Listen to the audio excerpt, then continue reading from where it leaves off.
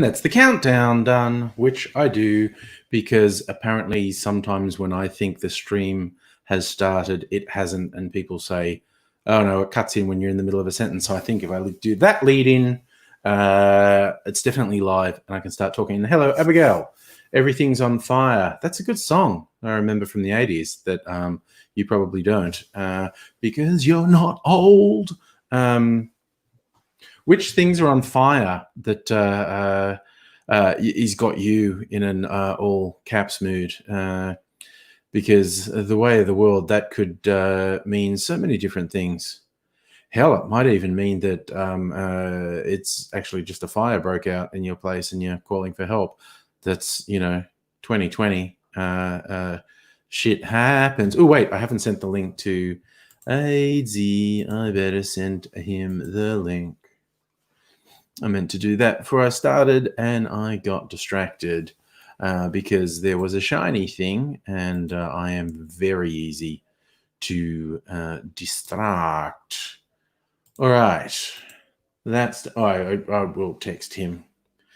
I've texted him so often, emailed you the link. It auto completes for me, which is nice. I put EM and then it suggests I want to say emailed and then you the link. There you go. Yes, Abigail, expressing the 2020 feels. Big Bad adds Trump. The end result is starting to look like Trump will lose bigly. Despite how fucked up a lot of us felt on election night, it appears the postal votes are making an even bigger difference than we thought they would. Shieldsy, which of the 5 stages of grief has Trump reached? I don't think he'll ever get past denial myself. That's my personal feeling. Although it's kind of funny. Like I saw people sharing clips of Fox News, like Laura Ingraham saying like, oh, it would be so wonderful for Trump's legacy if he happens to lose and, losing sucks. But if that's the result, that, if he embraces it and moves forward and that will just make everyone who love him even more. And it's like, wow, this is just a direct message from Rupert Murdoch to Donald Trump being broadcast over the airs. Is really weird to see someone from a relatively major media outlet doing a monologue that's, theoretically to all the viewers, but in reality is at one person. It's quite a thing to behold. It's quite odd. But yes, it's essentially, I think the word has gone out.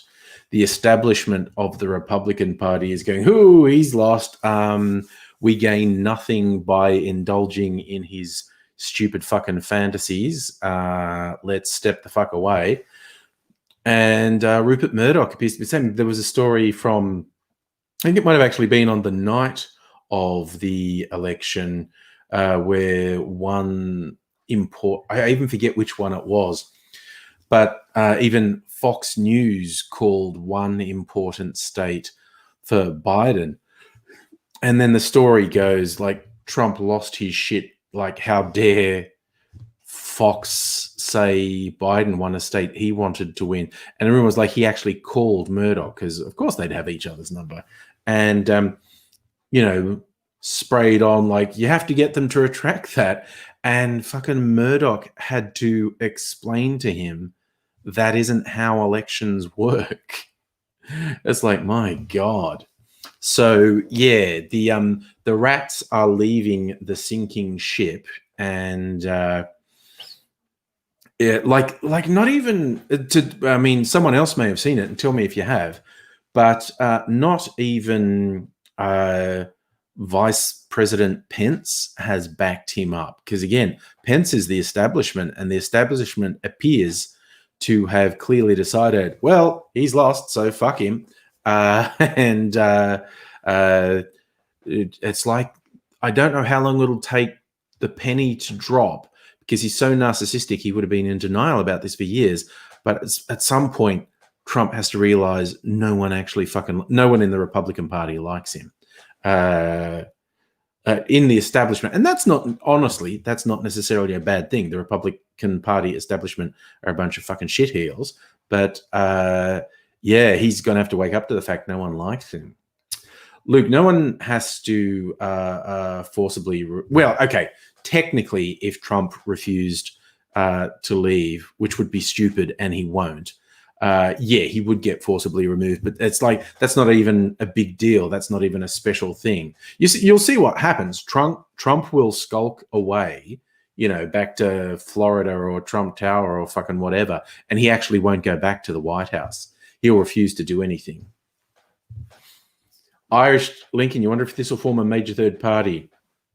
You mean a conservative party? That would be somewhere between interesting and horrifying to see.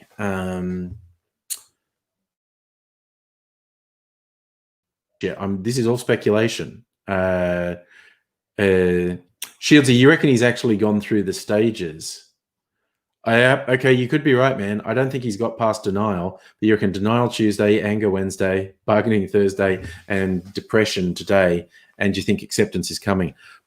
My take on him is he's never getting past denial, because that's just the way he is. But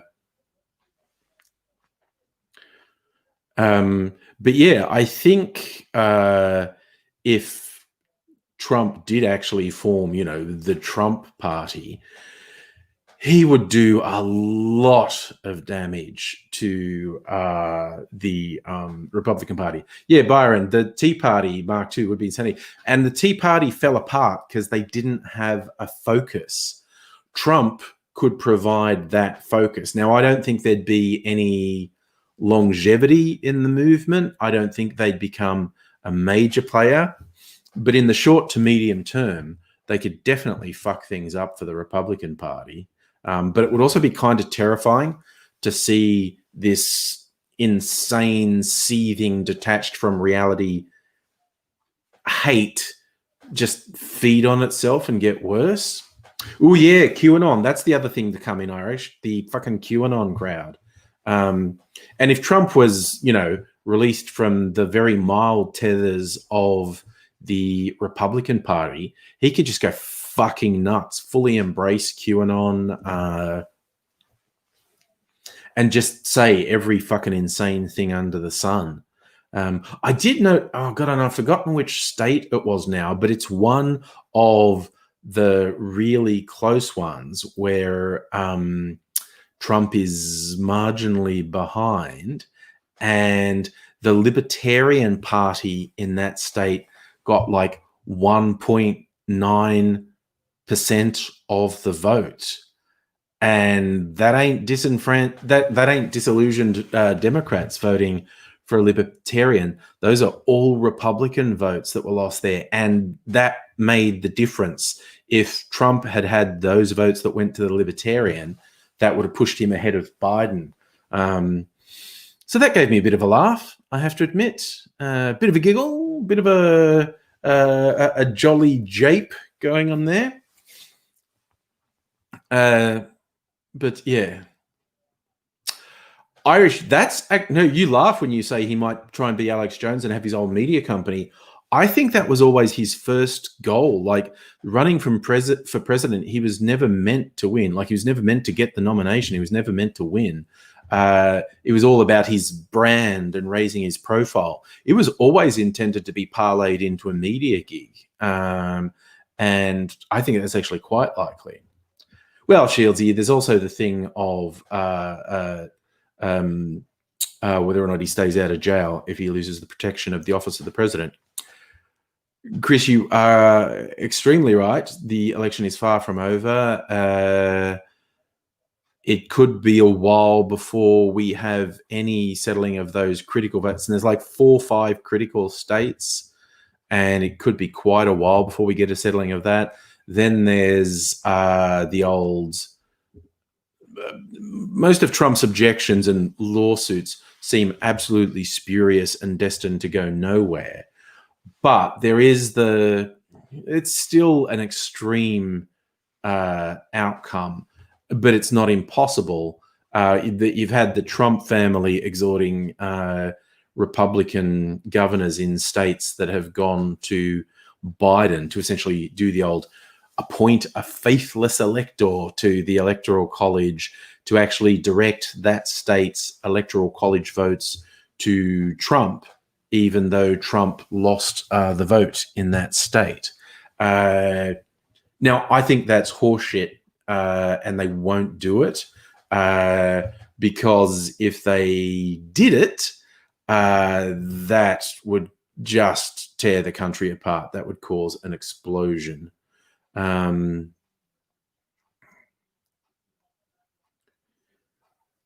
Chris, you're right. Biden's lead in Georgia is very small and very tenuous. They're doing a recount, as my understanding. Yeah, Irish, also seen that. They're doing a recount. Karaga, yes, an enormous amount of Pennsylvania postal votes are going to Biden. And yes, Chris, that is one of these court cases.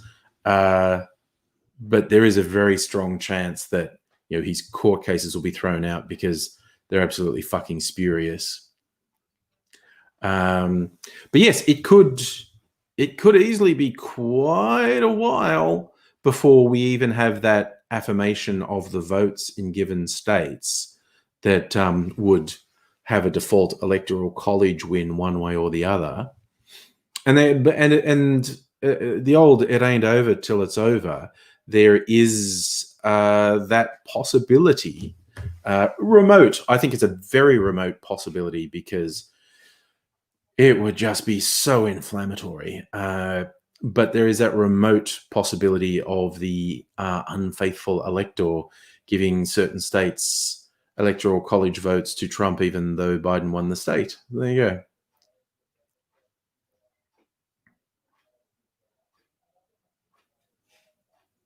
Yeah, that's an interesting dichotomy, Chris. You might end up being able to say Biden won the election but never got to be president. Who knows? Abigail, if there are any faithless electors, ensure Trump win. You predict it'll be a tipping point towards the end of the electoral college. Oh, it would be a fucking explosion in the US if they actually did that. It would be a fucking explosion. It would tear the country apart. Because in the last year or so, people got used to being angry. People got used to not sitting at home, and that sort of direct assault on the democracy would make people lose their shit. It would fucking go down in flames. Irish, you reckon in the past it used to take into December and even January to complete the election? I don't know. Everyone likes instant gratification now. Oh, Chris. Yes, your position in the US is looking dire, continuing to get record numbers of new infections, like over 100,000 new infections a day and over 1,000 deaths a day. And that recent surge in cases, as we learned here in Melbourne, the deaths from those cases is a trailing figure. The new cases started to really surge in the last week. Deaths trail that by about 4 weeks. It takes people anywhere from the people who are going to die. It takes them anywhere from 2 to 8 weeks to die. So the surge in deaths is going to come in a couple of weeks. Not a good time. Not a good Christmas. Not good. Just all kinds of not good. Celtic King, I was a complete believer as a kid. You're a kid, you get indoctrinated. What kid fucking thinks for themselves, honestly? Kirsten, Hellion, hello to you. Oh, and also Kirsten, the tidbit trivia, I ordered the new Starward whiskey, their sweet whiskey. I couldn't resist. And because it's a higher ABV, I'm almost out of Fortis, which I was thinking of replacing. This new one's 48%. I'll get that.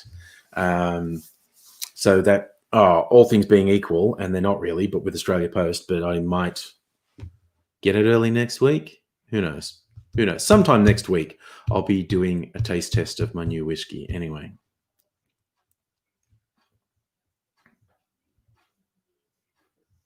Oh, Abigail.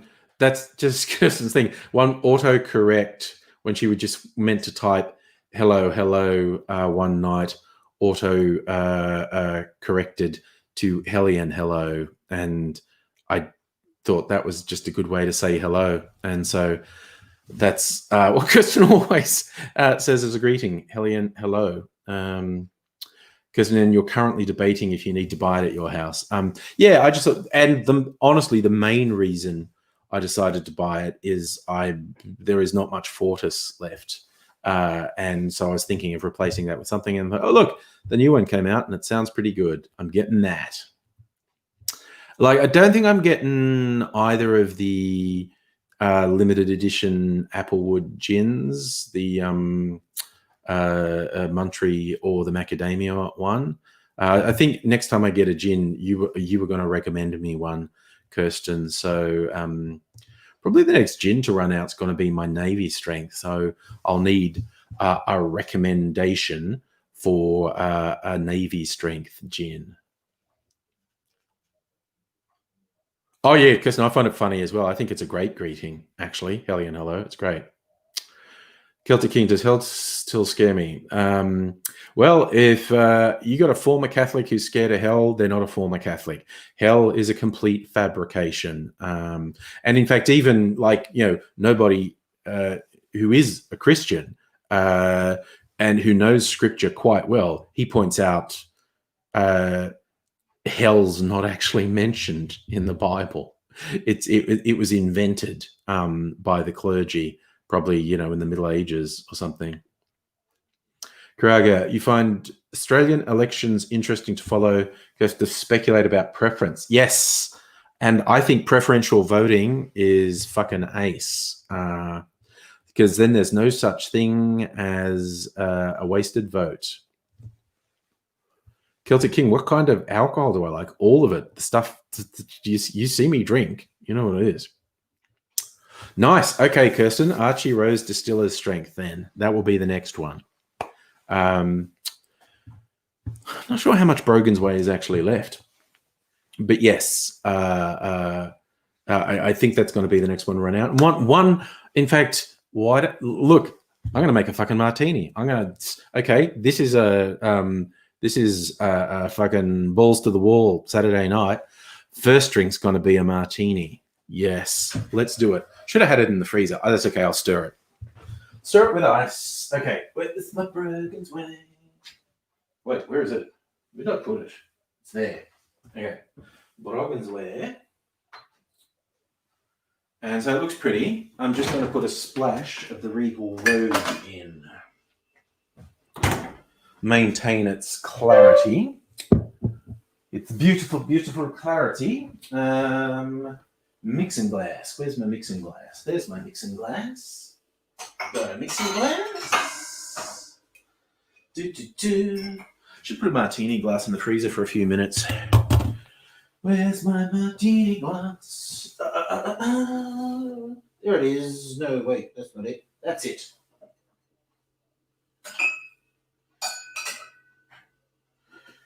Oh, and a crystal head, martini glass. All right, ice. Ice and a stirring spoon. Where is my proper cocktail spoon? That's it. Okay. Barbecue skewer. Dropping shit everywhere. All right. Shit's coming together. All right.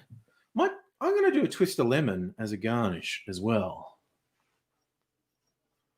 Hey, Megaleech, how's it going, buddy?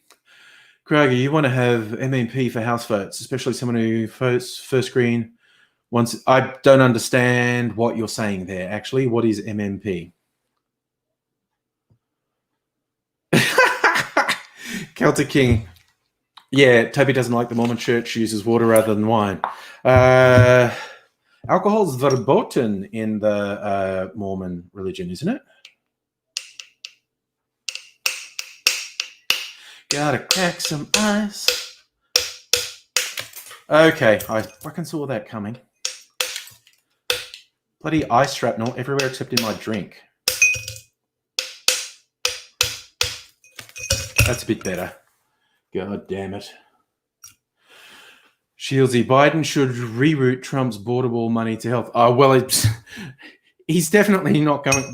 That border wall was a scam. Like, of all the things you could investigate Trump for, pretty sure if you investigate his border wall, you will find massive rorts and people being paid money to do nothing. Ooh, I'm doing better this time. I'm a fucking professional with the second one. Maybe the first block of ice was just a warm-up. I needed to practice. Okay, so we have our eyes. The bloody jigger. Where did I put my jigger? Remember putting it there earlier. Okay. Suffolk, can my camera record in 60 frames per second? I believe so, yes. Craig, MMP is what New Zealand does. You vote for a party, each party gets seats proportional to how many votes it gets. If I understand, New Zealand has both, possibly for the different houses, or maybe for a proportion. I think you can make arguments that no electoral system is perfect. I like what do you call it? Preferential voting, because essentially that means the concept of a wasted vote doesn't exist. So you can vote whoever you like, and then all the votes are tallied. And if anyone got more than 50% of the vote, they win. If no one got 50% of the vote, you cut out who's at the bottom and you distribute preferences, and you keep doing that until someone's got 50% of the vote. And I think that's a pretty good system myself.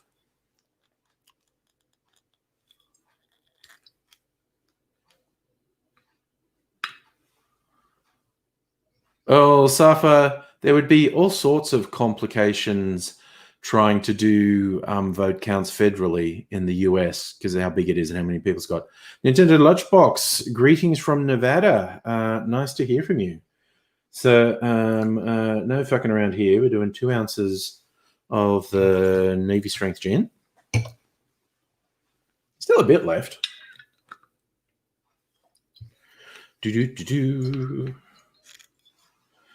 And we'll just do a splash of the Regal Rogue.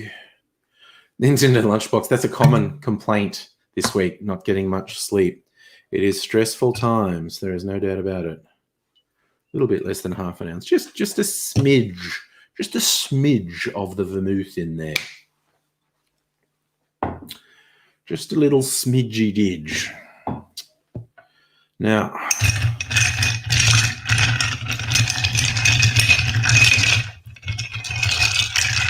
put that ice around. Is that a really terrible noise? Hey, nobody.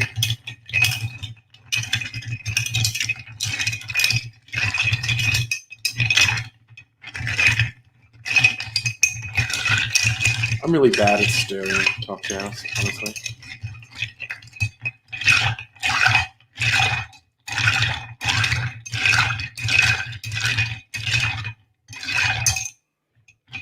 That's probably chilled, honestly. It's loud. Sorry. I'll turn my microphone off next time I do that. Whoa. Look out. All right. I'm going to do... I need a knife. There's a knife, that'll do. And I need my peeler. I'm just going to do a lemon peel garnish for this as well. Come here.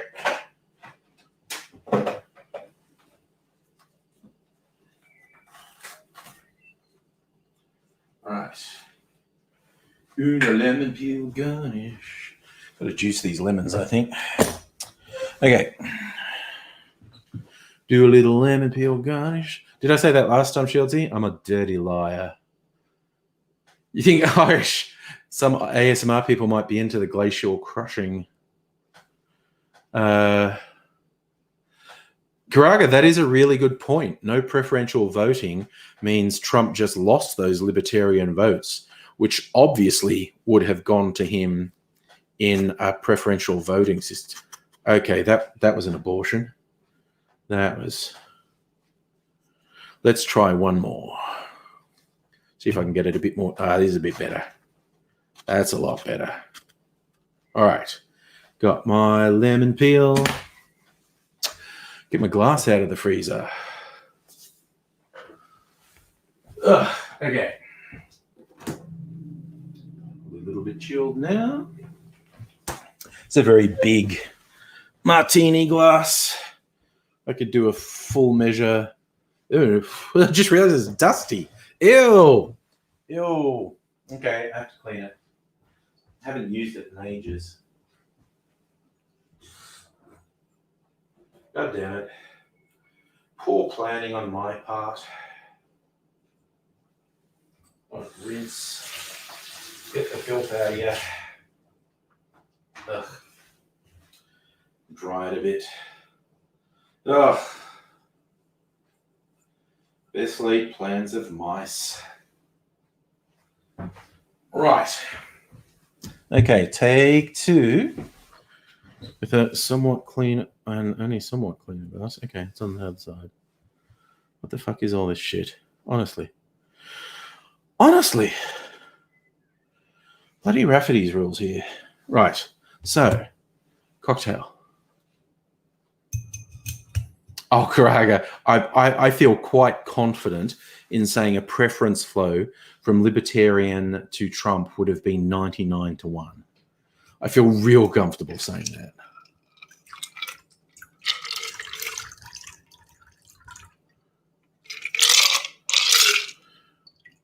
This really looks like a miserly pour. It's not. It's 2 ounces of Navy strength gin. I'll put some spritz, lemon oil, a little lemon aroma going on in my martini glass. Do a super sophisticated twist and just drop it in, really. So, starting the evening with a martini.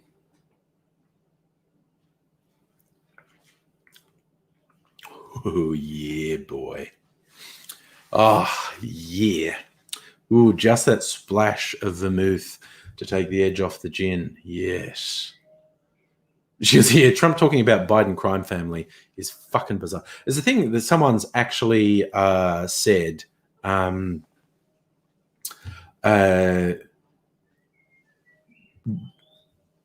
in particular, criminals generally, but grifters, conmen in particular, to try and cover what they do, will very often accuse someone else of what they're doing just to divert attention. Like, they don't have much imagination. They go like, well, I'm doing all this criminal stuff and I don't want that looked at, so I'll just assert that person is a criminal doing criminal stuff and hope it deflects attention. Oh, yeah, Nintendo Lunchbox. I did see the Barbecue Beer Freedom guy. Yep, that's his little bit of history right there.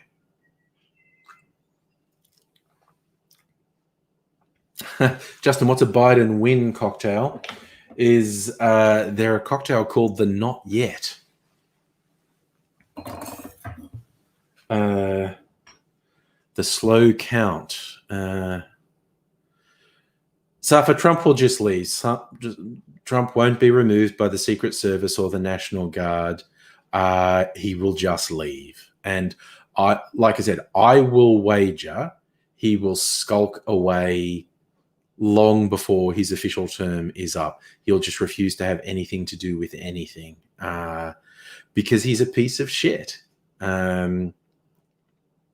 It's just the way he is. All right, now I'm intrigued if I can come up with a cocktail that suits the theme of taking a long time to get an election result.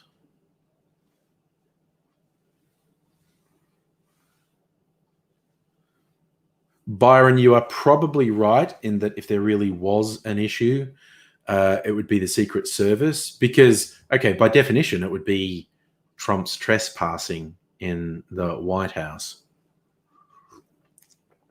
Yeah, Megaleech, that's why I think Trump will skulk away because it's pathetic and he's pathetic. Annette, that might be another one. Come off the steroids and just let the COVID kick in. Oh, I still think he's clearly over COVID. He doesn't seem to be suffering any ill effects. He's very lucky, yeah, maybe he'll just have a massive fucking stroke one day because of the cocktail of drugs they jammed into him. Nobody have got a new idea for Trump to try as a stunt.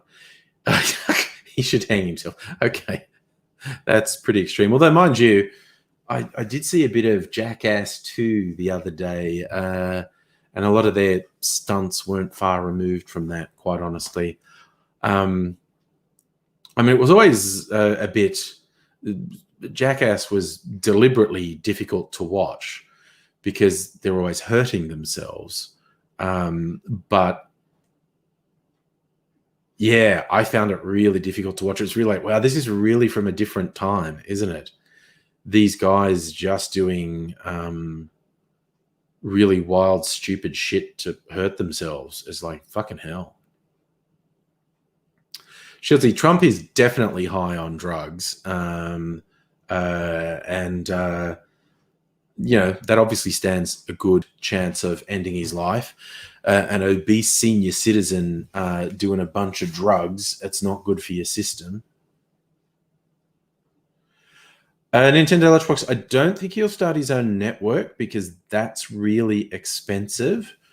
But someone else may bring him on to sort of front things and be the brand. Probably most likely an internet-based thing. As the discussion was earlier, do an Alex Jones, trying to invent a thing like Alex Jones. Catherine, your favorite Jackass stunt was butt x-ray. Was that when he stuck the toy car up his butt? Because I do remember that.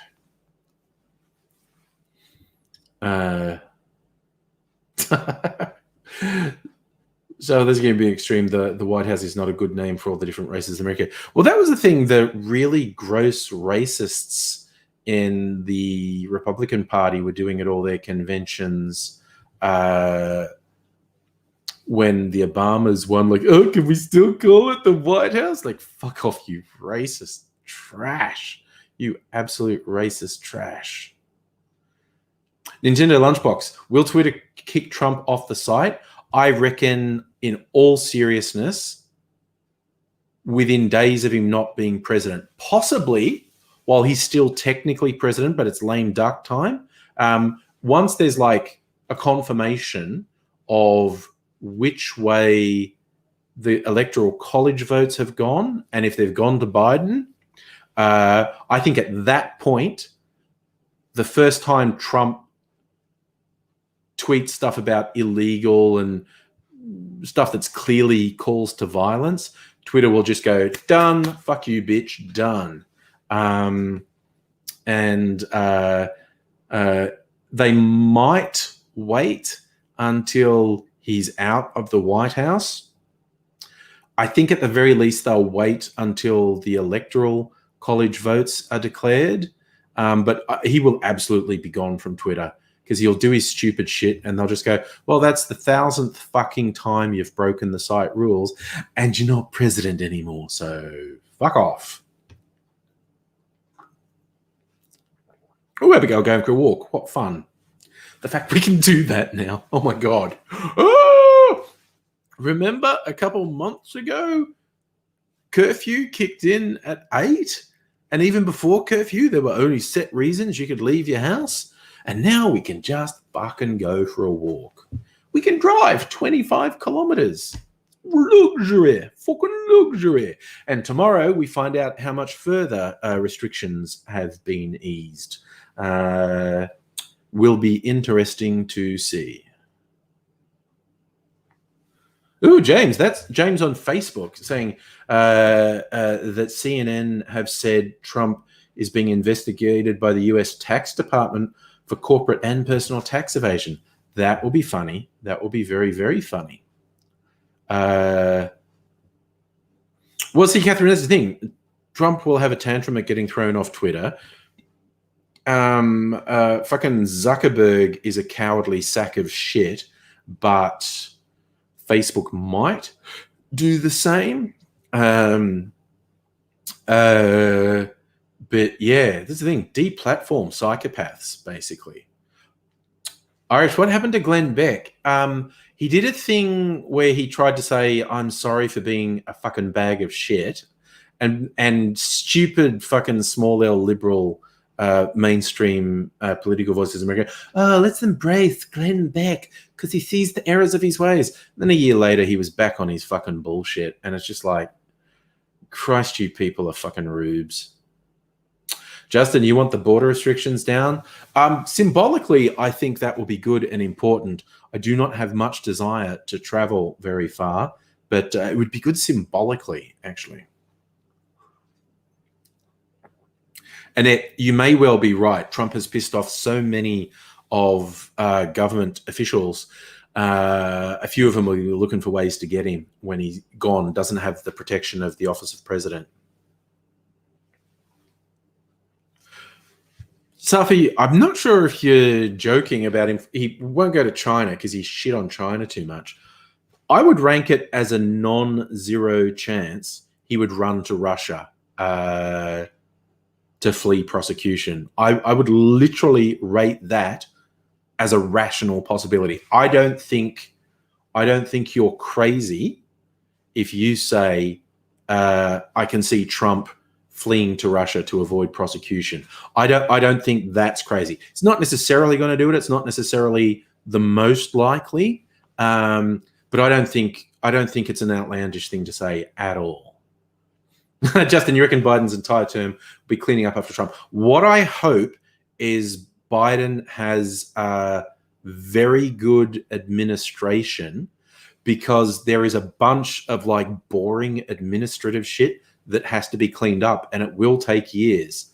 All the roles that weren't properly appointed by Trump, fucking making sure the appointments to the courts are more sane than they have been under Trump. Biden's administration will have a lot of work to do. Nintendo Lunchbox, where did you see that? Putin stepping down, there's a word that he had Parkinson's. I did not see that story. Oh, yeah, Kirsten, yeah, you got stuff in storage. Borders coming down would make your life much easier. And in fact, it's New South Wales that has to drop the border because Victoria never closed its border. Actually, strictly speaking, not true, isn't it? Because we had that limitation in the country. Anyway, I think you can do it now. But yeah, Annette, good call. Given how vindictive the FBI and the CIA can be, Trump should be super scared. And he shat on them so much. He shat on the FBI, the CIA, and the military. The thing that they want to get him back. Oh, Safi, you saw that rumor about Putin as well. Okay, I missed it. I missed that one completely. Celtic King, you're an administrative work freak. Good for you. Good for you. Oh, yeah, Kirsten, I bet. Want to go home to WA? Oh, that's going to take a while. WA is really toey. Safa, you want the 8 days. 8 days of double donuts. New South Wales is the fucking disease pit now. Ha ha ha ha ha. Mocked us for all those months, but we cleaned it up and you never did. New South Wales is plague town now. Oh, okay. Everyone except me saw the story about Putin. Okay, fine. I wasn't paying attention. I was not paying attention. What can I say? I wasn't paying attention. I think there's just water I'm adding to my drink now. Maybe slightly gin flavored water. Don't want to miss out on any of the gin. So after 3 months in the country, yeah. Well, it's all happening. Yeah, I have to admit, each day that goes by with us getting double donuts, it fucking does my head in, because it just came down like a shutter. It was like, all these cases, oh fuck, they're not going away. We're not going to hit the target. 0 and 0, 0, 0, 0, 0. And it's just like, wow, this is fucking weird. This was spent months being so freaked out by those numbers, and now it's just 0, 0, 0, 0. And that's weird. I mean, it would almost be slightly reassuring if one day we got 2 or 3 new cases, and you go, okay, we're still checking properly because it's still out there. So I don't think we got conclusive evidence about COVID and weather. Like, the normal flu season is much better, much worse in winter than summer, but COVID's not the same as a traditional flu, but kind of feels like we might be better off in summer, and the Northern Hemisphere is going to have a super fucking bad winter. Not only are they going to have a bad winter because of COVID, but because they haven't done the lockdowns and shit, they're going to get the normal flu season as well. Whereas we did not get a fucking flu season this year because of all the controls put in place for COVID. We didn't get a flu season. Normally flu kills, I don't know, 1,000 people, a couple of thousand people. I don't even know what the number is in Australia. And it just didn't happen. But it's going to happen in the Northern Hemisphere. They're going to have close to the normal number of flu cases, and then a shit ton of COVID cases as well. Yes, Megalich, you might be right. Maybe Australia's notorious fauna have been killing off COVID. As opposed to, where is it in fucking Northern Europe? They're having mink infecting people with a different mutation of COVID. And so they're killing millions of mink. Somewhere in Scandinavia, they have mink farms.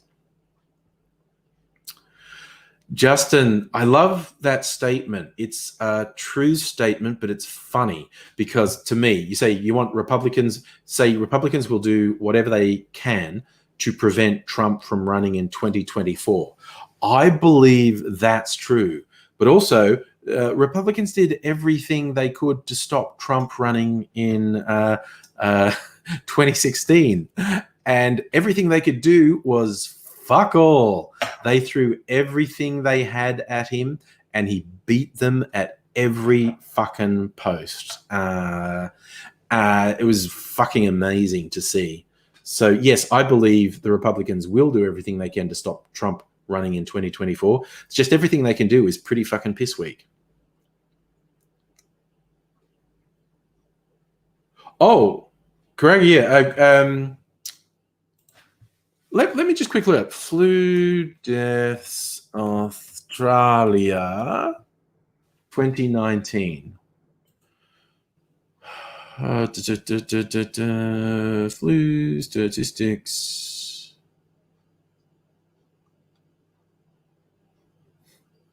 Okay. A total of 705 influenza-associated deaths were notified between January and September 2019, compared to 417. But there was actually a later seasonal peak in 2019, and there ended up being 704. So less than 1,000, and that was a bad year. But there were so few cases. It was wild. All our COVID restrictions stopped flu in its tracks. Thanks, Byron. The mink thingy, Northern Denmark. There you go. Yeah, Nintendo Lunchbox, you're absolutely right. No one even got colds. I didn't get a cold all winter because I wasn't around anyone. Always get it from people in the office. And I did not get a cold all winter, which is fucking great. Megaleech, that's funny. That is funny. Trump's ultimate troll move for 2024 would be to run as a Democrat. That is straight up funny. I like that. That is really good.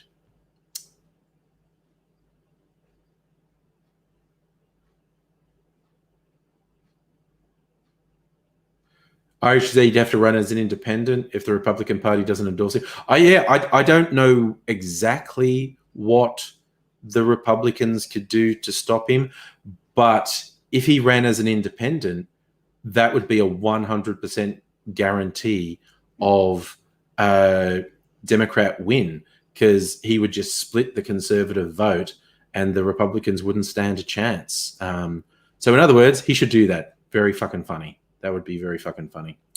Yeah, I loved not getting sick this year.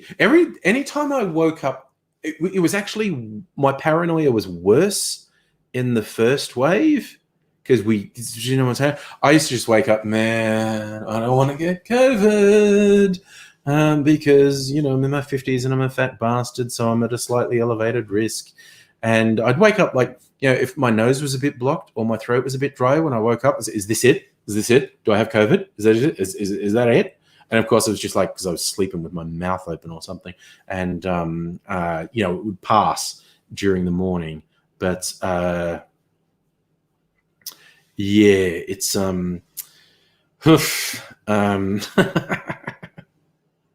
it's weird. I'm still not keen on the idea of contracting the coronavirus before we get a fucking vaccine or treatment. Either an effective treatment or an effective vaccine, or maybe multiple vaccines or multiple rounds of vaccine, whatever the fuck ends up happening, if anything. Not keen on the idea of getting the coronavirus. Not at all. Yeah. Oh, yeah, Nintendo Lunchbox. Fuck, man. If you're working retail, absolutely. Every day you'd think you got it. That would fucking suck. Byron, you're in the same boat. You reckon first wave was scarier because there's more unknowns? Yeah. But then, like, more people got it in our second wave. And it was like, but the restrictions were there. So even though it got a bit scary, the outbreak was pretty much controlled. Fuck, though, if I was in fucking Europe or North America, well, don't say North America, because Canada's fine. Fucking US is fucked. I'm not sure about Mexico, but fucking US is fucked. Yeah, no, it was fucking doing my head in. Like, Mrs. Angry did her will just as a precaution, and is fucking paranoid. So Aidsy vanished. He messaged me earlier wanting to do the live stream. Like at 6:45, and I told him we're on, and he's like, yes, excellent. And so then when I started, I emailed him the link, and he hasn't replied to that message, and he hasn't appeared. I mean, we could say his name 3 times, Candyman style, or Bloody Mary style, or Beetlejuice style, depending on what your mythos is, because that actually does seem to make him appear, which is really fucking weird. But anyway. Yeah, Byron, I think also treatments are going to get better. That is a good point. Irish, there is definitely differences in the States, waves, first wave, second wave, but I think it's all going to go to shit. Sorry to say. But yeah. Yes, nobody got to chant his name, definitely. Yeah, Karaga, with the USA's actual pandemic response team. A couple of years ago, Obama made a big speech about being prepared. November last year, before we knew about Corona, there was the speeches and a tweet that Biden did saying Trump fucked up our pandemic response plan. If something happens, we're not ready for it, which is really, really weird. Is that the Aussie way of doing the name 3 times? Annette, AIDSy, oi, oi, oi. Kirsten, you are far more organized than I with an updated will, is all I'm saying. Nintendo Lunchbox, how many Trump supporters does it take to change a light bulb? 0. Trump said it was changed and the crowd cheers in the dark. That's true. All right. My fucking martini's gone. God damn. That was nice. Like, probably a year ago, I wouldn't have been into it. But I think both my gin palate and whiskey palate have awakened significantly in the last year. So, like, really actively enjoying whiskey in particular, and enjoying gin martinis. Okay, la di da. You see the skull on there? It's good. Came in a gift pack with a Crystal Head vodka bottle. I got. I've bought 2 bottles of Crystal Head vodka because I always wanted one for the skull. And then there were these post Christmas. There was a gift box. One had these really nice shot glasses, and one had this martini glass. And post Christmas, the gift box was cheaper than just buying a bottle of the booze. So I have some Crystal Head vodka accoutrements. Irish, the Undersecretary for the NNSA resigned today. Massive loss for the Department of Energy. I don't know what the NNSA is. I assume it's something to do with the Department of Energy, of course. Oh, Megaleech, that is a great alternative, or work an alternative punchline in Trump claims Biden stole the light bulb. Oh no, Kirsten, you need to make a martini, but it's all the way over there. So you might just drink gin from the bottle. Well, you're far more into gin than I am. Although you're getting me there. You're getting me there. Okay, I can feel that. I was thinking like, that went down a treat. It just, but then I stood up and walked, and it's like, oh no, I can feel that. Okay. National Nuclear Security Administration. They oversee nuclear weapons and testing, and their boss quit. Oh, Jesus. That's not good, is it? You see, so I think the world would be improved if Trump didn't lie. Like, even objecting to everything about Trump, if he just didn't lie all the time, it would be slightly easier to tolerate. Nintendo Lunchbox. I am most of the way through Queen's Gambit. I have watched 5 of 7 episodes. I will have finished it by Monday night. Very good, by the way. I'm pretty sure I've said that, but I've found Queen's Gambit on Netflix to be quite compelling, really quite intense TV. It's very good. Yeah, it's really fucking 2 thumbs up for Queen's Gambit. It is very, and I'm not even into chess. The whole thing, it's about a young woman. Well, she's a girl when she starts. She's like 14 or something. Chess prodigy in the 60s, and it's fucking great. It is really good.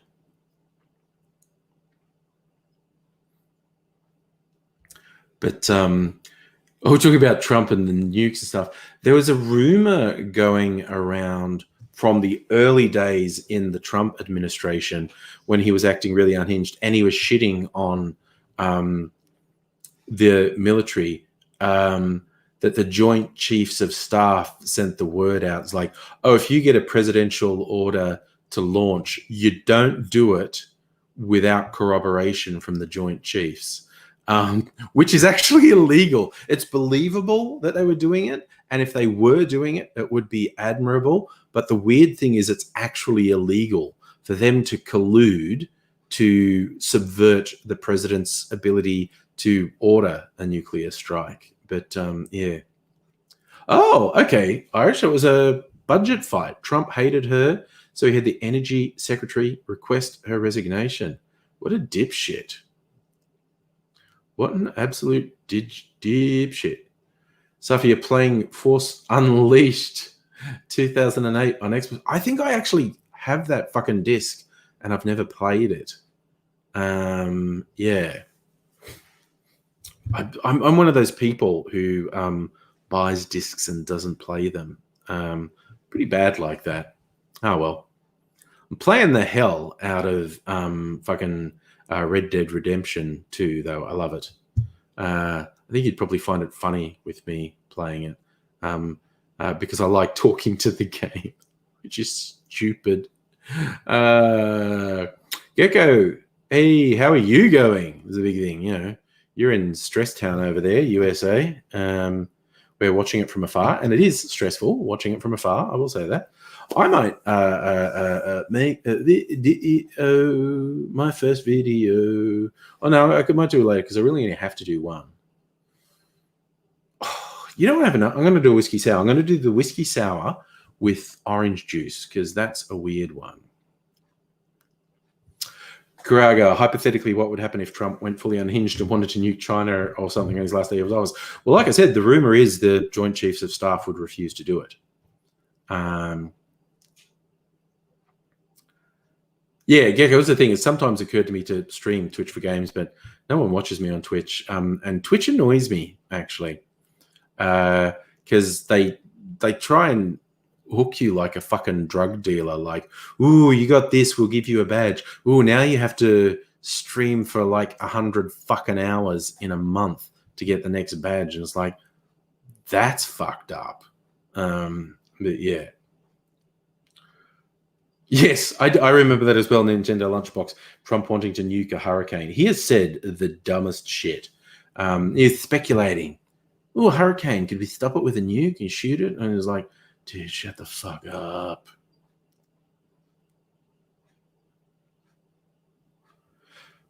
That's me, Safa. I'm a Twitch thought, definitely. Yes, Irish, I know there is a protocol. The president alone can't order a strike. I think at least one other person has to agree to it.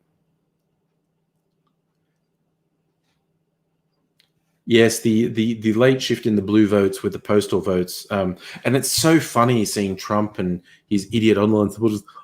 How could all the postal votes be going to Biden? It's a scam. It's going. Trump aggressively told his supporters not to do postal vote. It was a strategy, and Trump didn't come up with it because he's not that smart. But whoever came up with it is pretty fucking devious, and they've followed it and executed it. It was like, keep saying postal votes can't be trusted, postal votes are a fraud, keep telling your supporters don't postal vote on the day, try and destroy the postal service, and then say, and actually say ahead of time, like if I'm ahead on election night, but then they count these extra votes and they say I lost, they're stealing it because they actually constructed it so that was the most likely outcome. That in the early vote counting, Trump would appear to be doing better, but the overwhelming majority of postal votes would favor Biden. And because the Trump camp had set that up and they announced they were doing it. They said that's what they were doing and they did it. And it's like, Jesus.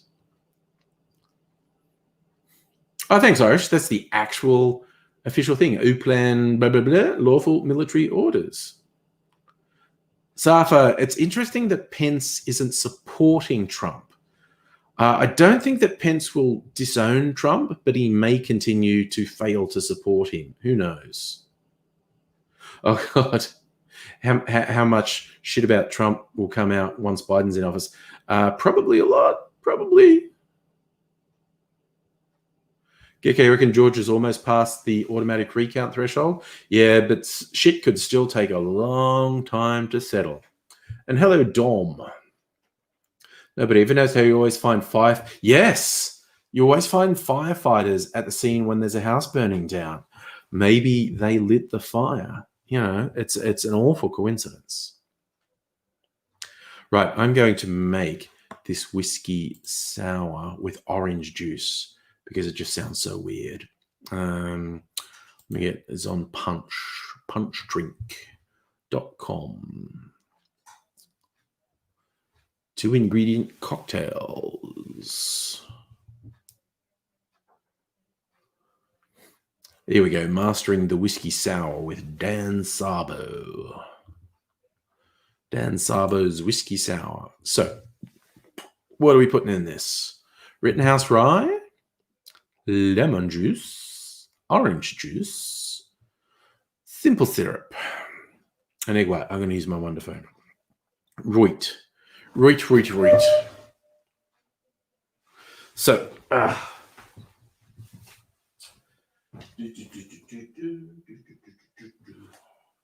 got my mixing tea in, got my Rittenhouse. Plenty of Rittenhouse left. All right, let's do this. Let's do that. I need lemon juice. There's the oranges over there. Got my squeezed lemon juice here. Got to get my sugar syrup as well. I don't think I have another sugar syrup. No, I'm going to use this one. I could use agave, but I'll use this one. Right. I don't think I have to dry shake with Wonder Foam, but I might anyway, just to see. Right. All right. Oh, I need a fucking glass too. So, put my glass in the freezer. I should put a couple glasses in the freezer. Get some glasses chilling like a villain. Ugh.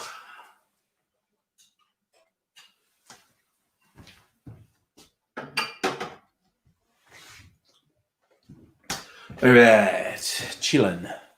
Hey, speaking of villains, I actually finally watched Guy Ritchie's most recent film today, his latest attempt to remake Lock, Stock and Two Smoking Barrels, the one with Matthew McConaughey, the Gentleman. And it was quite good.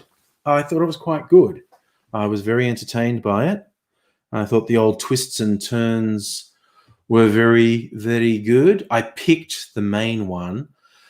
I think the main one was quite obvious. I won't say what it is, but I thought it was pretty obvious.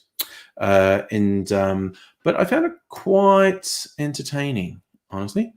Right, so what are we doing? 2 ounces of written proof rye, 100 proof. Let's do it. Guy particularly recommends rye with its spicy notes to balance the orange juice, or the orange juice to balance the rye. Okay, so that's sugar syrup, that's lemon juice.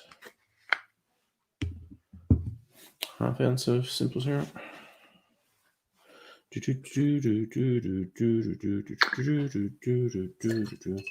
Got my simple syrup happening. It's actually oleosaccharin, but let's not tell tales. 1 ounce of lemon juice. Got that happening. Now, my orange is over here. One I've been using for garnish peels. And I might peel one more bit of peel from it, so I can do that garnish on this one. So let's get that happening. Ooh, that's pretty good. Nice rectangular one. All right, so I'm gonna squeeze this. Squeeze it.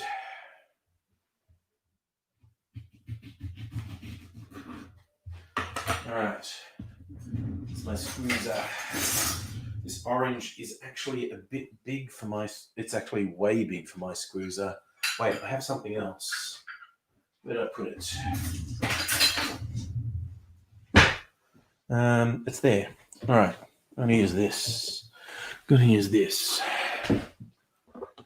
All right, we're getting it together. Baked brie. I don't know what that's in reference to, but it sounds good. The Internet Lunchbox, you remember the mask days. Super cute when your kids were in masks. Yes, they're all in their 20s now. So do you feel old yet? Because I do. When I say in their 20s, young Mr. Angry is 20. And young Ms. Angry is about to turn 23. All right, come on. Let's go with the OJ. 1/2 ounce. Come on, let's go. That's about it. All right. do something with that later. Maybe make another cocktail with orange juice in it. Who knows? I want to wash my hands. I've got orange juice all over it. It's going to wipe it on my hands. But I thought, that's a terrible idea. Okay. Okie dokie doo. Okie dokie doo. Okie dokie doo. So that's the weird element. Orange juice in my whiskey sour. Now we put the Wonder Foam in. Nintendo Lunchbox, I do intend to go a couple more decades, yes. Yes, I did see that, Gecko, the Trump chief of staff who said we can't control COVID, tested positive for COVID. There was suggestions that several more people in Trump's core staff tested positive, and they tried to keep it secret before the election because they thought it would look bad for Trump for the election. There we go. Ooh, okay. So Abigail, you like brie butter reaction, do you? Ooh, I actually had some brie at lunchtime because I don't have a problem with it. Had a really nice sourdough baguette, slice up piece. Brie, yummy. Anyway, dry shake. I'm not sure if I need to do this because it's not egg white. It's Wonder Foam. You know, why not? Why not, indeed? Very quiet.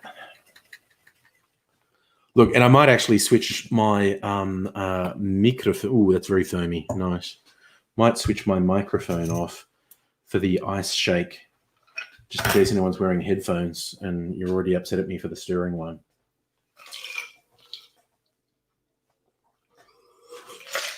It's slightly dodgy doing it with this used ice, but then again, I'm a slightly dodgy individual. All right. Get the lid on.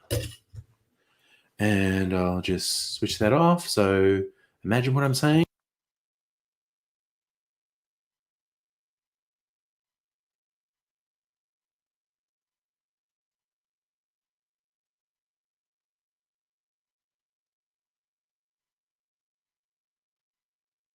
There you go. Silence over.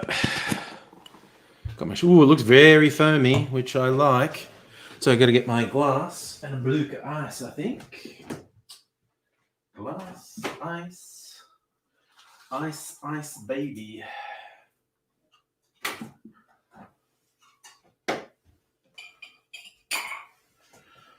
All right. Have my whiskey sour on the rocks. Here we go.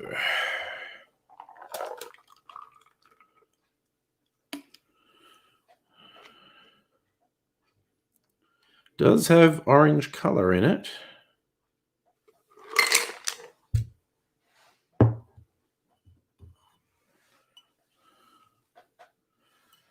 All right.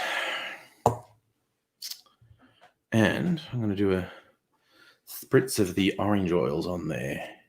Go. There you go. Wipe the orange peel. Around the glass. Put a little twist in there. All right.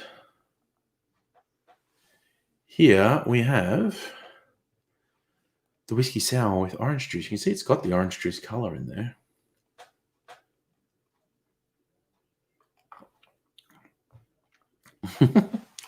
Tastes like orange juice.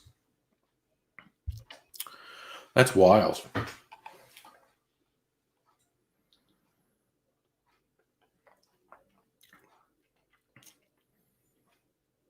Wow, that is wild. I don't know that it's going to replace my usual whiskey sour. It's not terrible, though. It's weird. Like, it's just was it half an ounce of orange juice in there? Orange juice really dominates if you put it in something.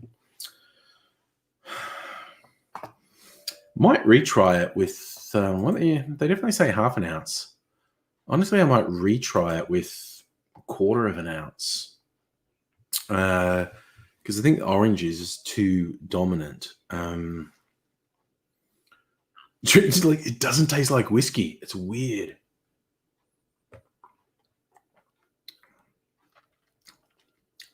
That's wild because that's 2 ounces of 100 proof rye whiskey, and the dominant taste is orange juice. It's really weird. Oh gosh, Abigail, an arachnophobia warning for the latest episode of The Mandalorian. Oof. Nintendo Lunchbox. Oh, you're into those weird flavored beers they have now, like an IPA grapefruit. So I'm not a beer drinker, but I do look on all these weird flavored beers that are going around, and thinking I'm pretty sure really traditional beer drinkers would be bemoaning the perversion of their sacred beer with all this trendy stuff. But I don't drink beer, so it doesn't bother me.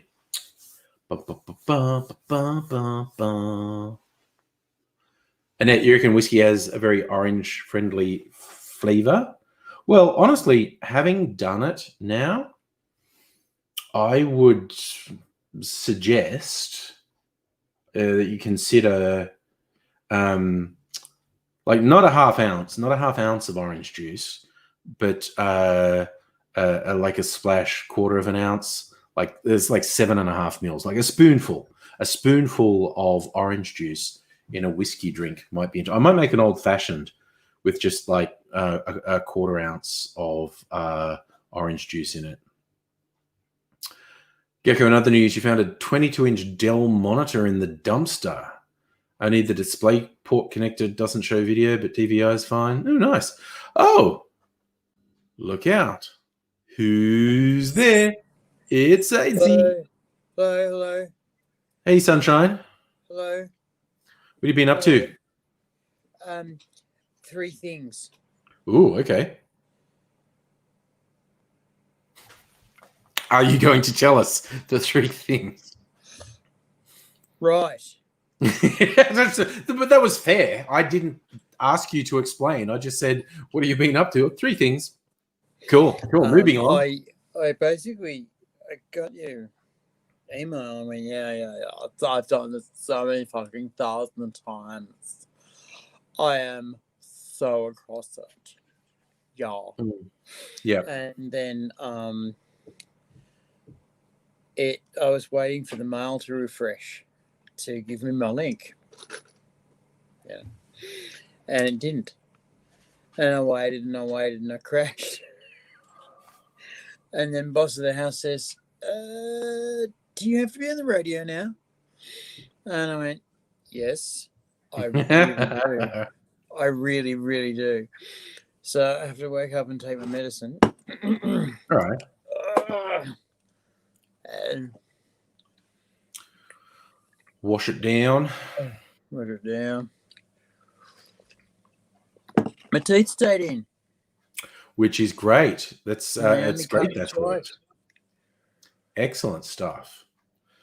I'm having a whiskey sour with orange juice. If I get more cut, then just let me know. If I start bleeding, remember when I had a tooth out and looked like I'd eaten the head off a baby? If I start looking like that, just say, Adrian, go clean up.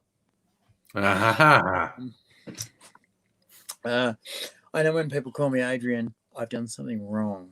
Usually when I'm ODing, people go, Adrian. I go, oh, that's not a good sign. That's not a good sign. Doctors are calling me Adrian, and they've got warning. They've got pretty caps on with child-friendly logos, which means I'm in ER. Yeah. Or worse, they've got caps on with not child-friendly logos on. They're all blue or white, which means I'm in ICU. That's worse. And then when they're going, Adrian, wake up now. Adrian, wiggle your toes. Do I have toes? And don't be a smart ass. Oh, I've got brain damage as well. Yeah. So boss of the house went, Adrian, are you supposed to be on now? I went, yes, I am.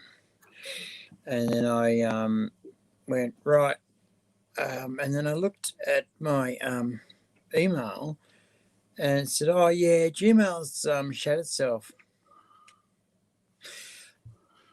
Oof. And like you were saying, 3 things. Yeah. And I'm going more, and it was going, and then I was going, right, okay. So I then went and opened Gmail, the app, and it said, oh, you're not ready for 14. You haven't been updated. And I went, well, you'd better update. And it updated and went, oh, here's all your emails that you don't have. Oh God. Yeah. Thanks, Okay. guys. I'll just read one of those now, and it happens to come with a link from my.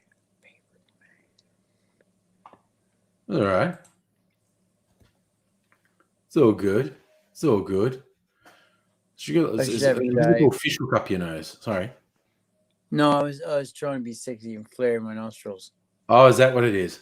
Do you remember people who would do that? People who had good control of their facial muscles would do that thing with an invisible needle and thread and run it. You know, they do the thing. I'm trying to thread the needle, and you could milk that for a while. Trying to thread the needle, and it's finally threaded in, and then you put it through your lip. And I don't have very good facial control as you go. Yeah, no, It's like, no, yeah. The girls were better at it than the boys. Yeah, well, people who are good with facial muscles can do it essentially. Yeah, like Gecko's going to bed again. girls. Good night, Gecko. I'm being an incel. I'm trying to get with my brothers. Fair enough. As I do the program. I'm getting so close with this whole writing stuff. Today, Yeah.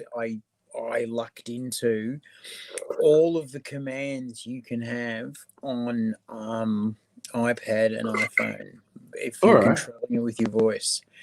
And once you get the vocab down, it's really intuitive. Nice. Yes. And soon you'll hear me just talking at my beauty. Ooh, very nice. You'll see things happen. I'll just go pull up screen 15 and it'll just blip, and then you'll see a little animated video of me on my fans only page. We should do a fans only page. Only fans. I can tell you're not serious because you're getting the name of the site wrong. Only fans. You know the weirdest thing is when someone you know legit has an OnlyFans site and they start advertising it, and you're going, I'm intrigued. I'd feel weird, but you've definitely got my attention. Is it someone that I know? Yeah. Well, not all of them. These are people I know through the internet, and some people who I have met in person, and they're like, got an OnlyFans, and I'm going, cool. Well, not saying the thought never crossed my mind. We'll get a couple of accounts going. I'll be the Zorro Gecko. No. The masked gecko. No. The masked raccoon. That's stupid. I want something with a ninja mask on it. The ninja mask. Yeah. That's what I'll be. That's been my account name for porn. The naked masked ninja. No. You're a ninja who only wears a mask. There's like, you're naked apart from the mask. And you think you're actually really stealthy because you're able to sneak into places and take stuff without, but it's just because everyone's going, oh fuck, no, don't look. Just fucking Christ, it's easy. No. Oh, he'll leave. Weight. He's naked. He'll just go. Lose some weight. If he loses some weight, his penis will actually pop out of his body. Yeah. There's this one young lady who I don't know a lot about. I just know she upset a lot of people, which I found fantastic. She uses her nom de internet is Belle Delphine, And she does cosplay type stuff. Like, she's a cute young girl doing sexy cosplay, not actual nudity or porn, but, sexy cosplay. And she had this legion of adoring and yet angry incel followers. And they kept saying, "You're going to do porn." She did this thing once where she said, because they're obsessed with, and there's that line people say sometimes, either being funny or obsessive, saying, "I'd pay money to drink your bathwater." And so she said she was going to sell her bathwater. I heard about this. She made a fucking fortune selling her bathwater, right? Which I just think brilliant. But second, when OnlyFans, and she kept getting put under this pressure, do an OnlyFans. So she goes, "Okay, I'm going to do an OnlyFans, and it'll be unique content, nowhere else." And so a million horny boys sign up for it, and she does no nudes whatsoever, because she never promised nudes. She never promised any unique content. Just said unique, and so it's just like pictures and videos of her doing stuff, and it's just like, fuck, I love her. She's a fucking troll. Watering the garden. Yeah. Look, maybe she's a horrible person, but she's fucking clever. Now I am decoupaging the front sink. Roll. Yeah. Roll. The other thing she does, 50th century, what? Yeah, very clever. She wears quite heavy makeup and wigs and costumes. Like she's one of those, Caucasian girls who dresses and wears makeup that gives the illusion that she might be Asian. Right. So she's not using her real name, although I'm sure a bunch of people know what her real name is. And she's so heavily made up. If she just stopped doing it, no one would ever recognize her. Like, it's not like she's going to be going for a straight job anywhere, and she'll just rock up in normal cities, and someone will go, "Oh my God, you're Belle Delphine," because they'd never recognize her. So she gets to, like, whenever she wants, just dust her hand and I'm out, and it will have next to no effect on the rest of her life. I'm ruined for corporate Australia. Because wherever I go in the corporate world, they go, "How's angry?" I haven't had that in a job for a little while. It's definitely happened. Go anywhere public, they go, "You're Asian." I go, "Oh, yeah, how's angry?" "Yeah, he's not here." Yeah, who fucking cares? Yeah. You're talking to me. I'm the fucking one with it. And so I have to fucking give him chapter and verse on you. And I get all butt hurt.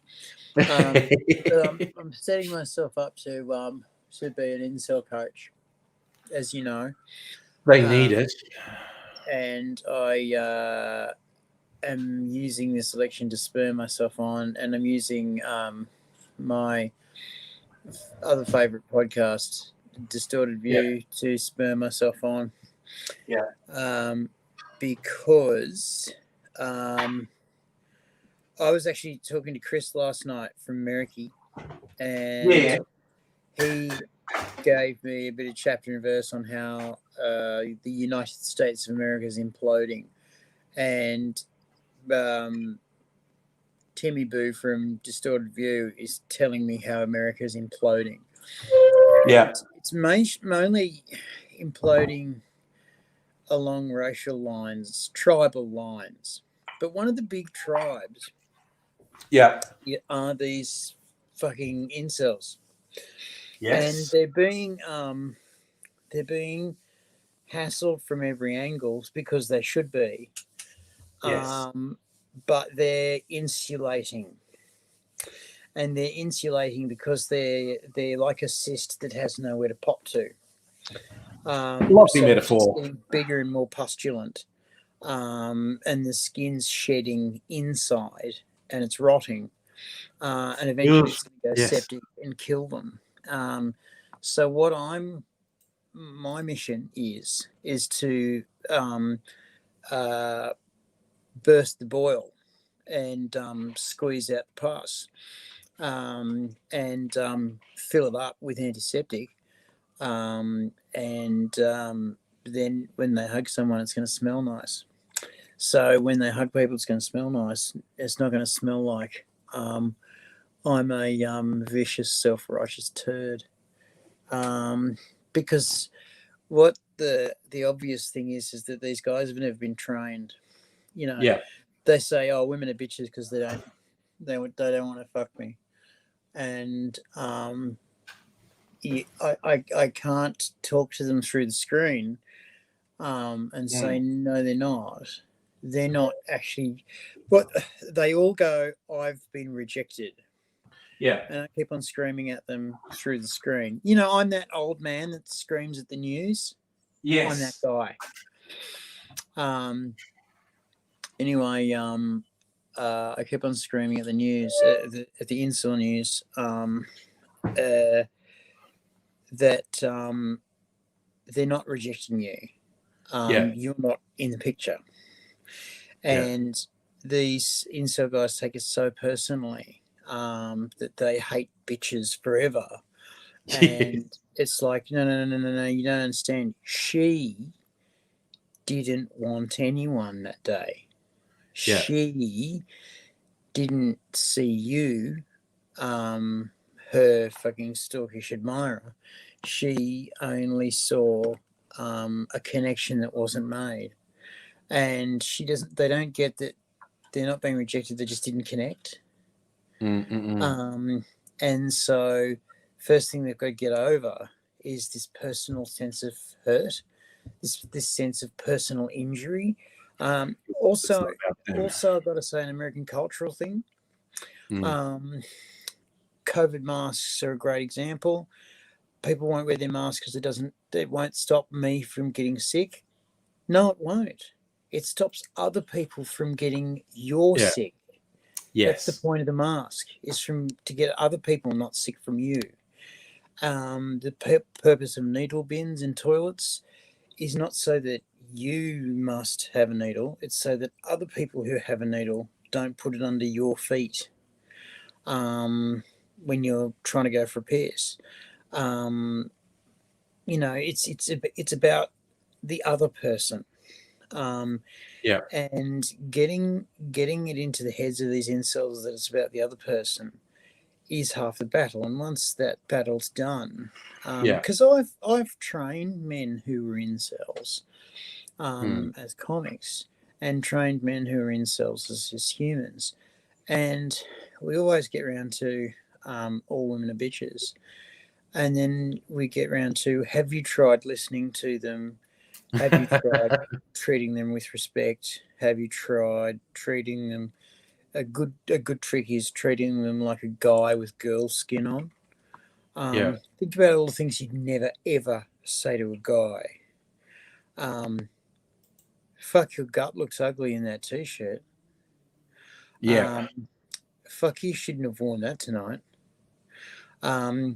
Fuck, that's a stupid job to have. That's a stupid dream to have. That'll never go anywhere. If you said that to a guy, you get your fucking head punched in. So Yes. imagine all of the things you'd say Rightly. to a guy that you get your fucking head punched in, and don't say them to women. The other thing is, guys are so used to talking over the top of women that they don't know they're doing it. And so if you stop yourself and go, I'm not going to wait for my turn to talk. Yeah. I'm going to listen to the actual words she's saying without the temptation of going, it's just women's bullshit, and listen to the actual words she's saying. And at the end of what she's saying, I'm going to go, I think what you're telling me is this, but I just want to make sure. So I'm repeating it back to you so that you know that I've got you. And you tell them back what they've said to you just to make sure. And oftentimes I go, no, I don't mean that. I mean blah. All right, you mean blah. Right, okay. My experience is different to that, and my philosophy is different to that. So tell me how you got to there. Yeah. And the last trick is don't play fights. because of her upbringing, she'll often pick and jibe. Don't play. You're not there for a fight. You're there for a fuck. So just be pleasant. And people will say over and over again, "Oh no, that's just disrespecting yourself." If she's simply there to fight, walk away. She's useless. If she's so used to having to be defensive all the time because of what guys say, yes, then if she's got a really good reason. Be ready for that. Be ready for her to be defensive, and don't give her any. I'm talking over you, Abigail. Yes, I was trying to get Azy to be serious for a moment, and it didn't work. So I was like, "That's okay." No, Abigail's perfectly right. Listen to women. Listen to what they're saying. Don't listen just for the gaps so you can talk. Listen to what they're saying, and fucking. I would teach these incel guys this stuff, like listen to the women you're talking to. And I wouldn't see them for a month, and then I go, oh, okay, I lost another one, and then then they come back going, Sensei, I've been up to my nose in Quim. I haven't been able to get the pussy off me. Teach me the rest of the wisdoms, because once you can get them there, you can pretty much get them to listen to anything you've got to say after that. And so teaching them art is a piece of piss after that, and it's sad. It's really sad. But if you actually listen to women, they'll think that you're a good guy and want to go to bed with you. Well, that's what I found when I was internet dating in the deep dark past. It was bizarre how simply not actively being a dickhead puts you ahead of 75, 80% of your competition. Because I kept getting told that. It's like women were telling me 75% of guys are just actively being fuckwits. So if you just don't be a fuckwit, you are so far ahead of your competition. Here's the thing, though, Angry. Here's the thing. This is what our incel brothers have trouble with, is they get told, don't be a dickhead. They get told, don't be a fucking nice guy. They get told, don't be a rapist prick. Yes. But they don't know how. That is true. Sometimes they do need a helping hand. They don't know what any of that means. Yeah. They don't know what don't be a dickhead means. They don't physically see. Guys aren't good at things like when they get told, be confident. What does that mean? I think that's why Jordan Peterson was so popular when he said things like, clean your room, stand up straight, have good posture, sort your own shit out before you worry about anyone else. And then he wormed his way into these disaffected young men's minds and started to poison them. But he said really basic stuff that they could wrap their heads around. Stand up straight, clean your room, do this, do that. And it was like, oh, I can actually wrap my head around that. And so they believed everything he told them, despite the fact that following his advice appears to have killed him, because no one's seen him for ages, and he's been in and out of hospital. And the man whose advice is so bad, following it has almost killed him. But anyway. Celtic King, we're talking about incels. AZ, are you at all interested in the angry bunch, or do you want to keep this? Yeah, I am. Let me just go to the toilet. All right. I shouldn't have said toilet. I should have said, let me be excused for a moment. Let me powder my nose. To go and tend to some things in my home. Yeah. And then I shall return. Now, I've got to tell you that the conversation that you get out of me today is going to be a bit special. Ooh, okay. I haven't slept properly for about 3 days. One of those. Okay. You can see that I'm already. Yeah, if you have to go, you have to go. That's fine. But I'm not going if you're anywhere. going to go give us disconnected conversation, that is bonus material. That's DVD extras, as far as I'm concerned. That's where I was going with that. Chain of consciousness speaking. That's the good. That's the good gear. That's where Hook that shit up to my veins. Hook that shit up to my veins. Honestly, I was just thinking. Yep. Yep. So everyone, okay. If he nods off, he's just thinking. So it's all good. I'm just thinking. All right. So I did put the link for anyone who wants to join Angry Bunch. So yes, Megalich, you're right. A lot of people were suffering loss of sleep due to this freaking election. But with AIDS, it's the chronic pain. Yeah. So anyone who's interested, I actually did put the link there for the Angry Bunch, and because it's Saturday night. Actually, last night's was so good. I was so invigorated, and I had a good time today. I watched a movie. Like I said, I finally watched the Guy Ritchie movie, The Gentleman.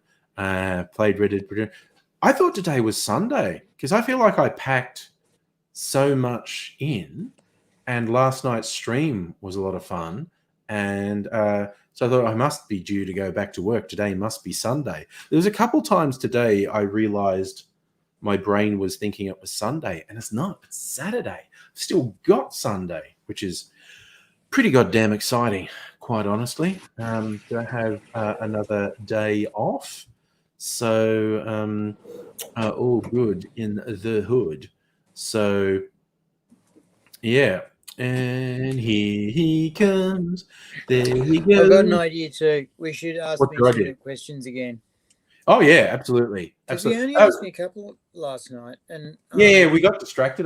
I can do the timing. People wanted to answer them, so which was great, by the way. And there's quite a few people there. Quite a few people there in the chat. So the rules of this game is. AZ will answer any question, but we're giving him a 2-minute time limit because he can also answer any question in 45 minutes. So challenge is Celtic King. AZ's toilet sounds close because he's in a studio apartment. It is close. It's not close. It's far, far away from me. Also, and I also have to address Mangun, who I haven't said hello to since you're in the chat. I did notice you like the vest. Thank you. I like the vest too. I think it makes you look like food. This is my most recent one. Since I bought this off a Facebook ad from an outfit called Dracula Clothing. They're very, because I don't know if you see, it's like got brocade patterns on it. It's very nice. It is very nice. And it's got this like corset string on the back. So if I do happen to lose weight, which you will, I have. I've lost 5 kilos. This is an in joke between me and Angry, and only Angry will know what I mean. You're going to have to buy me a suit soon because that's coming along. Nice. And that's going to be a fucking beauty, especially since the local population has changed a lot of things and a lot of people are on the hop. We are so well placed. Excellent. Are so well placed because a lot of people are going to be asking, what the fuck do I do? Yeah. And we're just going to cruise on in there with me in my new suit and you in your beautiful suit. Yeah. And they're going to look at me and go, your suit looks stupid. And I go, I'm the beard, he's the suit. And basically go, well, here you go, fill it up. And we're going to flop it out on the desk of the boardroom. And they're going to go, oh, that's genius. We're going to go, yeah. So you're going to be losing weight because you're going to be all over town, buddy. Nice. And Abigail's joining us. Hi, Abigail. Hello. Abigail, here you go. You're silent again.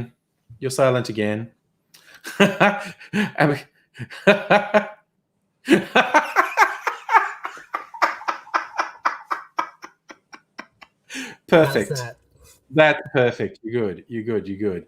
Well, I was just saying that I quickly had to turn the sound down on my speakers. But I guess it was mute anyway. So there you go. oh well. Just because I fucking turn my hearing aid off every now and again, you take the piss. It just. My man is deaf. He is industrially deaf. He worked with diesel diggers and hammers, like a hammer. And because I don't know if you've ever noticed when you're hammering shit in, it's loud. And he worked with gas torches, and he uses a thing called a turbo torch, and this thing is fucking loud. It's like a jet engine. It's literally a jet engine, without the actual literally a jet engine. Hey, literally a jet engine. Yeah. In terms of noise, and in terms that's of function. That's not the. So it can propel things. Yes. Is what you're saying? Oh, cool. Okay. It can propel things. The idea is it propels the gas at an afterburner temperature higher than what it's pre-burnt. So there's no actual moving parts in it. What they've done is they've used valves and spin to double burn the gas. So by the time it comes out the end, it's this blue shockwaves, shock diamond tip. Yep. And you heat copper and fucking zinc and iron with it really fast. And that's why they use them, because a normal gas torch, you're there for fucking 6 years trying to heat up a copper pipe. With a turbo torch, you fucking zap that thing on and whomp. What is it for, annealing, or is it for like for soldering, or what's the word? When you join two bits of metal, you weld. Is it for welding, or is it for welding and annealing? Yeah, soldering. There's you can do the light. There's an optimization algorithm in AI that's based on annealing. Okay. Yes, and the new turbo torches now have a little fucking button which basically changes the oxygen flow so that you can cut, anneal, or heat. It's a wank because it just basically changes the angles of the spin. But it does the job, and the guys, all tradies love a new toy. When the Snap-on truck turns up at the job, they all fucking run like children to the fucking ice cream man. Oh, that's great. Everyone likes a new toy. Really? Everybody loves it. I get it. Everyone. Yeah, especially like creative and maker types like tradies. You should see how many comedians you get in fucking stationery shops. I just got today 3 knockoffs. Chinese knockoffs. Hey, hi guys. 3 knockoffs of Waterman fucking pens. So you get some nice they're pens. Chinese knockoffs, so they're fucking nice. Waterford or Waterman? I don't know pens. Well, it's the expensive ones. Anyway, and they're Waterford is crystal. And they're beautiful. I checked one out today, and they're gorgeous. But they're like $5 each, and Waterman sells them for $45,000. Damn, that reminds me of the when I was in Bangkok, I bought a knockoff watch. It was a knockoff Tag Heuer, I think. It was one of the expensive brands, and I knew it. It was $5. It was like, what was it? 20 Tide. What's the currency? I forget. Anyway, it was cheap as, and I knew it was a knockoff. But the vendor was really trying to sell it up. So look at that; it's got the actual brand mark on it, and it was the worst. It was the worst watch I've ever owned. I kept laugh. It literally died the next day. Like, it didn't even last 24 hours. You'd be surprised, man, how many times I've been at gigs in the snow, and you see these snow bunnies with fucking glasses and watches on, and the label is slightly off, slightly skewed, and you just go, you're wearing knockoffs. You're just trying to be part of the base crowd to get part of their coke and roots. That's all you're here for. And the chicks, they do it properly. They go to Hong Kong and buy the real knockoff stuff for 5% of the actual price. But the guys are fucking hopeless. They go to $2 shops and get a Tag Heuer watch for $3 and just wear it. Yeah. And then when they're asked, See, that sentence could have ended at the word hopeless. Sorry. That sentence could have ended at the word hopeless. Well, it didn't, and I'll thank you. That is I'll true. thank you That is true. To step on my rights as a sibling. All right. We oppress each other. Thanks. Okay. Someone I don't. Well, sorry. I just want to say apologies to your someone I sibling. don't know wants to add to the stream. So I suspect they may go away very, very quickly. But I'm feeling adventurous because I also don't think they have a camera switched on. So I have a feeling they might go away very, very quickly. But I'm feeling adventurous. You never know. So Sarah, Sarah McCrum. Okay, go away. Oh dear. Yeah, no. That was made of wind. Yeah, no, that's just some really pathetic individual who thinks they're funny.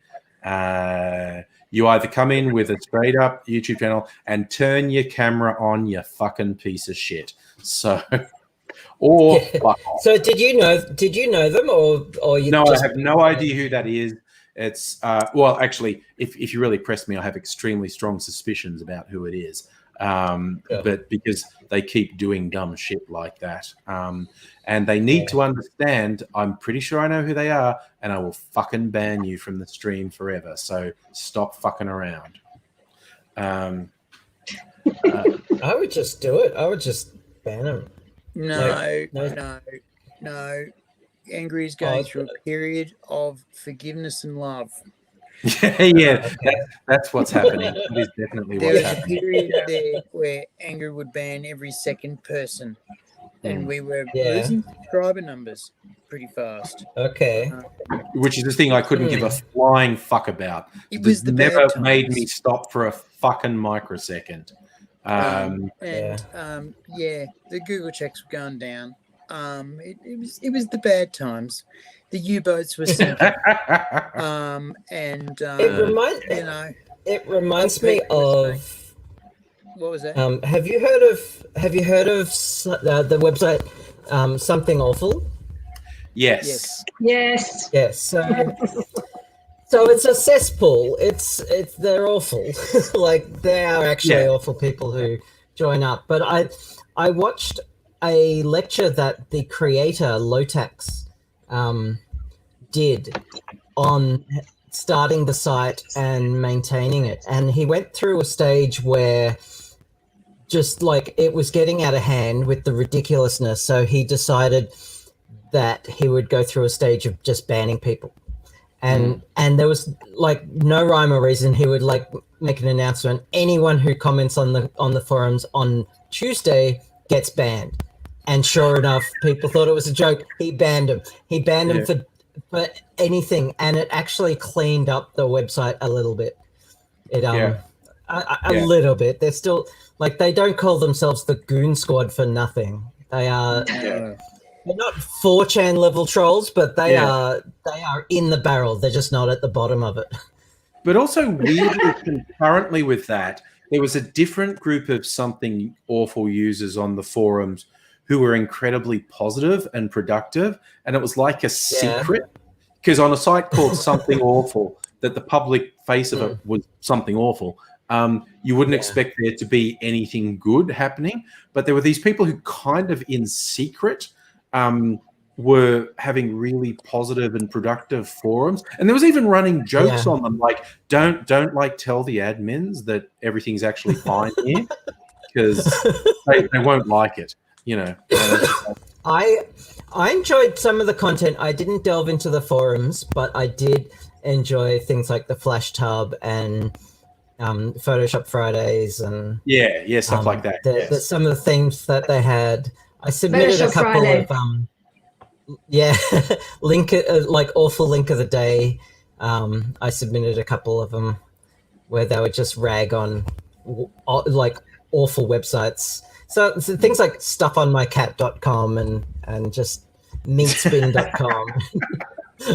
Yeah. Excellent and stuff. What else? The CD reviews were helpful. Like comedic and helpful. The album reviews, and I enjoyed some of the comedy, and also Maddox, the most awesome webpage in the universe or something. He's well past his prime now, but for a while he was comedy value too. He was very interesting for quite a few years, really. Yeah. I'm trying to I particularly liked his review of the movie I, Robot, because as a mad Isaac Asimov fan from before I could even walk, I couldn't stand that movie. I thought it was just god awful. It was pretty bad. It was pretty bad. Yeah, but his review just like put into words everything I was feeling about that movie, and it was great. And it was headlined with a picture of Will Smith with like corporate logos all over his back, pissing on Isaac Asimov's grave. Okay, that was the summary of his review. That was the TLDR. Just that picture. Yeah. It's it's funny. Will Smith's made so many of those. Yeah. Where he's worked really hard to get a project greenlit because it's interesting and it's cool and it's culturally relevant and it's good, and then the producers have come in and gone, I don't understand a key aspect of this, so I'm going to shit all over it. And then I'm going to hand it to my friends to shit all over. And Will, you're so far in now that you can't get out. And by the time this thing is made, we're going to have I Am Legend without the point of I Am Legend ever being told in the movie. And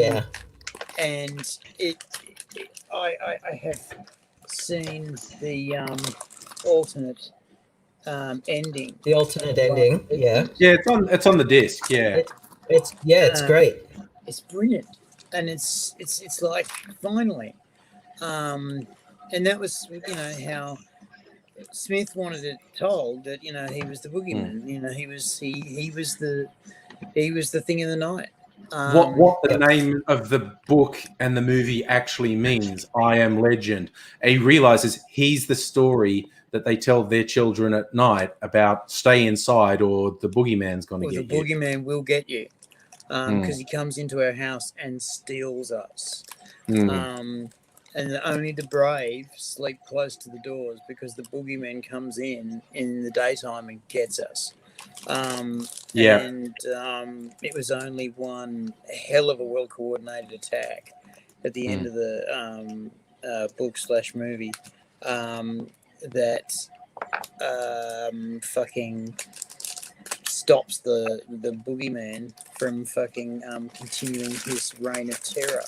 The other thing that disturbs me is that when Spielberg released War of the Worlds and the movie ends with the aliens all dying of a cold, people as it should. Shit. The thing is, they got criticized for a weak ending because the aliens just died of a cold, and it's like, no, that's the ending, though. That's the ending. That's how it ends, That's guys. the ending. Yeah, well, the one difference is H.G. Wells never referenced God in Yeah, his book true. ever. Yeah, And given that he was a mad Morgan atheist. Freeman did. Yeah. Yeah, but They by also- the same token, how could you complain? It was the proper ending, and Morgan Freeman narrated it. How could you be upset? Yeah. What's wrong with you? Yeah, Yeah. exactly. Morgan Freeman. War of the Worlds is one of the first science fiction books I'd ever read. It was Yeah, me one too. It was It's one of pivotal. the first sci-fi And- musicals I'd ever heard on album. Oh yeah, Yes, Jeff me Wayne's too. War of the Worlds. Jeff Wayne's musical I- version.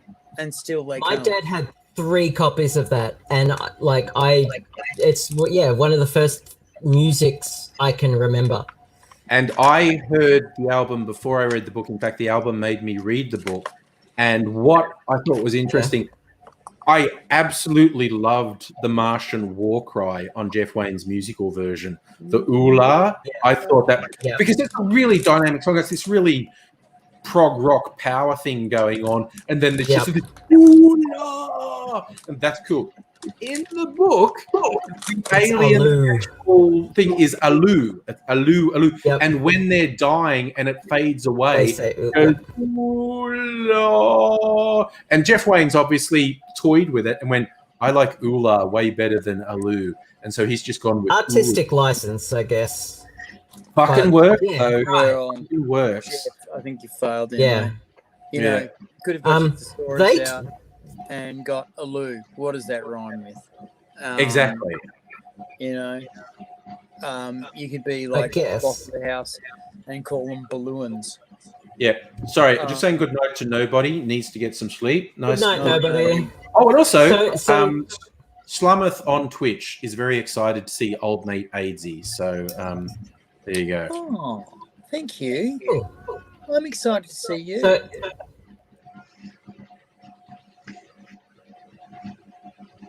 Sorry, Abigail, go. anyway, okay, cool. Jeff Wayne's War of the Worlds had a revival. 10, It's had a 15 few years ago. revivals, yeah. Yeah, and they started touring. They built a giant war machine and started touring. I've They did seen a world tour. Yeah. It came to Australia after I'd heard about it. Oh, sorry, before I'd heard about it. So I missed out, and I don't know what's become of it nowadays. But I mean, bought some the of the merch original- and got it shipped here, and The original cast, though, Richard Burton, David Essex, Phil Lynott. I mean, very, very hard to beat that original cast. sure. But also, just because I heard that album 10 million times in the 70s. So my sister, my older sister who owned it, was just playing it all the time.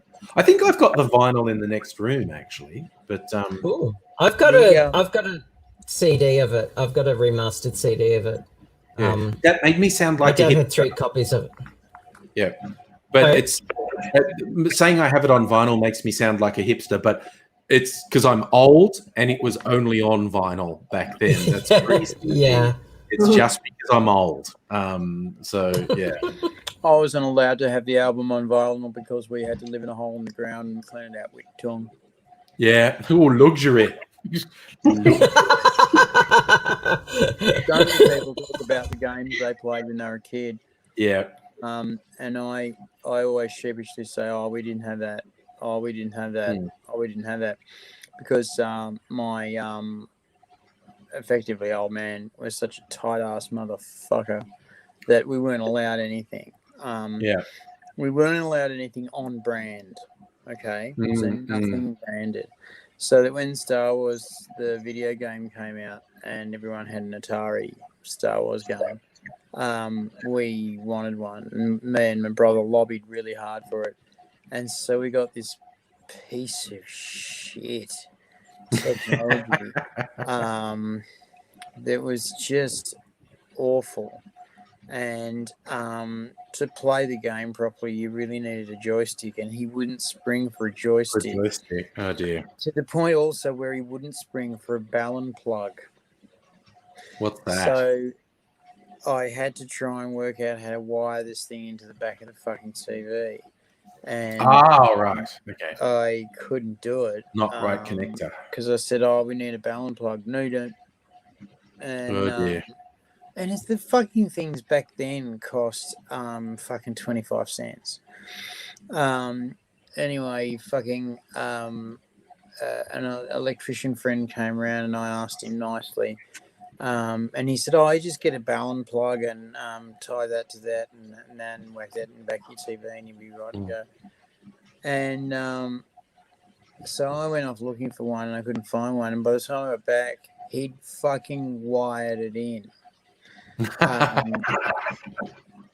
And Nice. he fucking, he didn't say he could wire it in. He didn't fucking say that he had the fucking solution. He just fucking did it because he knew that would fucking cause more fucking humiliation. And fucking I got yelled at for it. And so then we played this fucking game and it was shit. Of course it was. They were all shit. But anyway. But it was worse. It was worse than what was available. Yeah. Right. Oh yeah, you had an off-brand version. Commodore 64 that was the retarded child that was spanked. Wake Up the Gimp? That was this console. And when we asked for another console years later, we got told, "You've got one. It plays 2 games." Yeah, the you've other got game, a console. I'll have you know, was a racing car game. Because remember, no joysticks. So we've got 9 buttons on the console that we have to press for directional control of the TIE Fighter and the X-Wing and the racing car. And you've got to press these buttons to make them change direction. We worked out that you can only make them go a little bit faster at a time and then they go back to their normal speed. And you can brake them a little bit. But if they hit a wall, they slow down. So the idea was to get around as smooth as possible and then wait for the other guy to make a mistake and then pull ahead. And that was hours of sitting in front of a really bad computer game. But my love started from there. And I'd go around to my mate's place and they'd have the Commodore 64 and they'd have an Amiga and they'd have fucking the U-Butte. And we bought this Apple IIe because it had a plumbing programmer turned up. Sure. He'd done a basic program for quoting. Yeah. And so he bought this Apple IIe, and there were actually quite a few Apple IIe games on the in the world, and I managed to get a few. And we were limited to 15 minutes of playtime a day. So you get halfway through a level of something, and then you play something, you get chopped. And it'd be like, okay, back tomorrow. Yeah. To, very hard to get anywhere with that sort of thing. The Rendezvous with Rama text adventure game on Apple IIe was great. I do remember that, actually. I played the shit out of it because I'd read the book already. And this we had Apple IIes in high school. And it was like, oh my God, I've read this. I know what to do, and nailed it. It was great. Excellent. When I were a nipper, we had a home version of Pong, like literally the simplest thing you could have. And we played it for hours. But we also had the Flash one. It was a gun game. Like you had this plastic thing attached to a wire that kind of looked like a very blocky gun. And a square would bounce around the screen. And you had to shoot it. And like if you shot it successfully, blip, and you get a point.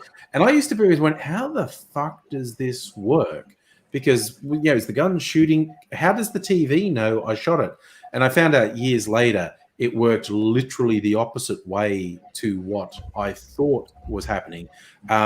basically there was a hole in the end of the gun and there was a sensor inside it. And when you pulled the trigger, it was turning the sensor on, and the sensor would go, if it saw the really bright light at a particular angle, it would assume that you'd lined it up with it. And so what that means is you had to do it in a dark room. If there was ambient light, it would fuck the sensor up. And I was going, I'm definitely shooting it. Why isn't it working? But it's because there's a sensor inside detecting light. And if there was a lot of generalized light, it couldn't work. But of course, they never told you how the technology worked in the day. That you said, it's a great shooting game. And sometimes you do it and it would work perfectly. And it's going, yeah, I've got a shooting game. It's cool. And then other time it wouldn't. I don't know. Oh, good evening, Stella. How are you? Just noticed Stella come in. Yes. Hi, Stella.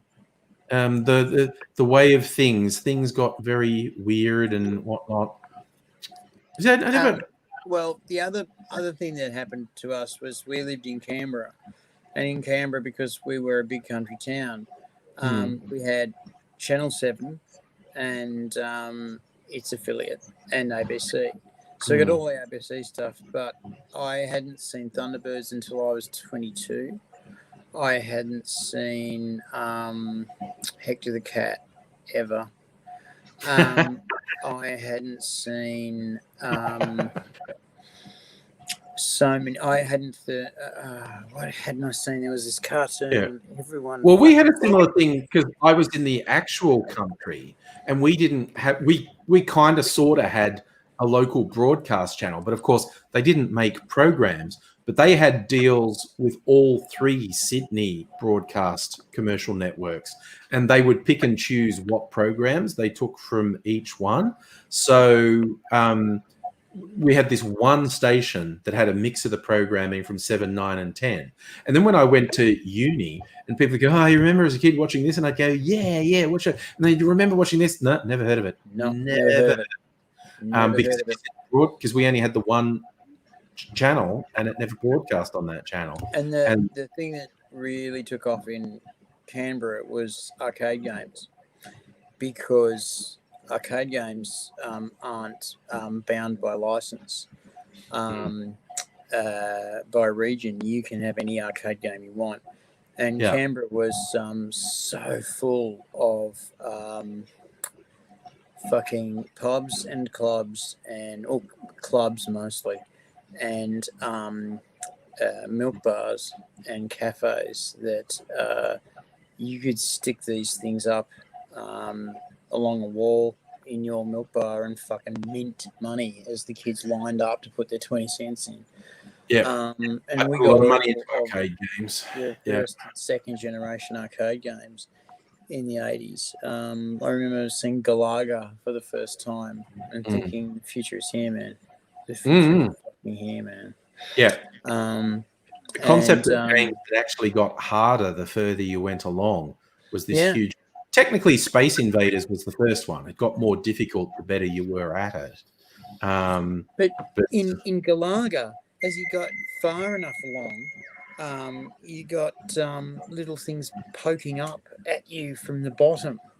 But you had to be really, really far along, so you had to really, really watch.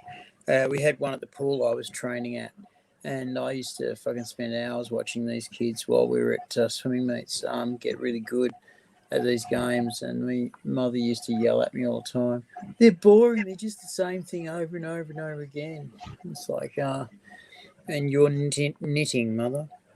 Nettie and Abigail, you're very quiet. This is just that kind of night. That's perfectly acceptable. Oh, just It is kind of that kind of night. Yeah, that's fine. Just chilling out. Just chilling. That's fine. Not wrong. For ages I was looking at your cat in the back. Crocheting. That's fine. I was trying to work out. Yeah. The cat is so still. Like, is that a real cat? Or is that, and then every now and then its head would move. And oh no, it's a cat. He's like that. He knows that he was a god, and sometimes he stands like an idol. Yeah, my cats are actually, they Waiting can to worship. occasionally do that pose really well. Yeah. Yeah. They look like the things you see in Egyptian temples. It's but yeah, that's Stella reckons you look like you're knitting too, Nettie, but that's okay. I'm You're looking at the phone, and Aidsy is too. That's okay. That's a thing. It's a Saturday night chill. I'm yeah. organising my fucking social calendar, so give me a fucking break.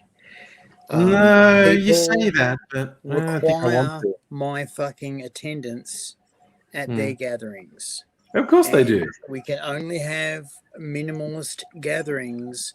Hmm. And so everybody's been on the phone going, Aizy, where are you? I need you. I want you. I love you. I need parts of you in parts of me. And I'm going, just let me put you in the calendar. Yeah. And we'll fucking sort it out. And it'll be fine. Fine. Yeah. I've just had a coffee date cancel. Oh, bummer. It's okay. It's going on Monday. Oh, that's okay. She wants to watch the cricket, and she realised it started at 10, not at 12.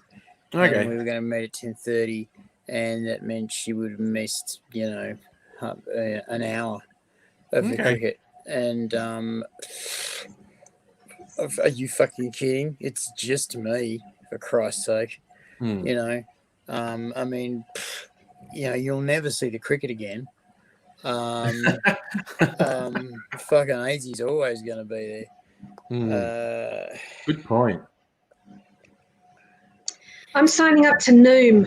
It looks like. The food thing. The what? Yeah, Noom, Noom. It's Sounded like nude. That's what I'm saying. Sorry. Yep. Some porno music, definitely. Yeah. Oh, is that porno music? That's from Abigail's soundboard. It's the intro music to videos on Pornhub. Oh, is it? Okay. Yes. You were dancing to it last night, Angry. That's right. You played it last night. But I still don't recognize it. There you go. Okay. Okay. Oh, okay. Two voices. Kirsten didn't like Noom. Stella thought Noom was a waste of money. What is it? Okay, because my cousin recommended it. Educate me. What's Noom is a diet program. It basically uses a lot of cognitive behavioral therapy techniques. But Light and Easy works, Nettie. I'm back on it now. I've previously lost 25 kilos on I've Light seen him lose weight on Light and Easy. With Light and Easy, Testimonial. if you're used to making all your own food, Light and Easy will seem expensive. If you buy a lot of takeaway, Light and Easy will seem cheap. So it depends on your lifestyle if it's going to look cheap or expensive. But it works because it's so fucking easy and it has a lot of varieties. Literally, like that. If you go the whole way with breakfast, lunch, and dinner and snacks, it's like that's your breakfast. That's what you eat. You don't eat anything else. Yeah, I don't want to think about it. I just want to grab a thing and eat it.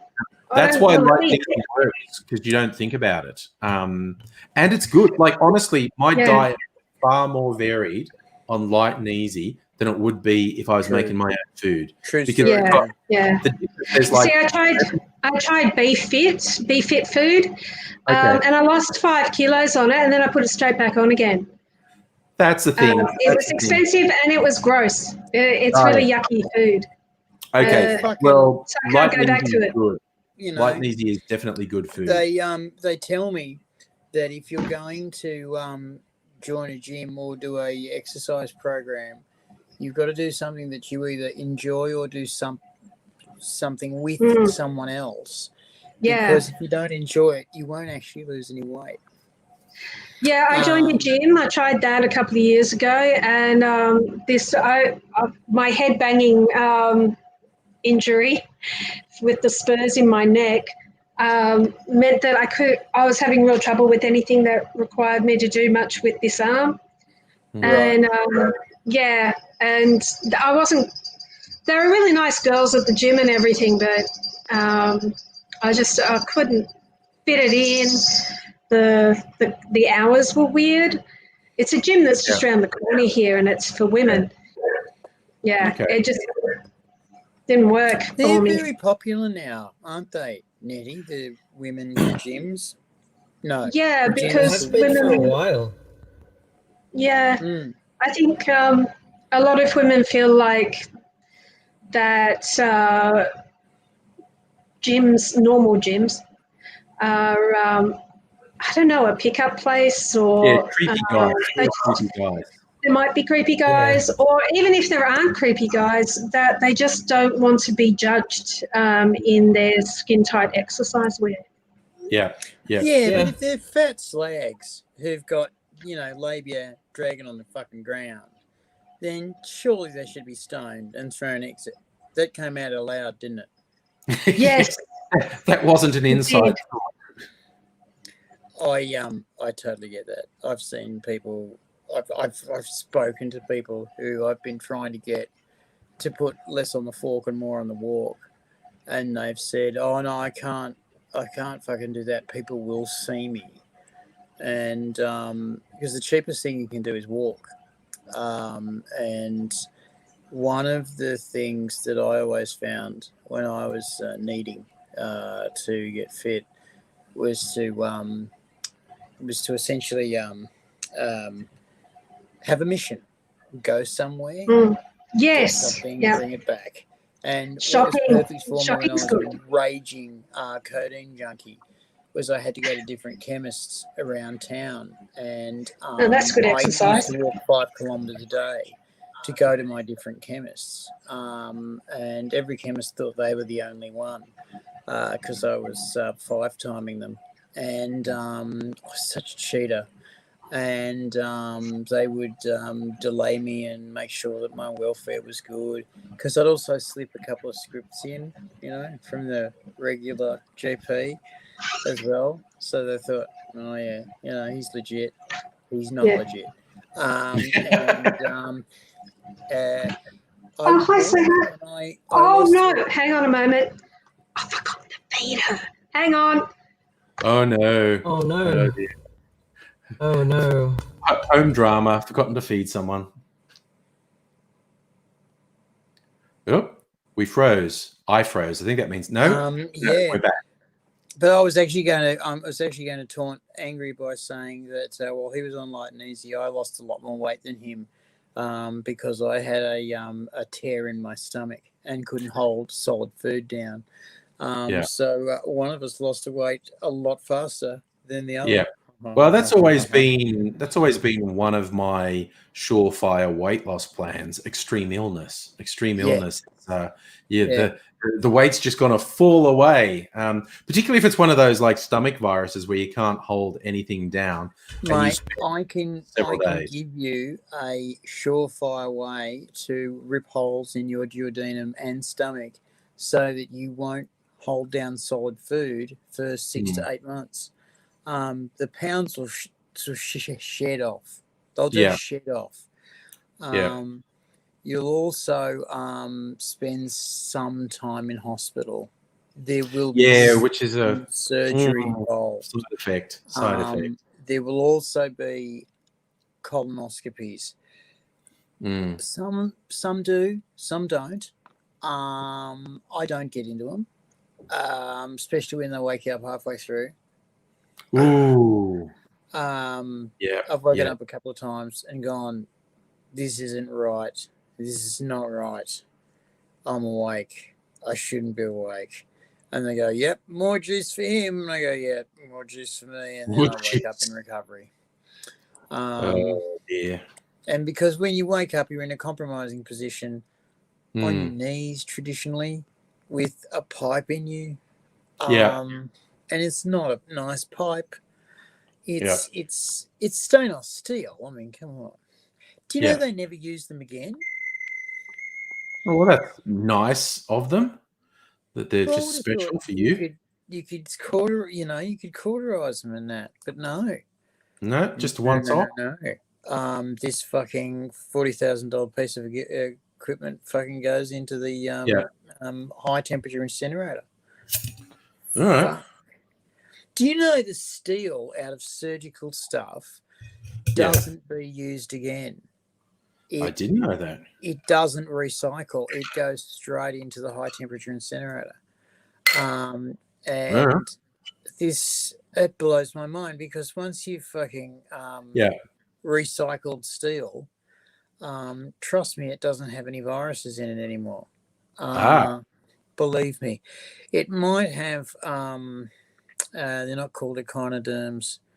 Oh, they might be called Quality echinoderms. eating, Eddie. Quality eating. Burnt Bananas. chicken tenders. I fucked up. Oh no! Oh no! I left them in there Oh too yeah! long. Now I feel they bad. I feel like we bananas? led you astray. Yeah. You did. You did. Well, that and the And gin that after the parfait gin distracted thing. you. Okay. Okay. I'm just going to What- rinse this. Speaking about What are you alcohol. eating there, Nettie? Hmm? What are you eating there? I'm not eating anything at the moment. This is that's the chicken tender that was supposed to be for Shaylee's dinner. Right. She likes her food a Okay. bit simple, so I just give her chicken tenders a lot of the time. But this time I Okay. just forgot to go and get them out of the oven. Okay. Well, that's not your fault. I can't see. No, why you it's would the be blamed gin's for fault. that. I can't see why she couldn't have gone, Ma. Which she just did. That's what she did. Traditionally the chicken tenders come out a lot quicker Yes. than what they have been. Yeah. Would you mind awfully grab me a chicken tender? But she's gone, no, I'm going to be a spiteful wench and I'm going to wait till they're burnt and make Mum look bad in front of her friends because I'm jealous that my Oh, mum's no. a fucking TV star and I'm fucking a high schooler. And I should be fucking cleaning the road with tongue in the morning, but no. Yeah.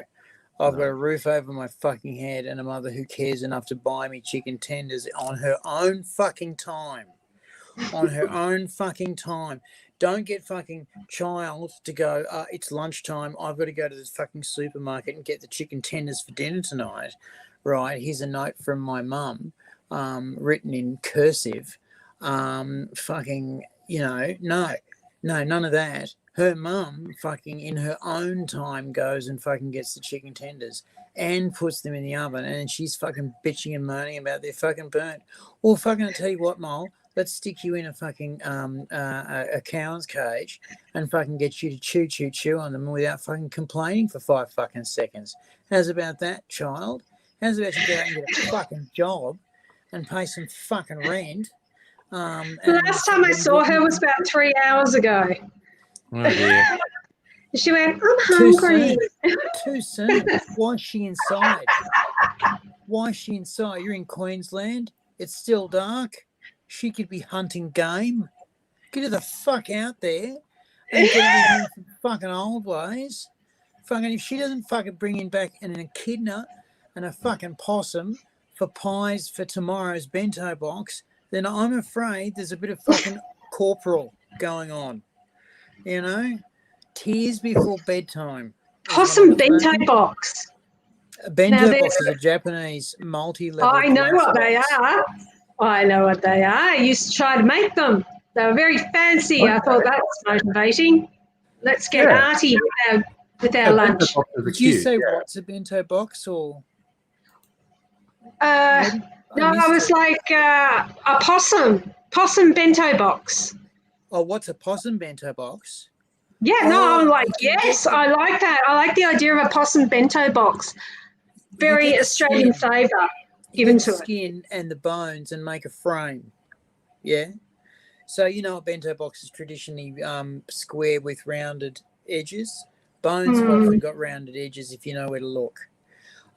So you get the bones while they're still green and round them, and the skin while it's still, fresh. And then you whack that in the oven until we've got a lovely parchment feel going on, but still fur. And lunch is ready in the morning when you scrape the pelt and you get sparkly hairs coming off the bento box. And you open it up and the sweetmeats, otherwise known as the internal organs, all chopped up. And fucking fang a bit of rice in there, and that's a bento box. And your child can be the envy of all her friends. They'll probably want to swap lunches because, you know, she'll have a possum bento box. The echidna, on the other hand, is even easier. You just wrap that fucker in mud while it's still alive, and then you stick him in the fire. And when they stop squealing, basically they're pretty ready until the steam comes out of their nose.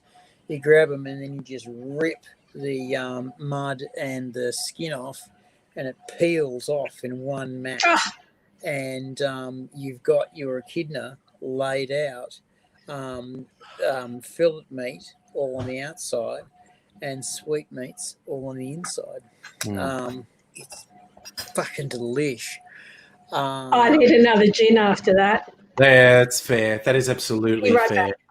Oh, Kirsten saying her father-in-law tried to tell him that there are no bento boxes in Australia. And Kirsten had to explain, well, maybe not in Bunbury, but in other places there are bento boxes. And Stella, who's familiar with the area, thinks maybe they'll get bento boxes in Bunbury by next decade, maybe. And that's the name of a potential business. Bunbury bento boxes. Say that 6 times quickly, but you know. Bunbury bento boxes sound like a fucking go. It sounds like an think excellent of where you name. are. You're in Bunbury, right? Yeah. If you've got to go anywhere, you've got to go somewhere.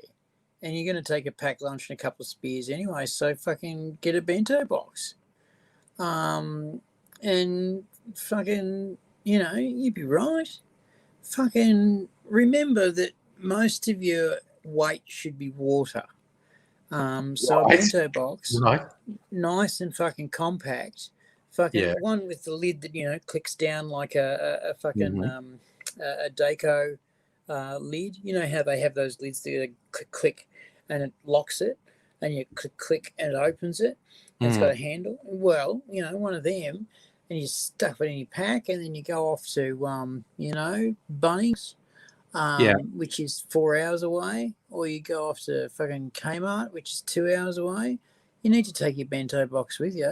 They fucking sell them at the train stations. That's what the Nipponese do. They sell them at the train stations. All right, I'm just going to show you something. I got heat the box. I just got super distracted by something, and I'll show you. Like, I have to show me bigger to do it.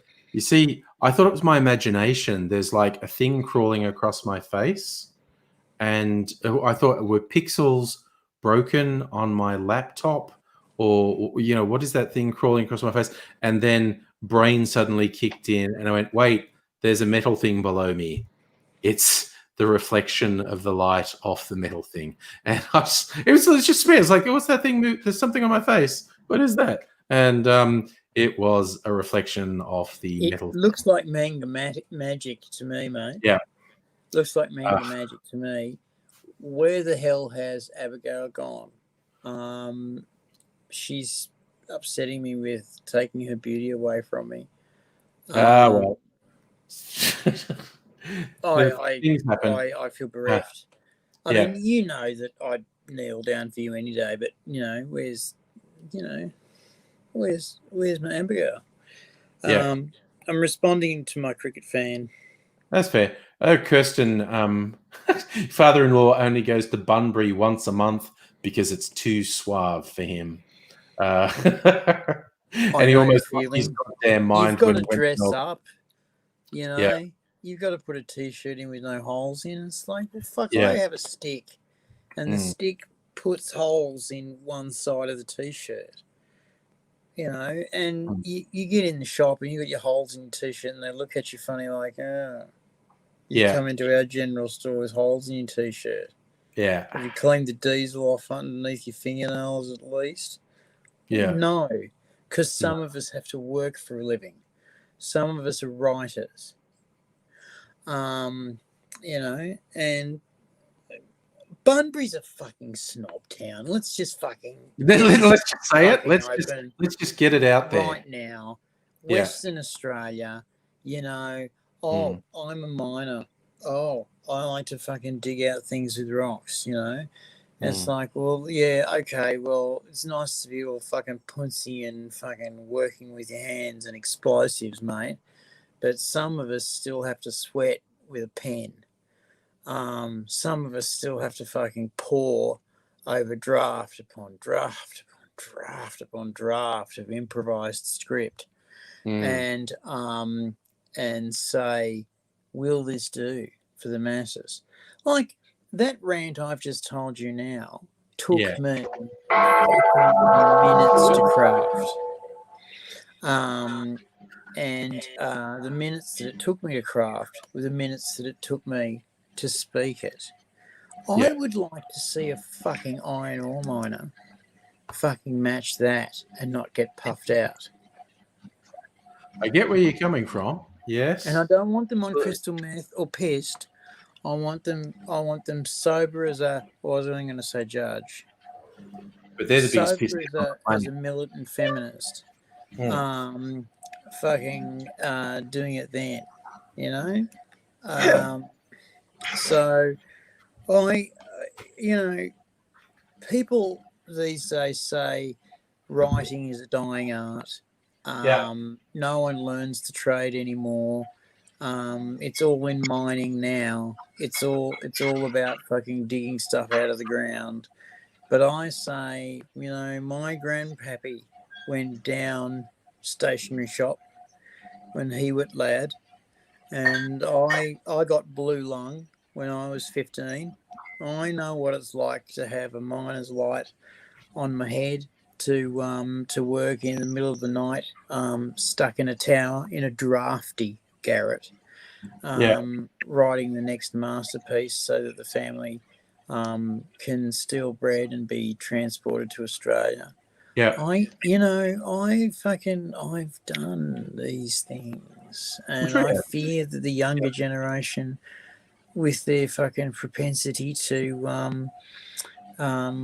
work in fucking manual labour, loses all of the graft, the hard work. You could be right. Work. I just want to say hi to Aussie Gun Bunny and Heist, who just came in to say hello. Hello, people. Hello. It appears that I've been speaking shit for a little while. Really? Is that a thing that happened? It was a very poor fucking rip-off of the old Monty Python sketch. Yes. Where the son comes home and he says, I want to be a miner. Nope, son, you're going to be a poet, just like your old man and your father before. Nope, I want to go down pit. I've got a talent for it. I want to dig coal. No, you're gonna craft verse like a real man. Always thought it was kind of hilarious because it was a thing that I had going with my old man on a unilateral level, because he would always say, "What are you, fucking punk?" I wrote a thing. I wrote a thing, and he said, I don't know if I could write that like that fast, because it only took me like an hour and a half, 2 hours to write. It was a very important thing. Yeah. And he then turned around and said, I don't think I could write that at all. And so now he gets me to write all of the eulogies that he needs done. Okay. And it's not something that I relish, but it's it's nice to be useful. Sorry? Nice to be useful to your dad, even if he was a bugger. Yeah. Well, kind of nice.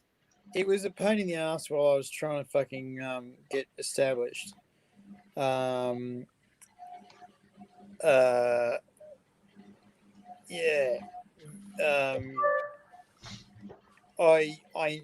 when I was a lot younger, I needed a lot of help, and I never got it. And that is the way of the entertainer. You're fucking on your own. Son. Yeah. You get out there and you get told no a lot.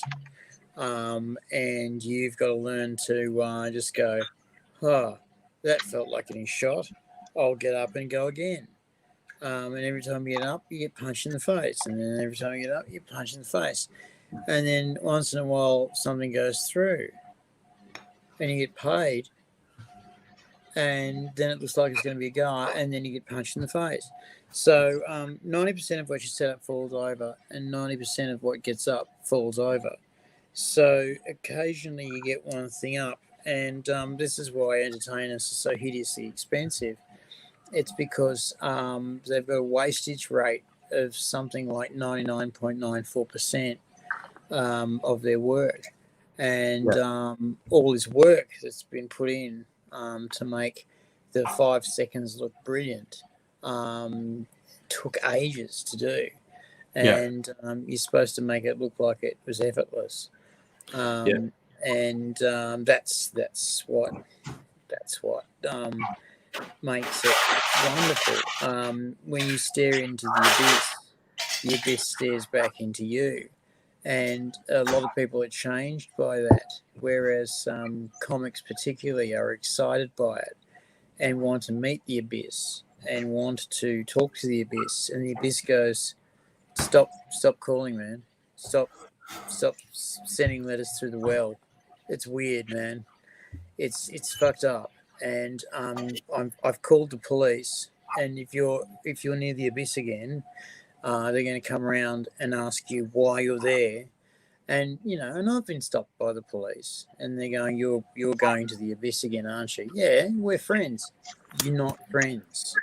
The abyss has told us in several fucking apprehended violence orders, you are not friends. You are not to go around there. The court has told you not to go to the abyss and stare into the abyss. It's an abuse of the abyss's privacy. And the abyss has said that it is feeling harassed and is experiencing PTSD. You're the one person the abyss does not also gaze into because it's had enough. Well, I got gazed into and I thought we were friends. I thought after that night in Brisbane that we'd had a special something. Yeah. But I was just used. It happens. Everybody in the chat has the topic du jour, of course, is just sort of saying, can't believe there's still not a result in the American election. Well, dude, embrace the fact there may well not be a definitive result for a week or more because it's so close in so many of the states. And it could easily... I keep coming across posts on my news feed on Facebook like, it's official. So, and the latest one was about an hour ago from America. I thought maybe there was some credibility in that one. Yeah, I don't think so because the bummer is there's a number of recounts probably have to happen. There are legal challenges that may or may not have to be weighed up. And the final thing that we won't know for a little while, the thing I was mentioning before, there's a tiny chance, but an actual chance of the faithless elector situation. Namely, Biden won a state that's controlled by a Republican governor, and the Republican governor gets to appoint the elector to the Electoral College. And it is possible, and in several states legal, for them to say, yep, even though a majority of the states said they want the votes to go that way, I've decided for the good of everyone, I'm putting the votes that way. Could happen. It almost definitely won't happen. Almost it has happened several times. Not in a way that determined an election. That hasn't happened. And there are various... what they often do is when it doesn't make any difference. When it doesn't make any difference because one person has clearly won, a state may say, we're giving our electorate to X. And in fact, that happened in the Trump-Clinton one. One of the states that Clinton won that only had 2 electoral votes, and Clinton had thoroughly lost by the time everything was announced. One of the states said, "Oh, we're giving our electoral votes," and I think it was a native woman. There was some weird thing that they were just making a symbolic gesture because their electoral votes didn't mean anything. So, but in this case, to actually be a faithless elector in a way that would change the result of an election has never happened. And Trump's kids are saying that Republican governors should do that. They almost definitely won't, because it would cause the US to explode. But it is theoretically possible. So you can't really count your chickens until the electoral college egg has hatched. But you can be reasonably confident, but you can't actually be 100% sure. Aussie Gun Bunny, how hard would it be to get in the Secret Service between now and his removal from the White House? Yeah, we've been joking about him getting dragged, Trump getting dragged, kicking and screaming from the White House a bit, but he won't. As I said, we discussed earlier, I reckon the most likely outcome is he will just slink away, like long before he's meant to. He'll just say, "I'm not doing the job anymore. I don't care. Fuck off," because he's a piece of shit. He's a colossal piece of shit. I don't know, man. I get the impression that he's a screamer kicker. I get the impression that he's going to use everyone else's money to take it as legal as possible, because it's what he knows. Well, I know what you're saying, use other people's money. He could probably get idiots to give it to him. But one of the states where he was saying he wanted a recount, if it's even possible, the person who asks for the recount has to pay for the recount. So the Republican Party won't pay for it. But of course, if Trump just does a mail out to his idiot supporters, like, send me $1 million so we can do that, they do it in a heartbeat. They do it straight away. Yeah. But I think he is going to pull this grift. Like, if he leaves office, he won't stop with those rallies and stuff that he loves so much. And he won't stop with the emails saying, we're going to continue the fight. They stole it from us, but, keep me going. I think he'll keep the grift going for quite a while. But yes, I think he will. That's Trumpy Trump. And I hope that the bald-faced corruption and crime catches up to enough of his inner circle so that it looks like it's closing on him, because he's a coward and he'll run when it looks like it's getting too hot for him. Yeah. So rather than him fomenting trouble, I mean, they should bury him at sea like Osama bin Laden, so that there's no grave to. You want to send SEAL Team 6 in? I'm personally very surprised at my own capacity to continue being surprised by Trump.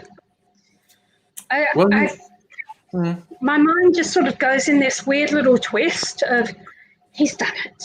He's done this thing. It's a new thing. He hasn't done that one before. No, he has done that one before. Why am I surprised? I am surprised, but I am surprised. I'm surprised and I'm surprised. And then he does another thing. And I expect order from people higher up in the hierarchy, He is Lord of misrule. Yeah. Actually, I expect chaos from the people higher up in the hierarchy, because I expect them to be the one that designed the box that people crank the handle of, and I expect them to think outside the box so that the product is made, but that it's designed by someone who has an idea of what they want the services of the country to be. And Obama, for all his faults, was that guy. But there was some sort of order to Obama, wasn't there? There was. With him, but he did put the economy back together after it was broken, really badly broken. He did basically It was bad. put trade back together and diplomacy back together after it was really badly broken, and he stopped 2 wars, and one of them you could sort of say didn't really stop, because he kept on kicking shit out of them, and then they just changed their focus to Syria anyway. They didn't really do much in Syria, man. No. There was big disappointment on Syria because Libya went tits up as well, and Libya took most of their chutzpah. Yeah, but Syria was also way too complicated for them because there were like 6 different factions, and the ones who were honestly the most honorable faction were basically anarchists who were setting up autonomous zones, autonomous women's zones, and there's no way the Americans are going to support anarchists with autonomous zones. They can't. They just can't do it.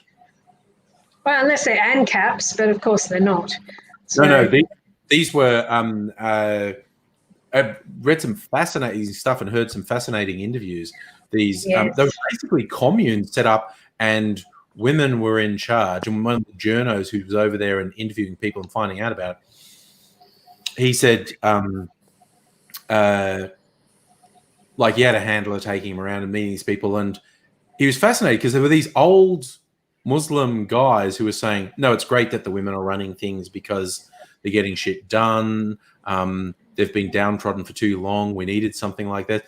And he managed to get one of the women who was fairly active in stuff and goes, how many of these guys are sincere when they say that? And how many are talking shit just because they think you're watching? And she goes, 50-50, Some of them are completely behind us and support it. And the other ones see everyone supporting us and are too scared to not support us, but they're full of shit. They turn on us in a second. Men are very good at knowing which way the winds are blowing when it comes to women. I had a lot of hate directed toward me. And one time I turned up and the women changed their mind about me, and the men very quickly changed their mind about me. Because they saw the dicks going, Azzy's okay. Well, therefore, Azzy's okay. My dry dick says that Azzy's fine. And suddenly they were okay again. Yeah, the smarter men basically got on board real quick, and the dumber ones slowly climbed the ladder to understand. Yeah. And it was funny to watch. Not so funny to experience because I had to go in there pretty broken. and it was actually the women that turned up first and went, oh, no, that's not right. And that was the first thing out of their mouth was, no, that's not right, because I was pretty damaged. And that was when where were you? The brothers, I was in Canberra, and the Brothers of Christ on the weekend had tried to kill me. And claim it as a gay panic defence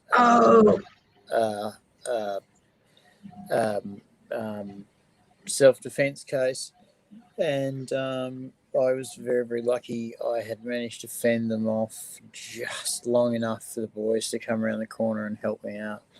But if I was there maybe a minute or two longer, Canberra used to be pretty rough, didn't it? In parts. Yes.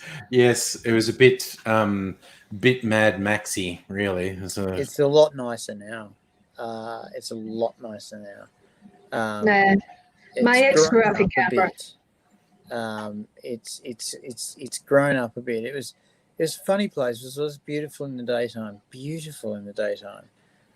Great place to raise your kids. But as soon as the sun set, all the black oil would come out of the cracks in the ground, and all of the miasma and the shades would fucking start to wander the streets. It was my favourite time of day. Well, there were so-called pubs and clubs, weren't there?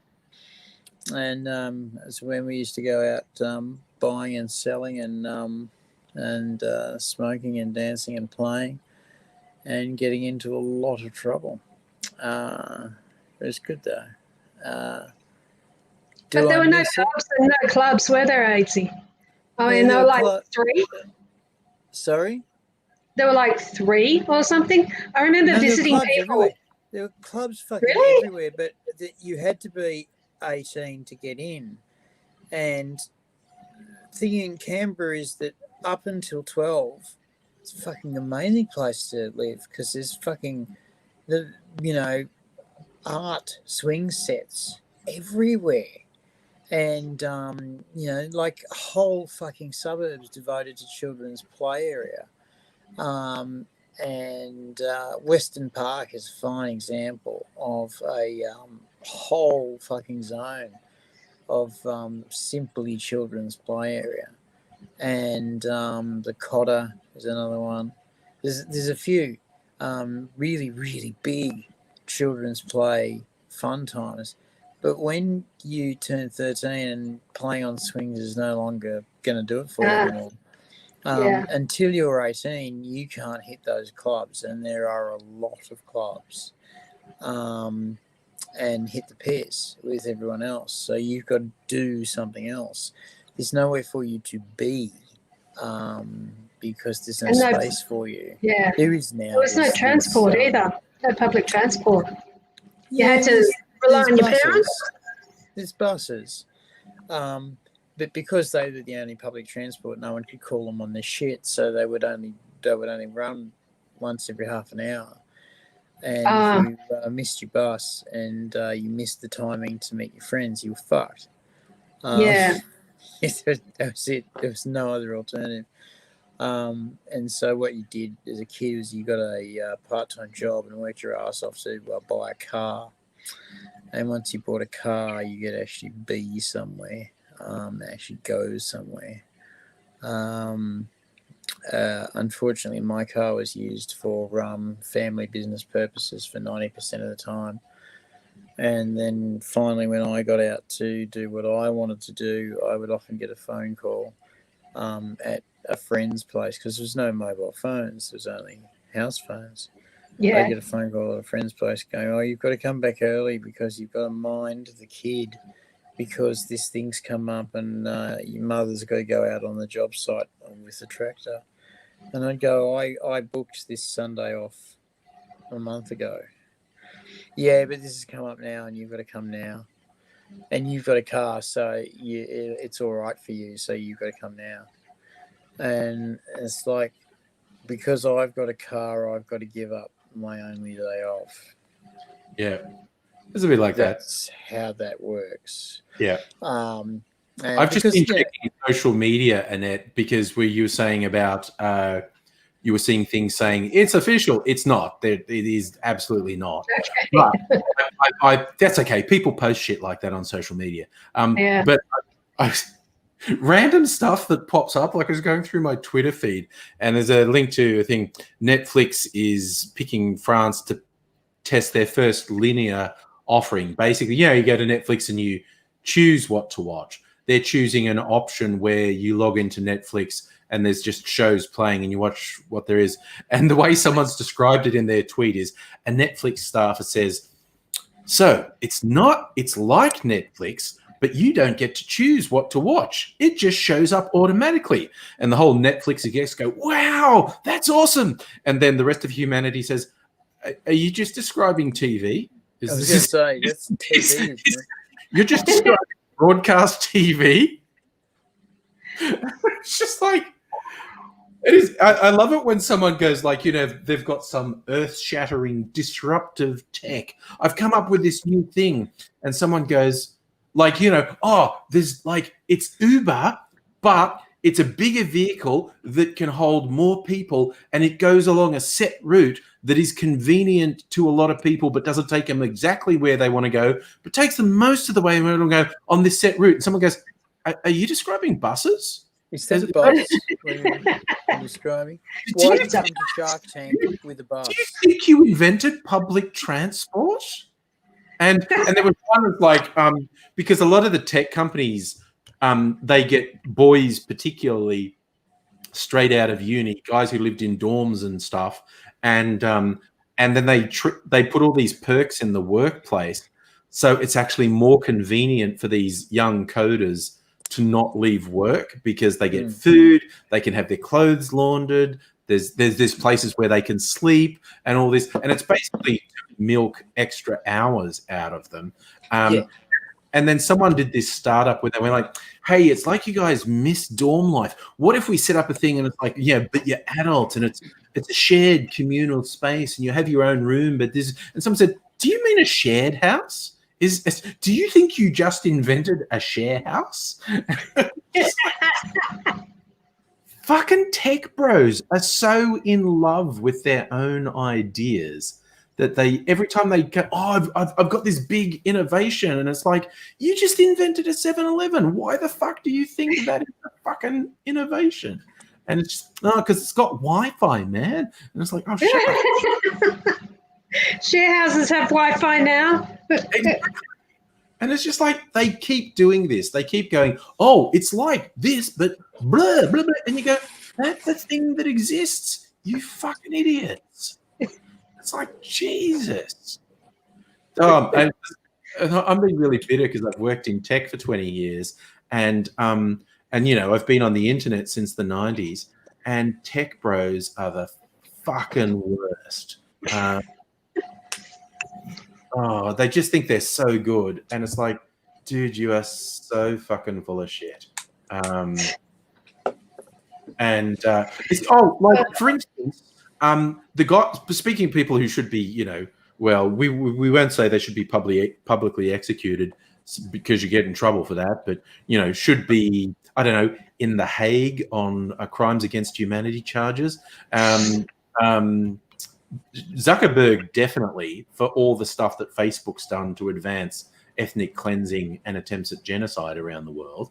But the guy who's the head of Spotify, who, you know, is apparently, because of his Spotify shares, worth billions of dollars, he made this big speech recently where it's like, you know, albums are the past, man, which I don't mind people talking about changes in format and whatnot, but he's basically saying artists have to keep releasing individual new songs because that suits our format, and if you don't suit our format, you won't sort of succeed on our format. And this is a fucking tech bro piece of shit who produces nothing, has never created anything of meaning in the world, anything artistic, and he's telling musicians, musical artists, that they have to behave in a way that lines his pockets when he's not fucking paying them. Like, you know, the people whose music's on Spotify get micro cents per play.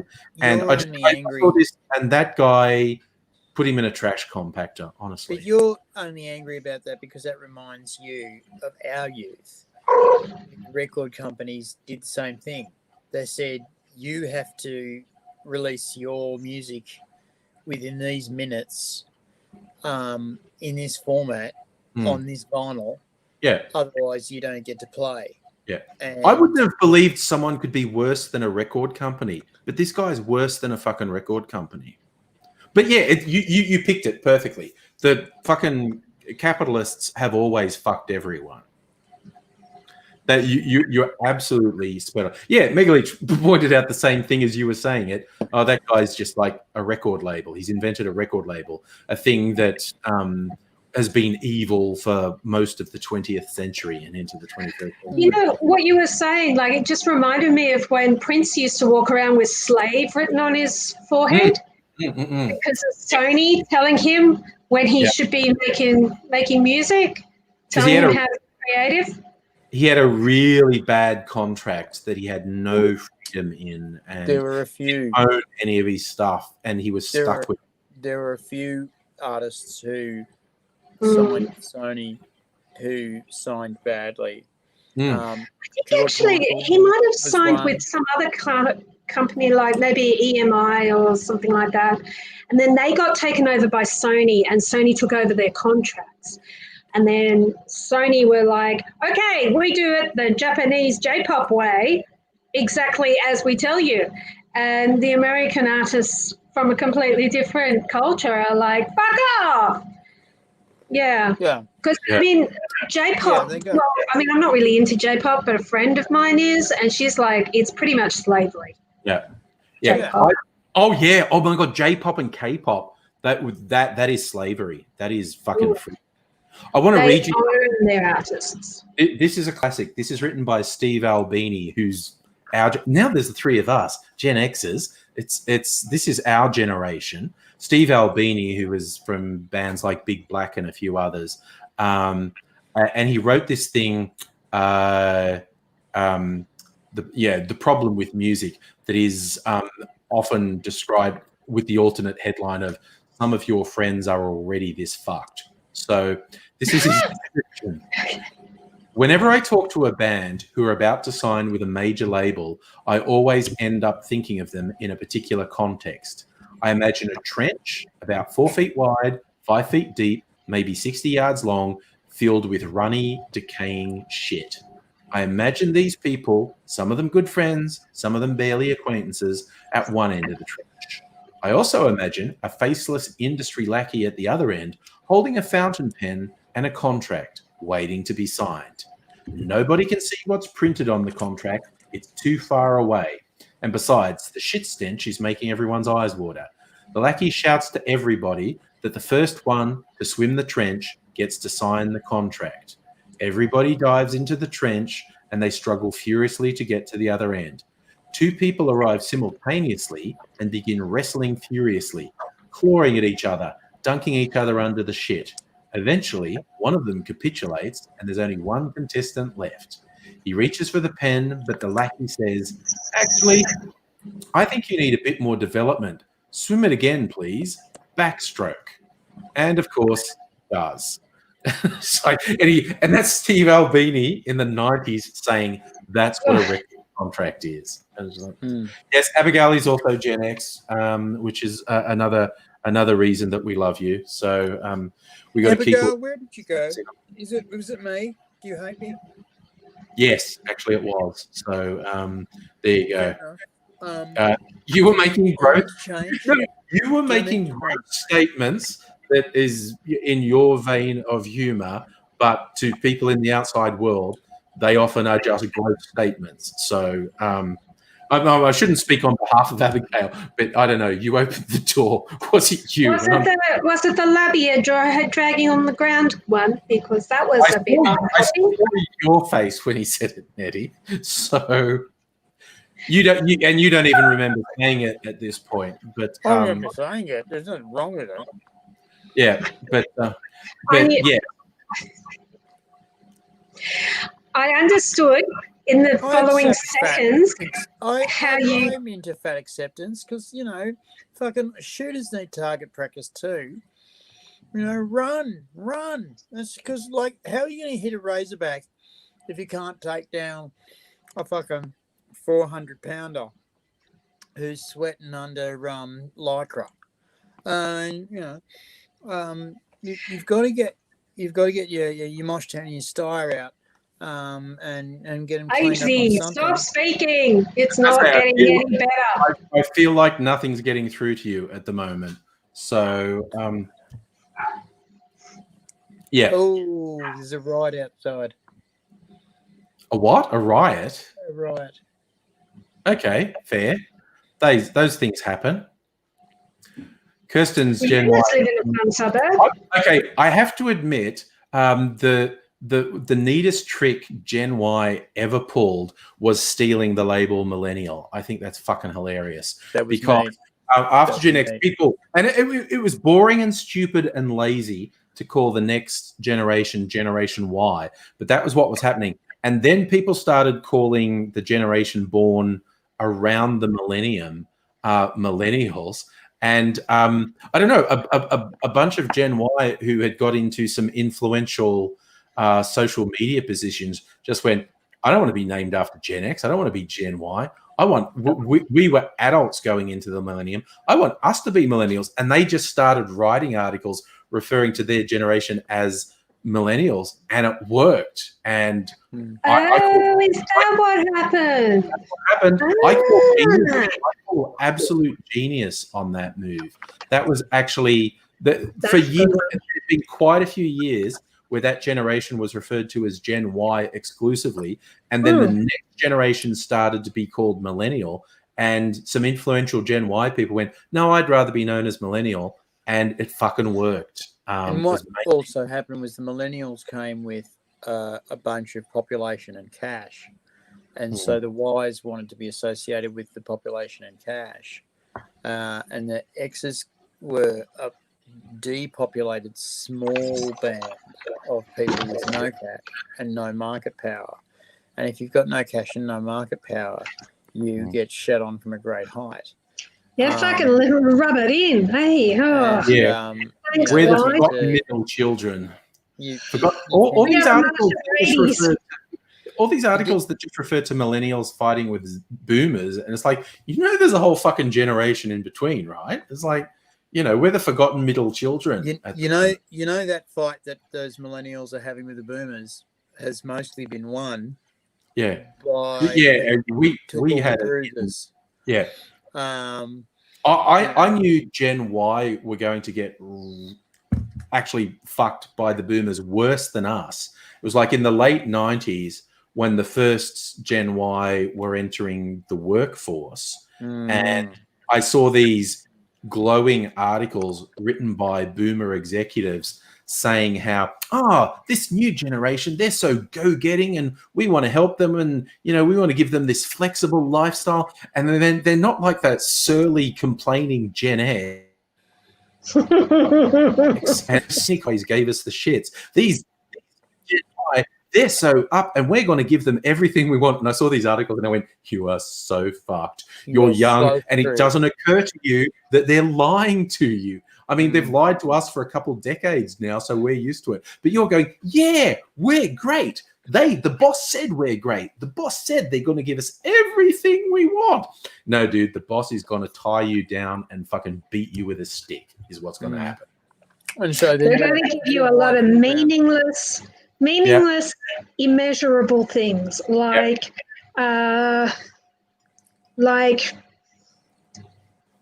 those fucking casual days. Days. Yes, and because it's meaningful. No, it's meaningless. Yeah, it's meaningless. There's money in it. Bean bags in the meeting room because they're not squares, and it's just like, get fucked. They're just screwing you over. But yeah, I saw it coming, and it happened, and buy a house with your casual days. Yeah. No, millennials got screwed way harder than Gen X, and the sad thing is they got lulled into this false sense of security. No, you look at the economics of comparative network, and boomers are here, and we're here, and that sucks. But millennials are down here. Yeah, like, they went through that. They went through the GFC, didn't they? Yeah. Right when they're supposed to be hitting their stride with their careers. Yep, everything went to shit. The thing that really helped the millennials, though, and it did help the millennials a lot, was there's a lot of them, and they're a market. And if you're a market, you get sold to. And you get propped so that you remain a market. That was the thing that the X's could just never match. We could just never be a market. And so as a result, we were given hand-me-downs and shot. The millennials do have it rough. The other reason they have it rough is they grew up in a time of money, and they never built the imaginative muscles to deal with resilience trouble. They're not resilient. If they get hit, they fall over and they don't get back up again. And that's such a shame. Well, I fell over and I didn't really get up again. I mean, when you think about the recession that we had to have. Yeah. Oh, poor eating, Jesus, yeah. But I mean, that was a global recession as well. Can't remember why it happened. Just for capitalism. It's just capitalism. Just a Yeah. bubble burst, and everyone wanted their loans foreclosed on, and unfortunately, the poor people were the ones who were most exposed because the interest rates were so very, very, very high. Well, what happened for me was that I was leaving school, and I was aiming for a certain mark, and then the marks just went whoop for that following year. They just whee, and right out of reach. So I thought, well, maybe they'll come down again. Maybe they'll come down. Maybe everything will settle in a couple of years, and I'll be able to go to uni. And they didn't. They didn't. I didn't. And I just fat-assed around with office jobs that I didn't really enjoy. I found to be a bit soul-crushing. And then eventually I got into uni as a mature age student at 29, and then I got pregnant, and so it took me like 18 years to finish that fucking degree. But finish it, you did. You've got to do better with your money. You've got to learn how to handle money better. Yeah. On the fucking dole. Yeah. The generation. Learn how to handle your money better. The generation where a single working, like in a married couple with a family, with only one parent working on a basic job, could raise a family and pay a mortgage. And it's like these days you can have two parents working professional jobs, the higher end of the pay market, who still struggle desperately to have a fucking mortgage happening. And it's just, and that's what they don't get. Like, oh, you know, you worry about university. I went through like with a part-time job and paid for everything. So because you fucking could. There wasn't clarity between There was full employment. These same motherfuckers failed to mention that when they went to university, it was free. Yeah.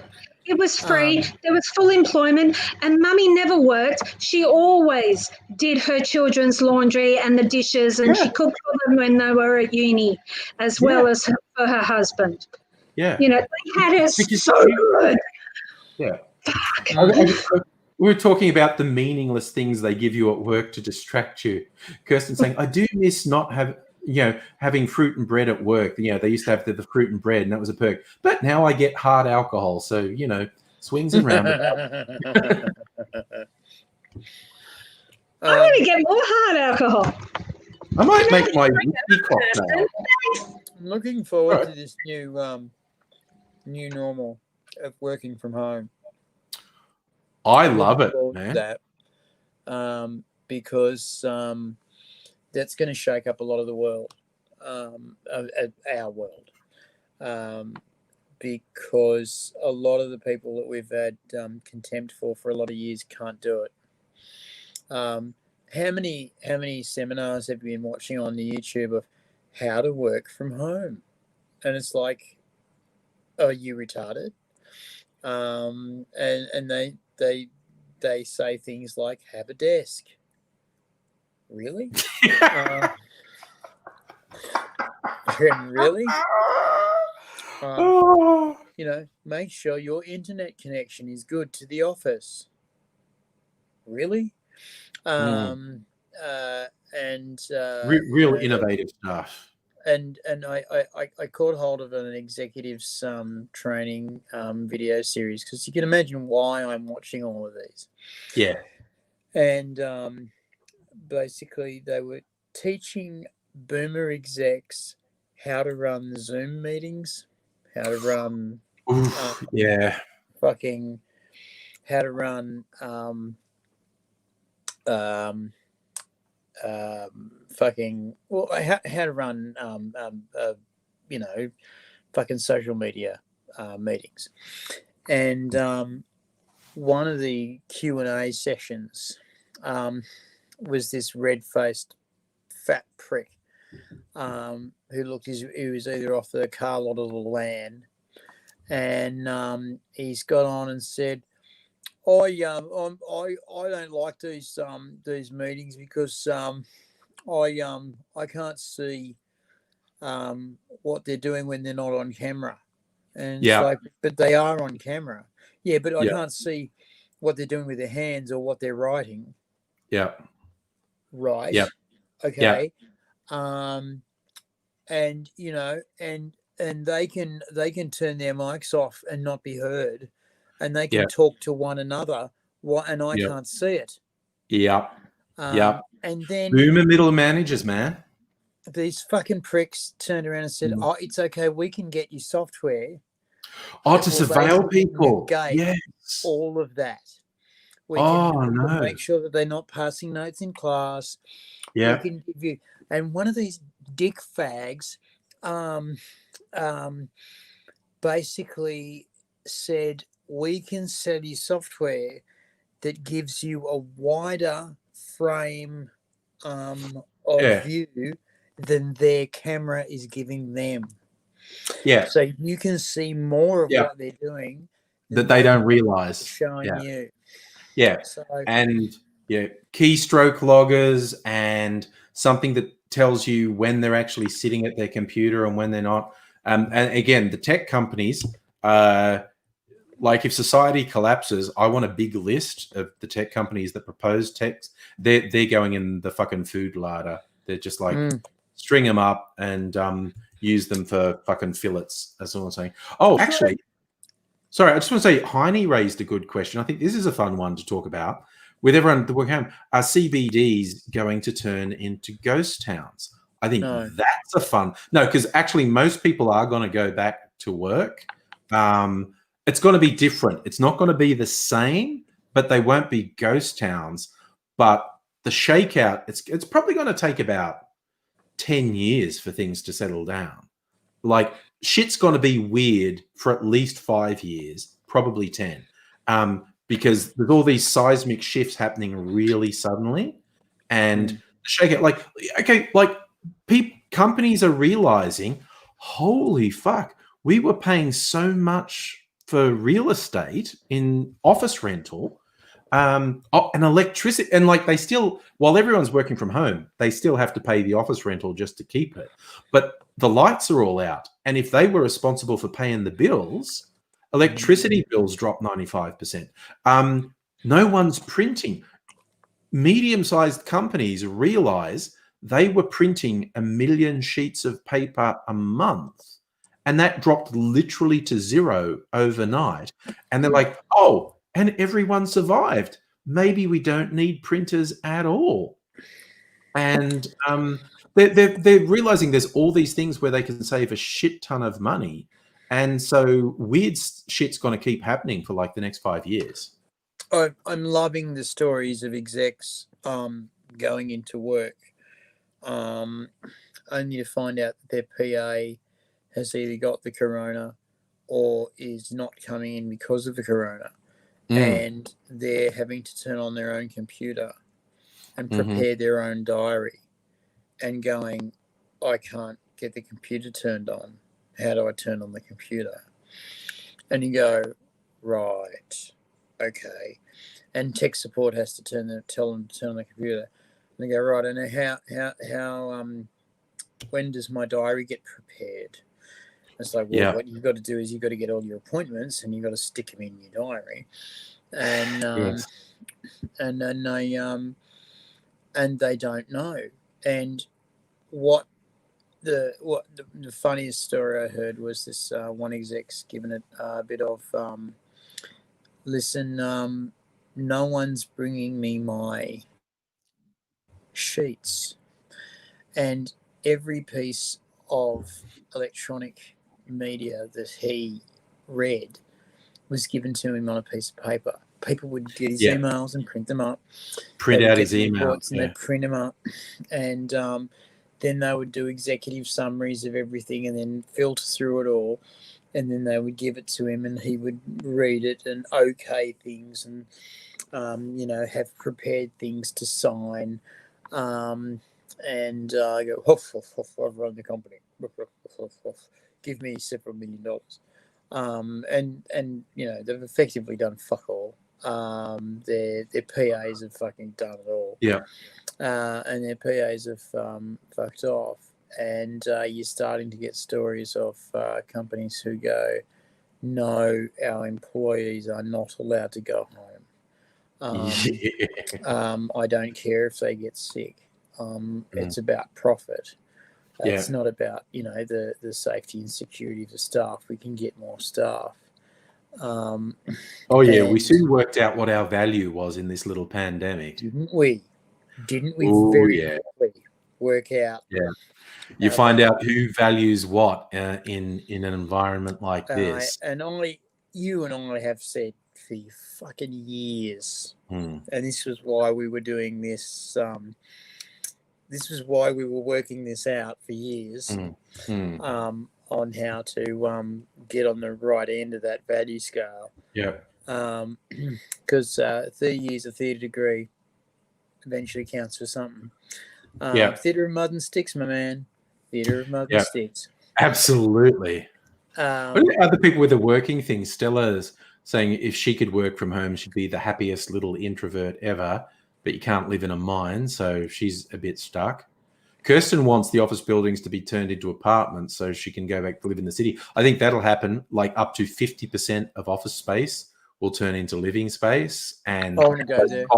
Cost of living in the city will go down. I want to go there. I want to live in the city. Yeah.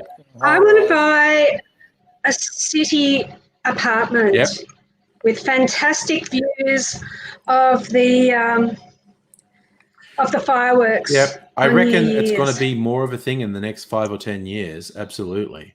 Because, I reckon half the office space will turn into living space. And so the cost will go down. Yeah, that's what I want. Well, there's already a huge amount of apartments in the city. And with the all the overseas, well, not all the overseas students, but so many of them coming from China, not being allowed back for a bit. Yeah. Oh, yeah, the loss of international students. The price is going to dive. Yeah. Big time. Yeah. Yeah, absolutely. And greedy fucking property developers are going to have to realize, your valuable property, not worth what you thought it was, you greedy capitalist fuck. And we've got to make it more livable, essentially. And that means bringing the fucking prices down. I love it. Have you seen some of the artists? I've seen them a couple of times, like, COVID's kind of driving down real estate prices, but not by that much. But they're like worried that real estate prices are going to drop more. And I'm going, next thing you know, everyone will be able to afford a home. Fuck no. Jesus. And it's just like the parasitic nature of this late stage capitalism is fucking mind blowing. Yeah. Well, the thing is, that in Reservoir where I live, the place has been, every established house is getting knocked down to put up medium density. But this medium density stuff is like 2 people and a baby, not a child, not a fully grown child. Yeah. Like not, a baby, a toddler, maybe. Yeah. You can fit. And well, we're right near Bandura, which is La Trobe University and RMIT. So an awful lot of it is catering towards overseas students, but there's not a lot of them around at the moment. So there's all this housing made for basically students, singles, and couples, but none for families. All the families have to move out past bloody Epping. And the public transport is just so sad out there. It's really sad. The schools, there's just not much in the way of schools out there either. I was talking to a Canberra developer of the WOG extraction, and I was saying to this developer, this unit you're making 300 of in this ziggurat, isn't big enough to put a family in. Why are you making so many of the same pattern when you can't put, the nuclear 4-person family in? And he said, Oh my that's not God. how families go. Can you hear that? That's gruff. She's the umpire. That's a bit dramatic. Oh, sorry, AZ. I'm just going to guess who come into chat. Naked fella. Hey. Hey, mate, Hey, Dave. man. Just How in you doing? case you're interested, I am putting the link to the stream in for joining in, just in case he's interested. Maybe he might have just been dropping in to say hello. But yeah, it's a good thing. But I thought you'd like to know that Naked Fella was. Thank you. And hello, Naked Fella. It is always a pleasure to see you, sir. I was talking to this developer, and I said this isn't big enough for a 2-and-2 family. And he said, "Oh, that's not how families go. What happens now is he knocks her up, and she keeps him around until a kid can walk, and then he fucks her off. She fucks him off, and then she and the kid live in the house together, and he finds her shitbox somewhere else." And I'm going, surely not all the time. And he said, "Well, Maybe because their housing is shit. That's why they break up. That's what the stats tell me, and that's what I've been making the last 3 blocks on." Makes sense. It does make sense, though. I've seen that scenario. It's nice because in your country, if they tried that shit on, she'd be killed. Yeah. And okay, sorry, I'm just going to jump in. Naked Fella was just coming in to say hi. He's got to go Betty buys, so he says he'll try and jump in with us another night. But you know what I want to do? Just to go completely left field, and because I'm sure he won't hit us with a copyright claim. Naked Fella is a friend of ours, Dave, who's an incredibly talented animator and artist. And this is an animation I'm going to share. You got to see if you can pick the voices, because both AZ and I actually do voices in this animation. And no thanks to us, it's a very funny animation about cops and training for cops to try and work out what's corrupt behavior that they shouldn't do. And so I'm going to share, and we'll just make that as full screen as we can. And I'll go full screen. And it's a cop action video, by the way. Oh wait, is the audio working? Yes. Yeah. Yes. As a member of the finest police force in the Southern Hemisphere, you are kind, caring, friendly. But there are those who will take advantage of your good nature. They're called criminals, and they want to be your mate. When you're a cop, association with criminals is a not good thing. And putting yourself in a situation where you are indebted to them is highly questionable. When he said coppers getting free tonight, I should have said no way. Getting a tat done at a bikie clubhouse might be fun and affordable, but it's wrong.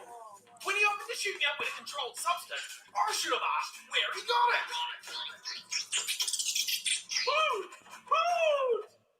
So what should I do if I find myself in questionable company?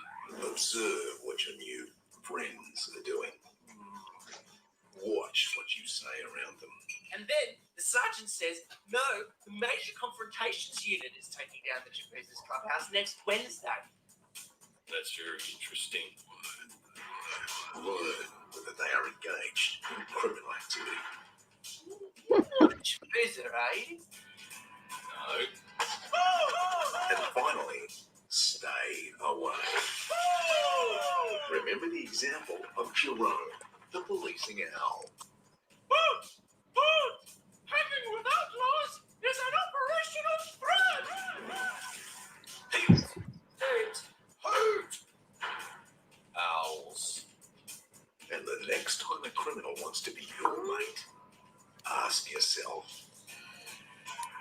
What would Jerome do?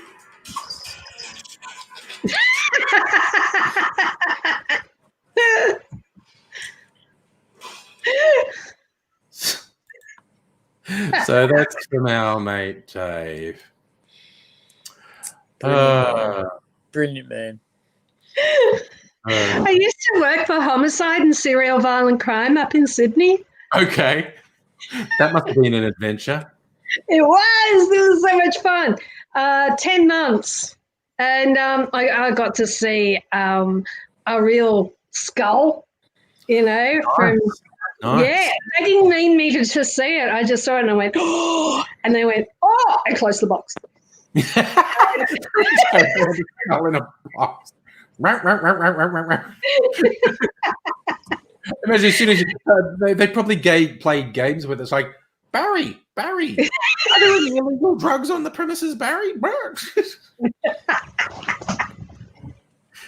Hey, you know that technique of getting a skull and putting dots on it and putting up the fat and the muscle? Oh, yeah, building faces. Oh, yeah. That was yeah, jointly yeah. developed in Australia, Russia, and Washington. Hi, Queen.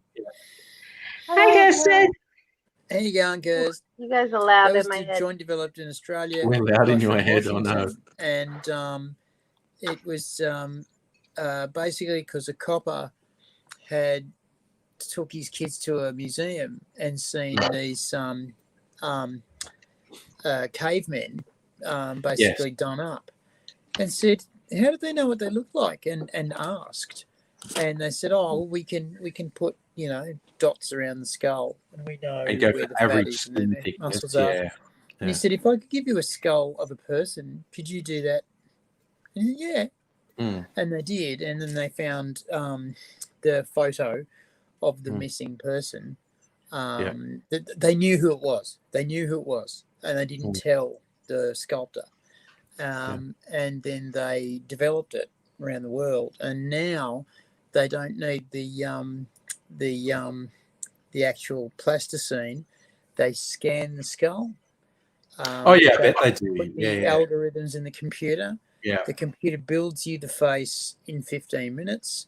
Yeah. And basically then it spends the rest of the day giving the face different lifestyles, hairstyles, scars. See, I'd do that.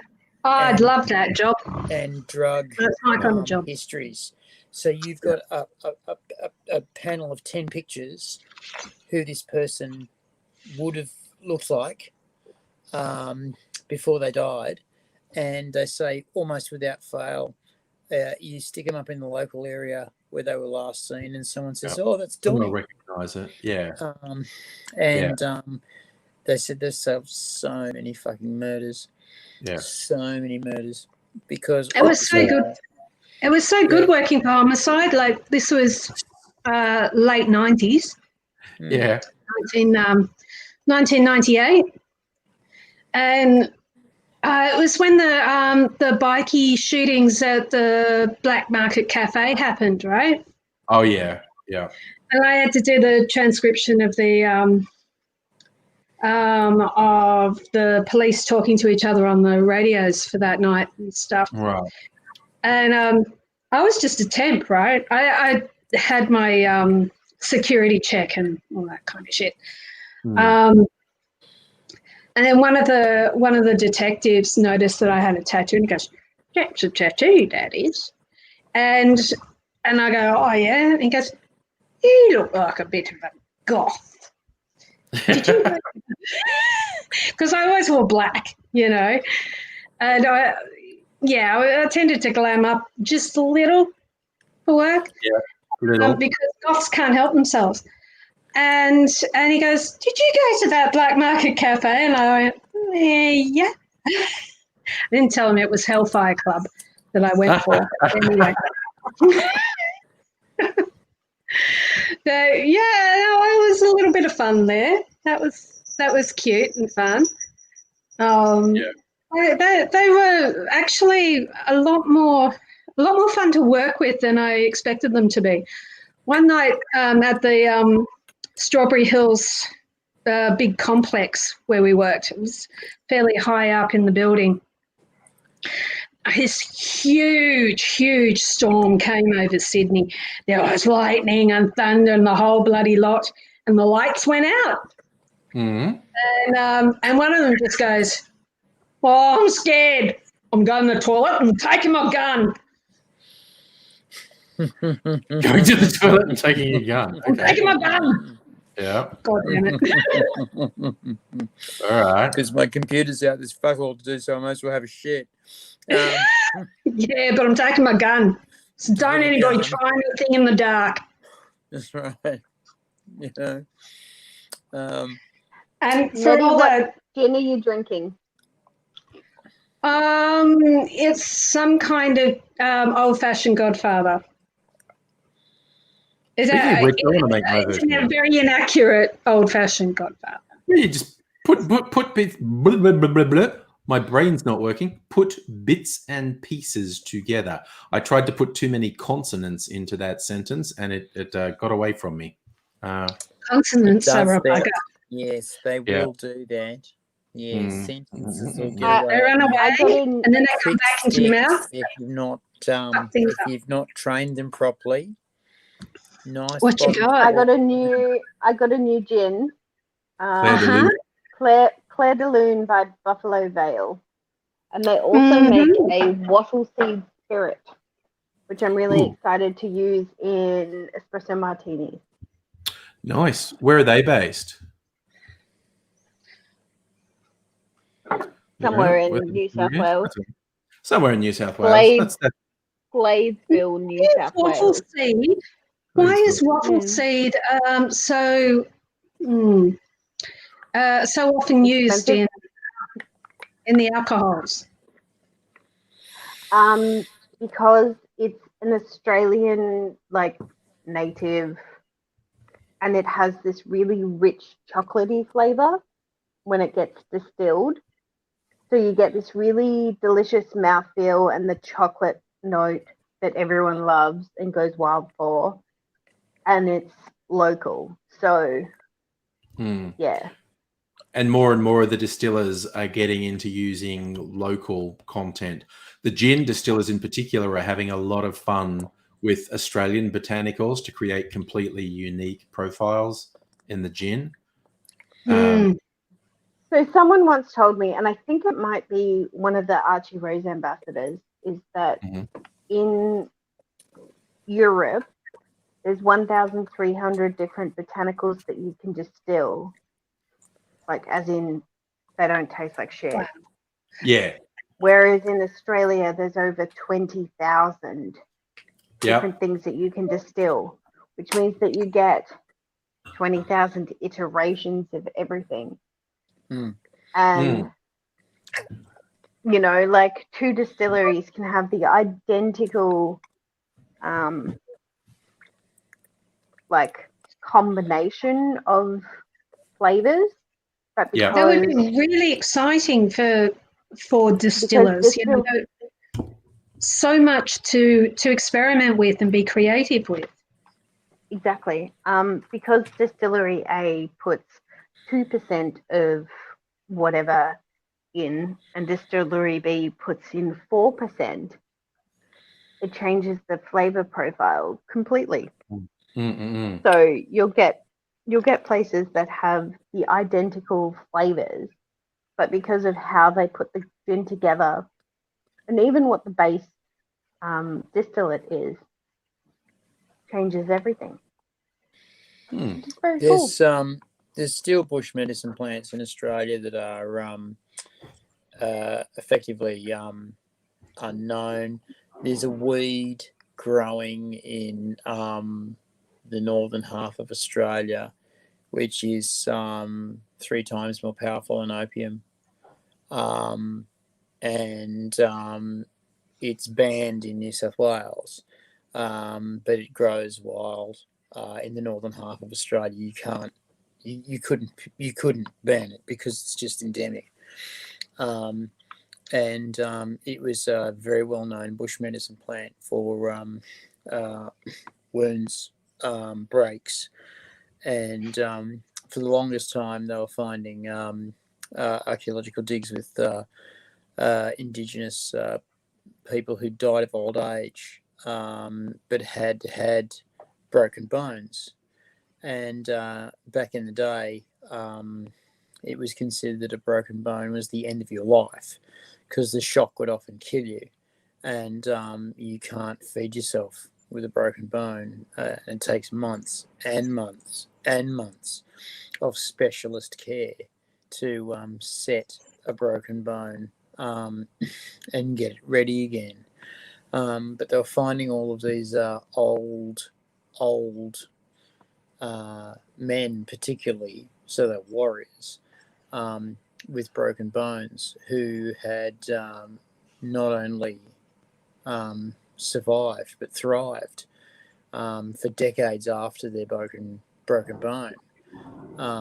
So they had some means of keeping these people free of infection, free of shock, and free of pain, and to set these bones correctly and feed them with surplus for months.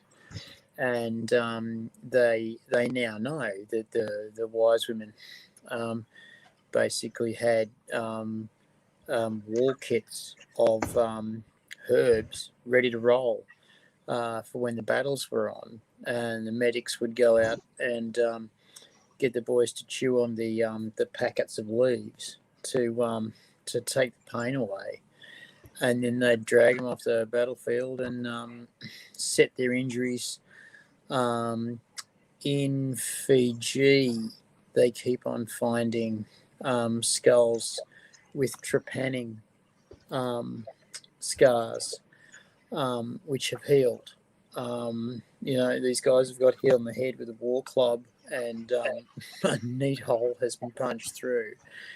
And they would pick the pieces of skull out of the brain, and then they would neatly cover it with sphagnum moss and coconut husk, and then stitch the skin back over the top, all the while pouring fresh coconut milk over the wound to keep it clean and to keep it sterile. And these guys would live. That's in Fiji. That's in Fiji. They I found should look that one up. trepanning skull in Australia, but they don't know if he lived through it because the guy was old but radically injured. He had picked up a lot of injuries when he was younger. He'd picked up a lot of injuries when he was middle-aged, and he'd picked up a lot of injuries when he was older. He was either the clumsiest motherfucker around or the chief warrior who was right up the front all the time. So he was probably the local crazy bastard who said, fucking come and have a go if you think you're hard enough, in language. And he kept on surviving all these wars. Probably a Psalm-age trainer type guy. And he kept on surviving. But this particular trepanning wound that he had, they don't know. There's evidence of it knitting, but they don't know how long after he died. So did he die of that wound, or did he die just because he was fucking old? And because, that happens too.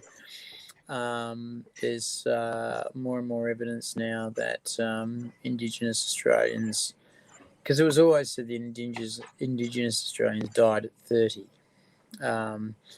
There's much more evidence now that says that 80 was a common age to die, and that that was well expected. And in fact, if you look at government and law, 80 is about right, with the information that you've got to know, store, transmit, and uphold as you go through your life. And because of all the job specializations that are going around. Effectively, for a society to really thrive, you need someone to look after the kids while the young people are away hunting and gathering. And grandma and grandpa are great for that. Grandma and grandpa are also great for telling the kids stories of basic morality and basic fucking knowledge of how that hill was made, how these geckos get from there to there. And if you look really closely there, you can see a bird nesting in a tree. Grandma and grandpa are great for teaching kids the basics of your society. And so when mum and dad come home and say, what'd you learn from grandma and grandpa today? Well, we did a thing and I made a picture on a rock. Did you? We'll go and have a look at that in the morning. Which is, the equivalent of having a picture on the fridge, which I think is adorable. There has always been pictures on the fridge in every society in the world, because whenever you find handprints on a cave wall, you see little tiny handprints near them, and it's just a thing that humans have always done. They've always had pictures on the fridge. As soon as the little one was old enough to come home from preschool and spit ochre out of his mouth, it was time for her or him to put her picture on the fridge. And so, the medicinal, the botanical and medicinal. There are more medicinal plants in Australia than there are food plants. And there are a shitload of food plants, which are all extremely high in vitamin C, extremely high in vitamins generally. We just keep on logging. I don't know. I'm in constant pain. I would love the idea of going and getting a local Australian bush plant that's 9 times stronger than heroin and just chewing on the leaves. I just love that. Australia's got its own form of cocaine. Again, it's a wild plant in the northern half of Australia. In New South Wales, it's banned, but in the northern half of Australia, it's wild. And there is suspicions now that a lot of the cocaine you're buying in Australia is not from South America. It's actually from Australia. They've actually learned how to process this Australian cocaine because you don't have to then fucking submarine it across to Australia. You can just grind it up in fucking Queensland and process it there and put it in a semi-trailer. And of course, I have heard that there's I can't remember which tree it is, but it's damn likely that most of us have one in our backyard, If not in our backyard, then down at the local park. Acacia trees? I'm not sure. But, there are forms of acacia which are quite good. medicinal. Yeah. Good for a good trip. Sorry, we're going to be playing a new game called Will It Distill. Will It Distill? Nice. My job is to go and find a bunch of stuff and see if Will It Distill. Nice. I am looking forward to that game. So the head distiller and like the head gin distiller are like, here's the first list, but after that you're on your own, kid. And I'm just Okay. I don't know enough things. Like So you're in New South Wales, right? Go to the Uni New South, to the botanical department, and find the crazy professor and start a conversation with. You'll probably need to buy... Genius, AD. That's just genius. What will I need to buy? I'll tell 3 you. lunches, and you'll probably need to buy a night on the piss to get the real fucking info about the real bad stuff. But We don't Yeah. want bad stuff. We want it to taste good. Yeah. But we no, what I also mean by wanted to.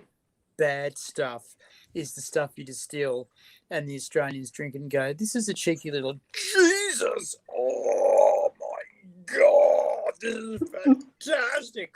I'm spending fucking $80 on a bottle of this. I'm not going out again. Oh, I can see stars. It's full of stars."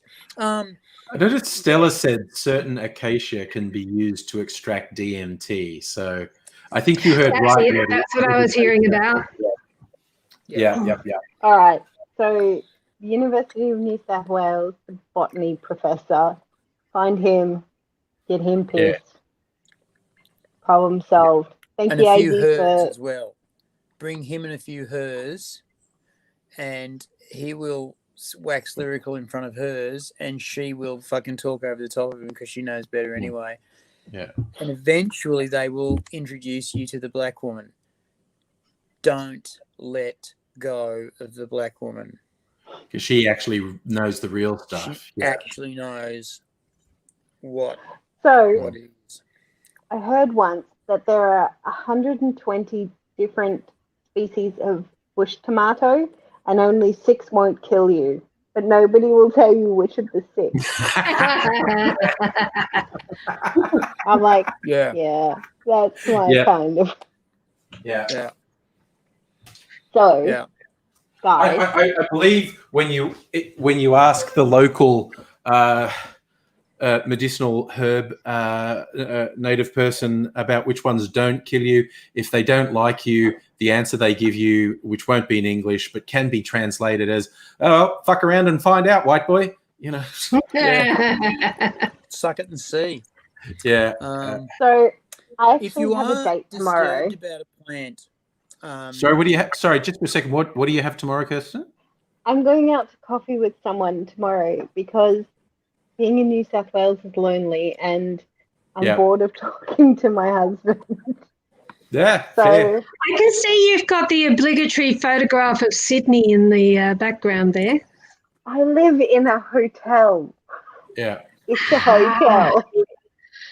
Okay. I didn't choose the decor. The decor came with the apartment. That's for confused travelers. Have you forgotten what city you're in when you wake up? It's Sydney. Well, that can happen. That can happen. I don't know how many times I've fucking done that on tour. Ooh, what's that? That's matches. That's a thing. Redhead matches. Yeah. Is that a coaster? It's a coaster. Well, sort of. You're not actually supposed to put anything wet on it. Oh, it's a ceramic tile. Yes. I got this at Manly Corso markets, which are on the weekend. Kirsten, if you want somewhere to go, something to do on the weekend, you might want to go to those markets, because I got plenty of cool things from there. So it's not a coaster; it's a what tile? It's just like it's a ceramic tile. It's a decorative tile. Yeah, it's been Mod Podged, I think. Just basically Mod Podged. And I bought a whole pile of them, with Sydney memorabilia in it. Nice. Old sort of 70s stuff. How's your quest for? Sorry, as Stella's asking, how's your quest for a permanent home going, Kirsten? Like a rental place? So we're here for 6 months. Oh, okay. Okay. This hotel. Oh, okay. So that's long term. Okay. The reason that we live in a hotel is that because there's no business travelers, and this apartment is most definitely for business people to do business things. Mm-hmm. We have rented this place. Everything's included, and it's $500 a week. So electricity, gas, we don't have to do anything. It's $500 a week. Okay. Which is that's great. That's pretty good. And for me to get to work is about a 10-minute drive if I get all the red lights, which is good. Okay. Mm-hmm. And my husband can work here. There's a little desky bit. So he can work from home But he's going to have to go back to Melbourne, and he's going to have to find this apartment, but in Melbourne, for the beginning of next year. Yeah. So that's going to be fun when I'm doing long distance with my Oh beloved. gosh. Oh Yeah. well. I did long Go on. distance during the fucking lockdown because of a fuck up on my part about which side of the lockdown I was on. When it came down suddenly for me. For me, it came down suddenly, and I was then hospitalised. I was about to And say you were in hospital when it came down. Yeah. Yeah. Yeah. And basically, I didn't get to see boss of the house for 3 months. Oh, that's rough. That No, sucks. that's It just really sucked. Anyway, Yeah. It's interesting that you can get that kind of deal, though. That's a really good deal, Kirsten. I think that We as looked, we were we saying, looked at a bunch of places, like furnished places that are clearly set up for students. And eventually I just said to husband, like, let's just go to the hotel that's set up for business people, because the furniture's nicer, and while it's not ideal, clean. it's Yeah. fine. Yeah. Cool. So Yeah. we're here.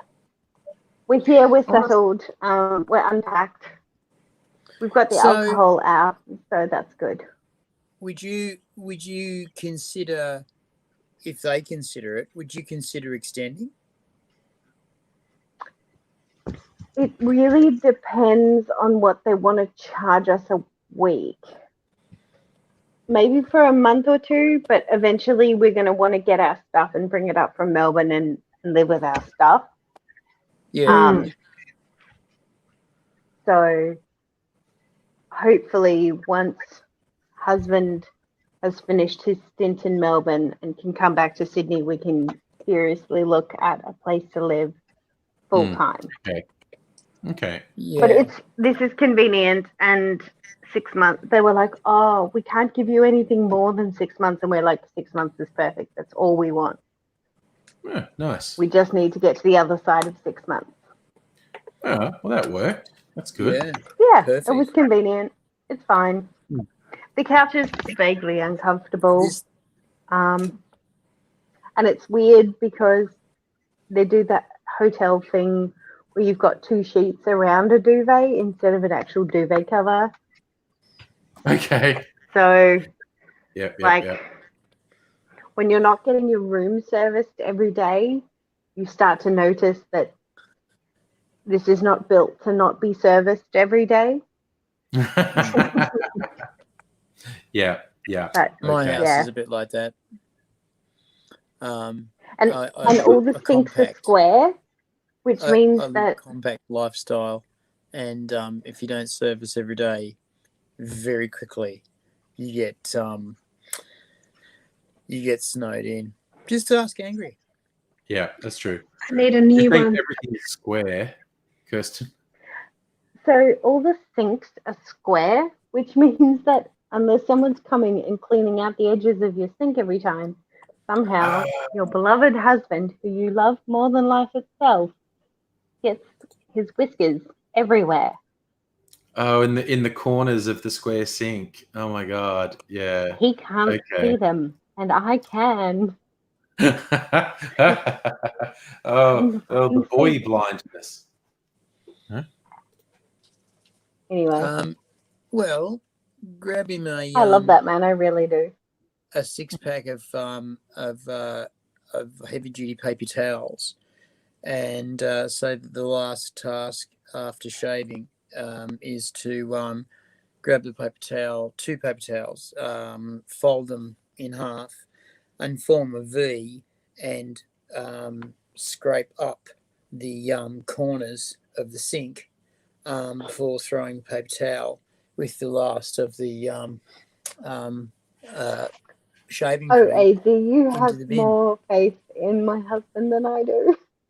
I was going to be meaner. I was going to say get those cotton buds, the things you're not meant to stick in your ears, but everyone does, and and make him clean the corners with a cotton bud on a stick. And can he hear me? He's going to be saying, "Stop talking to that fucking guy."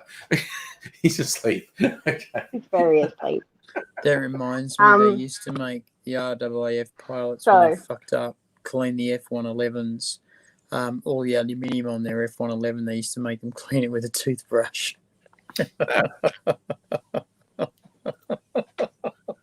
So the way that Casa Queen works is that I take care of the bathroom because it bothers me before it bothers him, and he takes care of everything else. So laundry, cooking, good a balance, all the things. That's right. But I have to take care of the bathroom. I really am. I will. So yes, I do have to take care of the bathroom. But yeah, square things, no good. Yeah, that is. I always knew that I hated like sinks that sit on the bench, so that there's stuff underneath it, like space underneath it. It's just like put it in the bench or don't put it in. Yeah, I feel like now I also hate square sinks. Yeah. I feel like both those designs, the square edges and the thing that sits above so there's shit can gather underneath, both of those were done by male designers who think they're very clever, who have never cleaned their own bathroom. Because anyone who had to clean their bathroom would not do that. They would not do a thing that made it more difficult.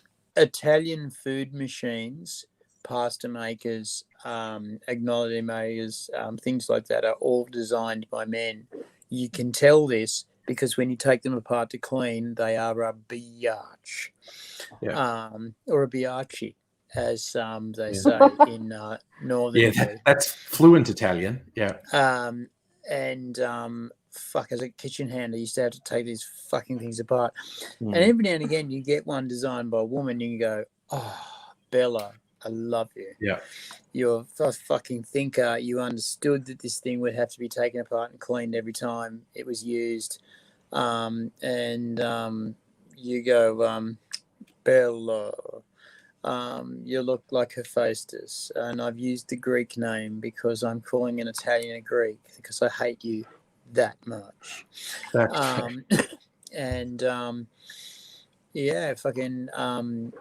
Isn't it amazing? You look at some of the designs of these appliances that they make you live with. I have a sink in my house, and it is literally 10 centimeters wide. You can just get your hands in to get them washed. And people, when they come to my house for the first time and wash their hands after they've been to the toilet, invariably make a mess on the floor because as soon as you turn the tap on, the water goes fucking everywhere. Because, I mean, how the fuck are you going to get water in that place? You've got to virtually hunch in and give it a little bit of Quasimodo with your hands. And it's basically just so that it could fit in the tiny little bathroom and be to code. And then there's so many dodgy appliances in Australia at the moment that are designed to be packed into tiny little fucking dog box units that are so popular. I remember putting shower sets in that were all one unit, big fiberglass thing. They're popular to build, not popular to live in. And they pop them in, and the shower nozzle came out at my neck. Right?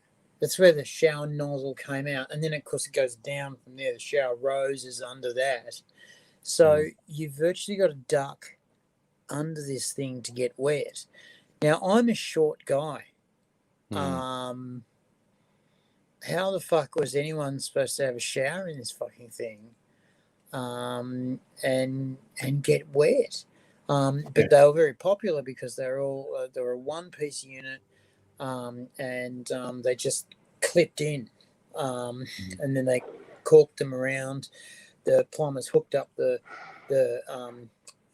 the fittings to the correct nuts, Right, yeah. easy hookers they call them, and they were done, and cheap as fuck. And these dog boxes sold for hundreds of thousands of dollars each. And you just go, fuck, it's a recipe for fucking depression and annoyance. Yeah. Sorry, Stella got one. She said she saw a kitchen bench with a knife block recessed into the bench. So the openings are flush with the bench top. So it looks cool. But that means all your food prep crumbs and shit go down the knife slots, and it is 100% impossible to ever clean them. And she surmises that was made by a man.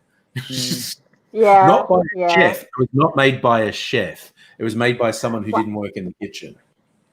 My poor husband, right? He's used to me walking around things and being like, no.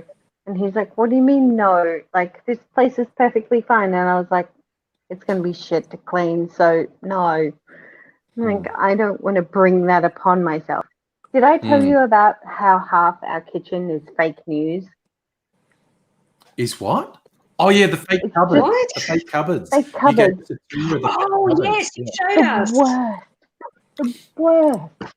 That's Anyway. because it's a hotel. They don't expect you to stay so long. I know. We've got we're not fake supposed cupboards to in live our place. here. We've got Yeah, fake cupboards in our place. They're 5 centimeters deep.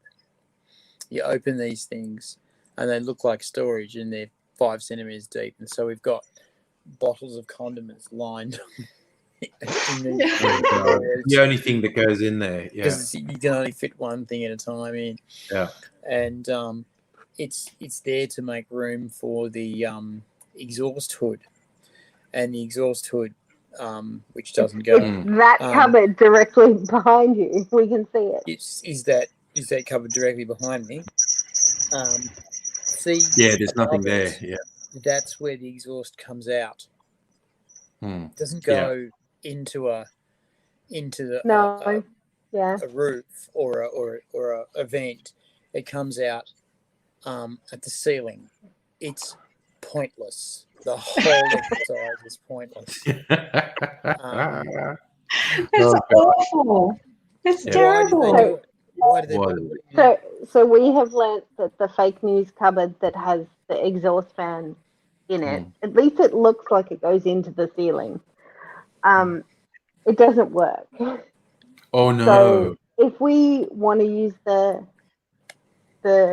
stove, we have to open the balcony door, because otherwise there's just too much going on in the house. Oh, but that's fine. It's fine. It's fine. I have a Thermomix, and that doesn't require exhaust vent hoods, so it'll be fine. Get right into the Thermomix. What does the Thermomix do besides exploding? Yeah, no, this is good. But before you get into it, you kids be okay if I switch my microphone off and make a cocktail video for 10 minutes? Actually, it's midnight, Angry. You really should make a cocktail video. I'm going to take this opportunity to bid you all farewell. Okay. It's night time. Love on you all. I mean, night. And may you and your God go with you. And I'll see you later. Night, matey. Night, so you mocking me for making a cocktail at midnight, Kirsten? Nettie's still going. Maybe a little light mocking. Right. Not a lot of mocking, just a small amount. Just a little. Good natured. Fine. I'll do it tomorrow then. You've peer pressured. Don't have to. You can absolutely. Nettie and I can talk to each other. That's fine. No, I might just do one of my bottled old fashions, and I'll make the video tomorrow. That's okay. Oh, Abby's come. I'm actually getting kind of tired. I've been sick. Yeah. Hey, Abigail. Hey, Abby. I'm really drunk. Hi, Abigail. Hello. Hello, I am back. Nice Thank to you for see having me back. Sure. Welcome back. This is the Welcome Back Cotter song. Welcome back. Welcome back. You know, when I was a kid, That was the show that got me saying when I was a little kid, up your nose with a rubber hose. yep, that was their trendy line, up your nose with a rubber hose. That was their That had insult. John Never Travolta heard in that. it. Yep, that was John Travolta's first major role in Welcome Back, Kotter. Vinnie Barbarino. And this is weird. I didn't know how this shit worked when I was a kid when that was on, but the teacher, Mr. Cotter, Gabe Kaplan, he was a stand-up comedian, and he had a whole, and he was a school teacher, and he had a whole routine about his class at school, and he had all those characters. It was Vinnie Barbarino and Arnold Horshack, and he had a really successful stand-up thing with just telling stories about being a teacher. And yeah, and some exec said, "Hey, can you turn that into a TV show?" And he said, "For your money, yes, I can." And so it was quite a successful TV show for a few years. But yeah, that was just a stand-up comedy routine. And I've heard the original routine on back when I were a lad, we had comedy albums. You would these days you have Netflix specials, and it's like when I were lad, it was comedy albums. But yeah, I remember comedy albums. I think it was. I had a number Welcome of them. Back, Cotter. I think it was Welcome Back, Cotter and Good Times that gave me my love of grunge. That was ignited so enormously in the 90s. yeah. Because those shows were they were the opposite of glamorous. They were very urban. Both of them were very urban and dirty and real. Yeah. And yet not real, because they really weren't. But they were cool. So what I was going to say is that I'm going out to coffee with someone tomorrow, and I'm really nervous about this because making friends as an adult is really hard. Yes. And Agreed. this is a girl that I met through my previous job, who lives in Sydney, and we work together every single day. And I always thought she was cool. And when I resigned, she gave me her personal number and said, "If you're ever in Sydney, you owe me a martini."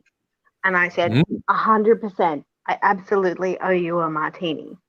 And so when we decided to move to Melbourne, to Sydney from Melbourne, I texted her and said, "Hey, about that martini." Anyway, we've been texting for about 6 weeks now. Right. And she's like, "Let's go for coffee. Like, let's make this in the flesh." Let's and make it official. I'm really nervous about going to coffee with. She's coming to pick me up. Take me to coffee. And I'm like, what do I do? How do I make friends?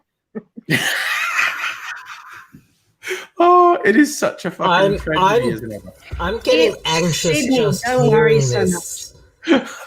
It's Sydney, don't worry so much. Also, you're about 30, right? Sorry, a little bit more than 30. But yeah. Okay, no worries. It's okay. Just be friends. Like Sydney's less. Sydney's not as uptight. Like, it's not as uptight as Melbourne. An adult. It's not even that. Like, it's the whole, how do you make friends as an adult? I'm weird. I know I'm weird. And this girl willingly gave me her personal phone number after we'd worked together for 2 years.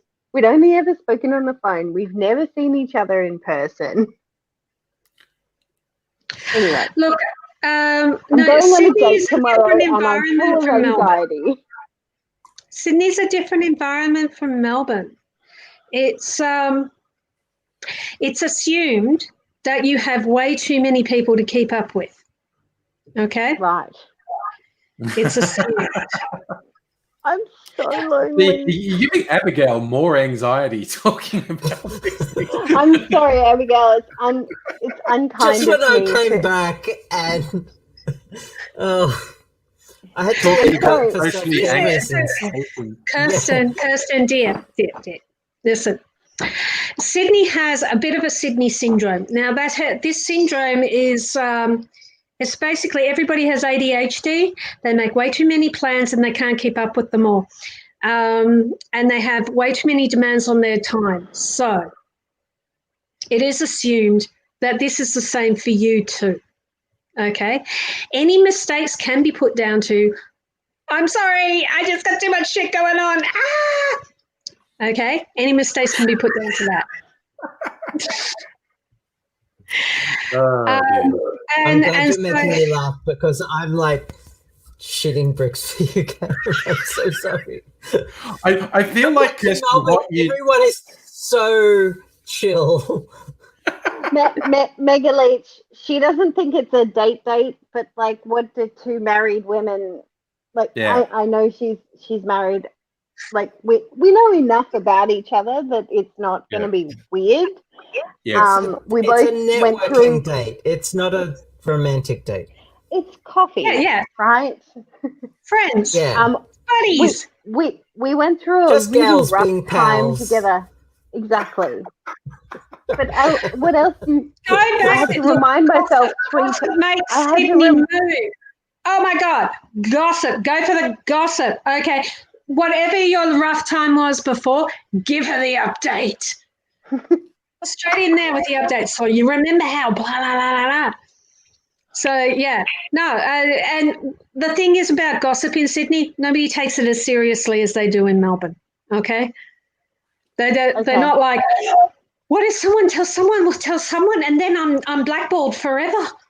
No, that doesn't happen. Fuck that. I feel like maybe you need like a little earpiece in with Nettie just giving you reassuring things the whole time. It's okay. It's okay. Don't stress. It's okay. Well, here's the thing, right? Just be drunk. When I was moving to Melbourne, I'm quite a like personable person and I like people. Despite saying that I hate all people all the time. But I'm an extrovert and I like social. That's completely valid. Social interaction. So like I kind of die a little if I'm not being with people. And when we moved to Melbourne, I rang my mom and I was like, how do you make friends as an adult? And she's like, I don't fucking know. No. Like, I had 3 children. I just made friends with your friend's mum. And I was like, oh, right. Well, yeah, that's always a possibility, except I don't think that's that's not the route you want to go down, is it? I don't have children and I don't want to have a baby in order to have social lubrication. Okay, so just get drunk. Yeah. Get drunk, go to the local, don't worry about it. Yeah. I don't know. We'll be fine eventually, but at the moment I'm just a bit like, I don't know anyone. Why did I do this to myself again? Like, Kirsten, I think that a lot of people are feeling this in Melbourne as well anyway, because we've been in lockdown. It's like, how do I go out again? Oh my God, how do I interact? I mean, I was thinking that today, just going over to the Coles and getting some bread and milk, It's like, how do I do the thing that I'm not good at? Yeah. So anyway, that's me. I'm going out to coffee and maybe brunch. I don't know. You're good. Like brunch might be on the table. And it may lead to sex, and that's great.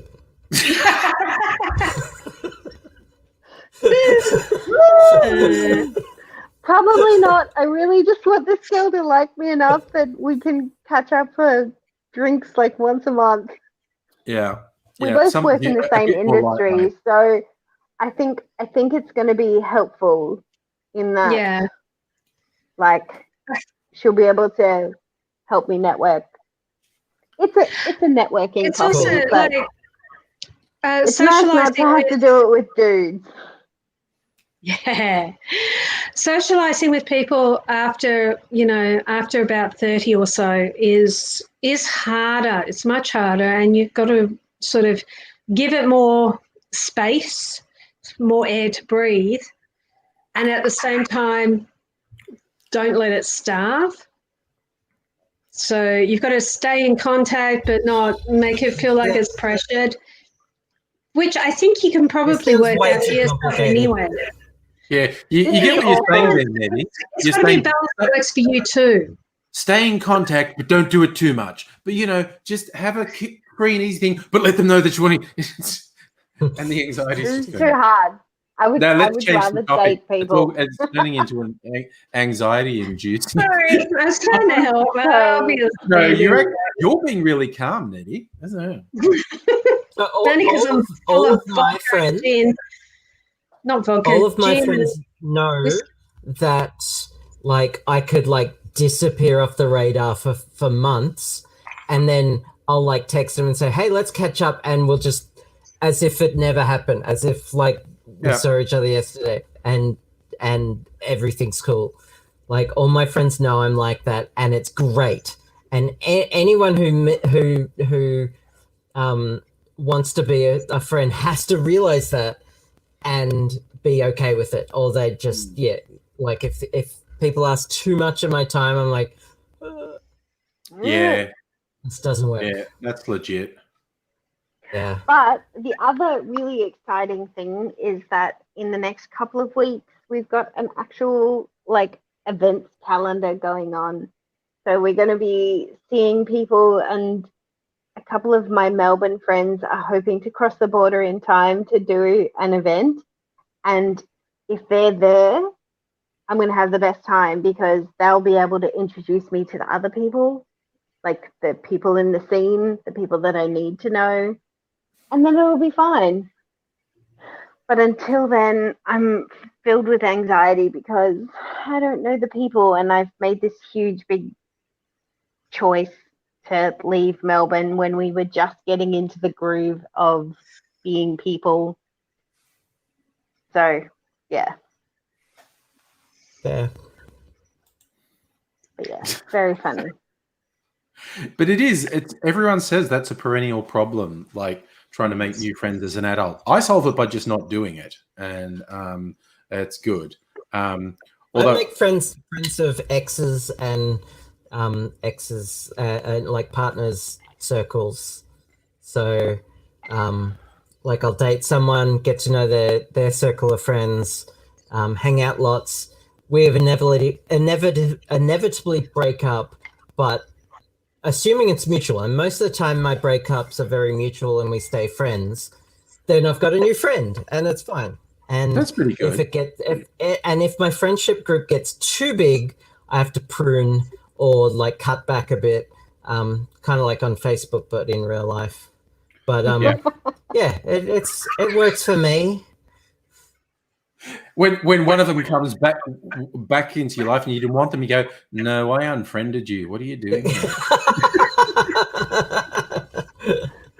I meet them in a bar and they're just like, "Who are you again? Sorry." Just like really hammer that home. So I'm the extrovert, and husband is not extroverted at all. He's he's an introvert, and he's had the same 3 friends since high school, and like they don't talk all that much. And whenever when we moved to Melbourne, he made one friend who he could go out for a beer with, and it's just like it's a lot to have to be your partner's one friend. I know. I need you to make more friends than just me. And he's like, yeah, but I like chatting to the girls at work, but they think it's weird that I want to hang out. I'm like, I don't think it's weird. Hang out with the girls at work, like whatever. I almost never socialize with people from work, actually. Well, that's the thing, right? We've got no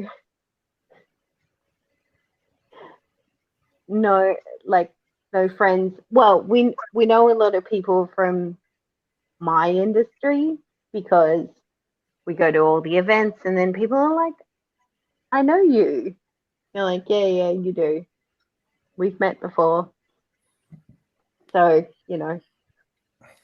that's fun. Yes. Yeah, occasionally, like people at work, like when you're on your, we use Microsoft Teams. Everyone uses Zoom as a general term now. We don't use Zoom, we use Microsoft Teams. But and someone in the meeting was saying, "Oh, I'm just so looking forward to being back in the office and seeing people face to face." And I'm like, "Fuck you, people! I don't want to see you." And it's just I don't really like looking at your dumb faces. Yeah, exactly. The other great thing about Zoom is I can turn my camera off and roll my eyes, and you don't see it. Yeah. That's the weirdest part about being in person officing. And I'm like, I need to remember to tell my face not to tell people how I'm feeling. Yeah. My new boss is like, "Are you okay?" And it's like, "No, this is just my face. This is what it looks like." Yeah.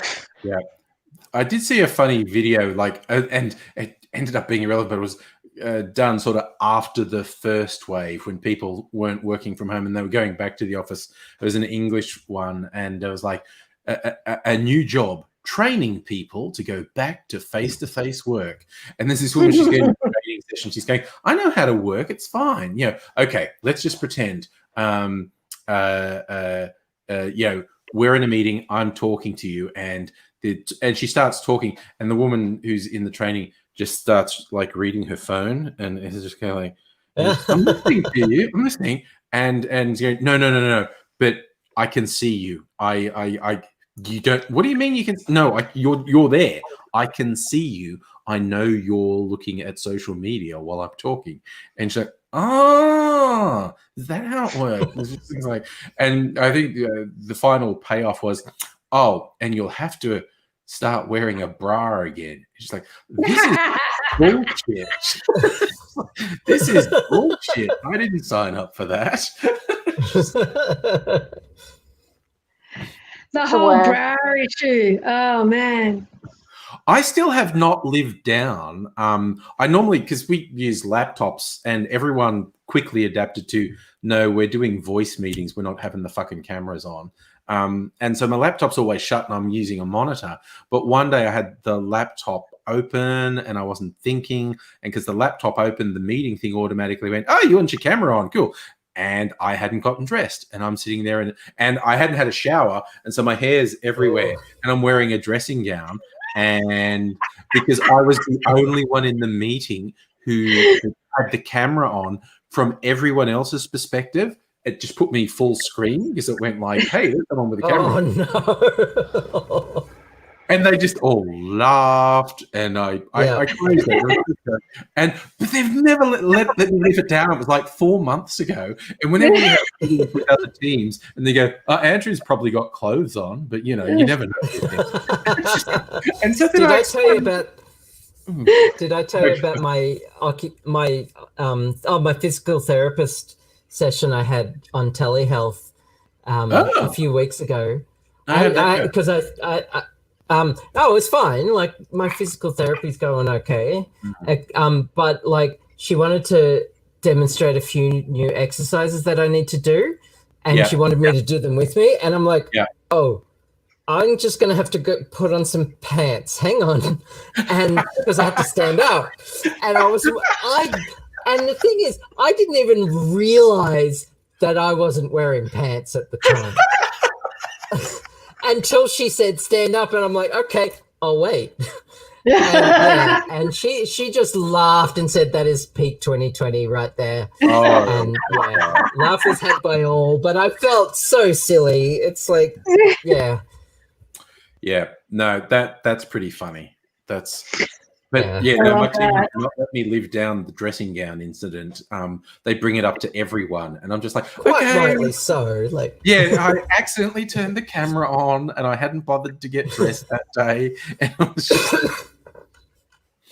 And little do they know, I do that every day. I joke like, "Oh, that was the one time." I never have like a shower before lunchtime. I just get out of bed and I go dressing gown on, and I spend the morning doing shit, and then it's lunch, and I go, "Suppose I'll have a shower now and put some clothes on." And because I lie to them and say that I get dressed now, they think that's true, and I'm going, "Yeah, it isn't. It isn't true." You know what, guys? I'm getting tired and I'm rather drunk. So I'm going to go to sleep. That's fair, Night. Nettie. Night, night. Live long and prosper. Night, night. Oh, how do I turn it? How do you turn it off? There you go. You got it. Excellent work. Excellent. Oh God, Megaleech brought up Jeffrey Toobin. Does that everyone know that story? Oh, jeez.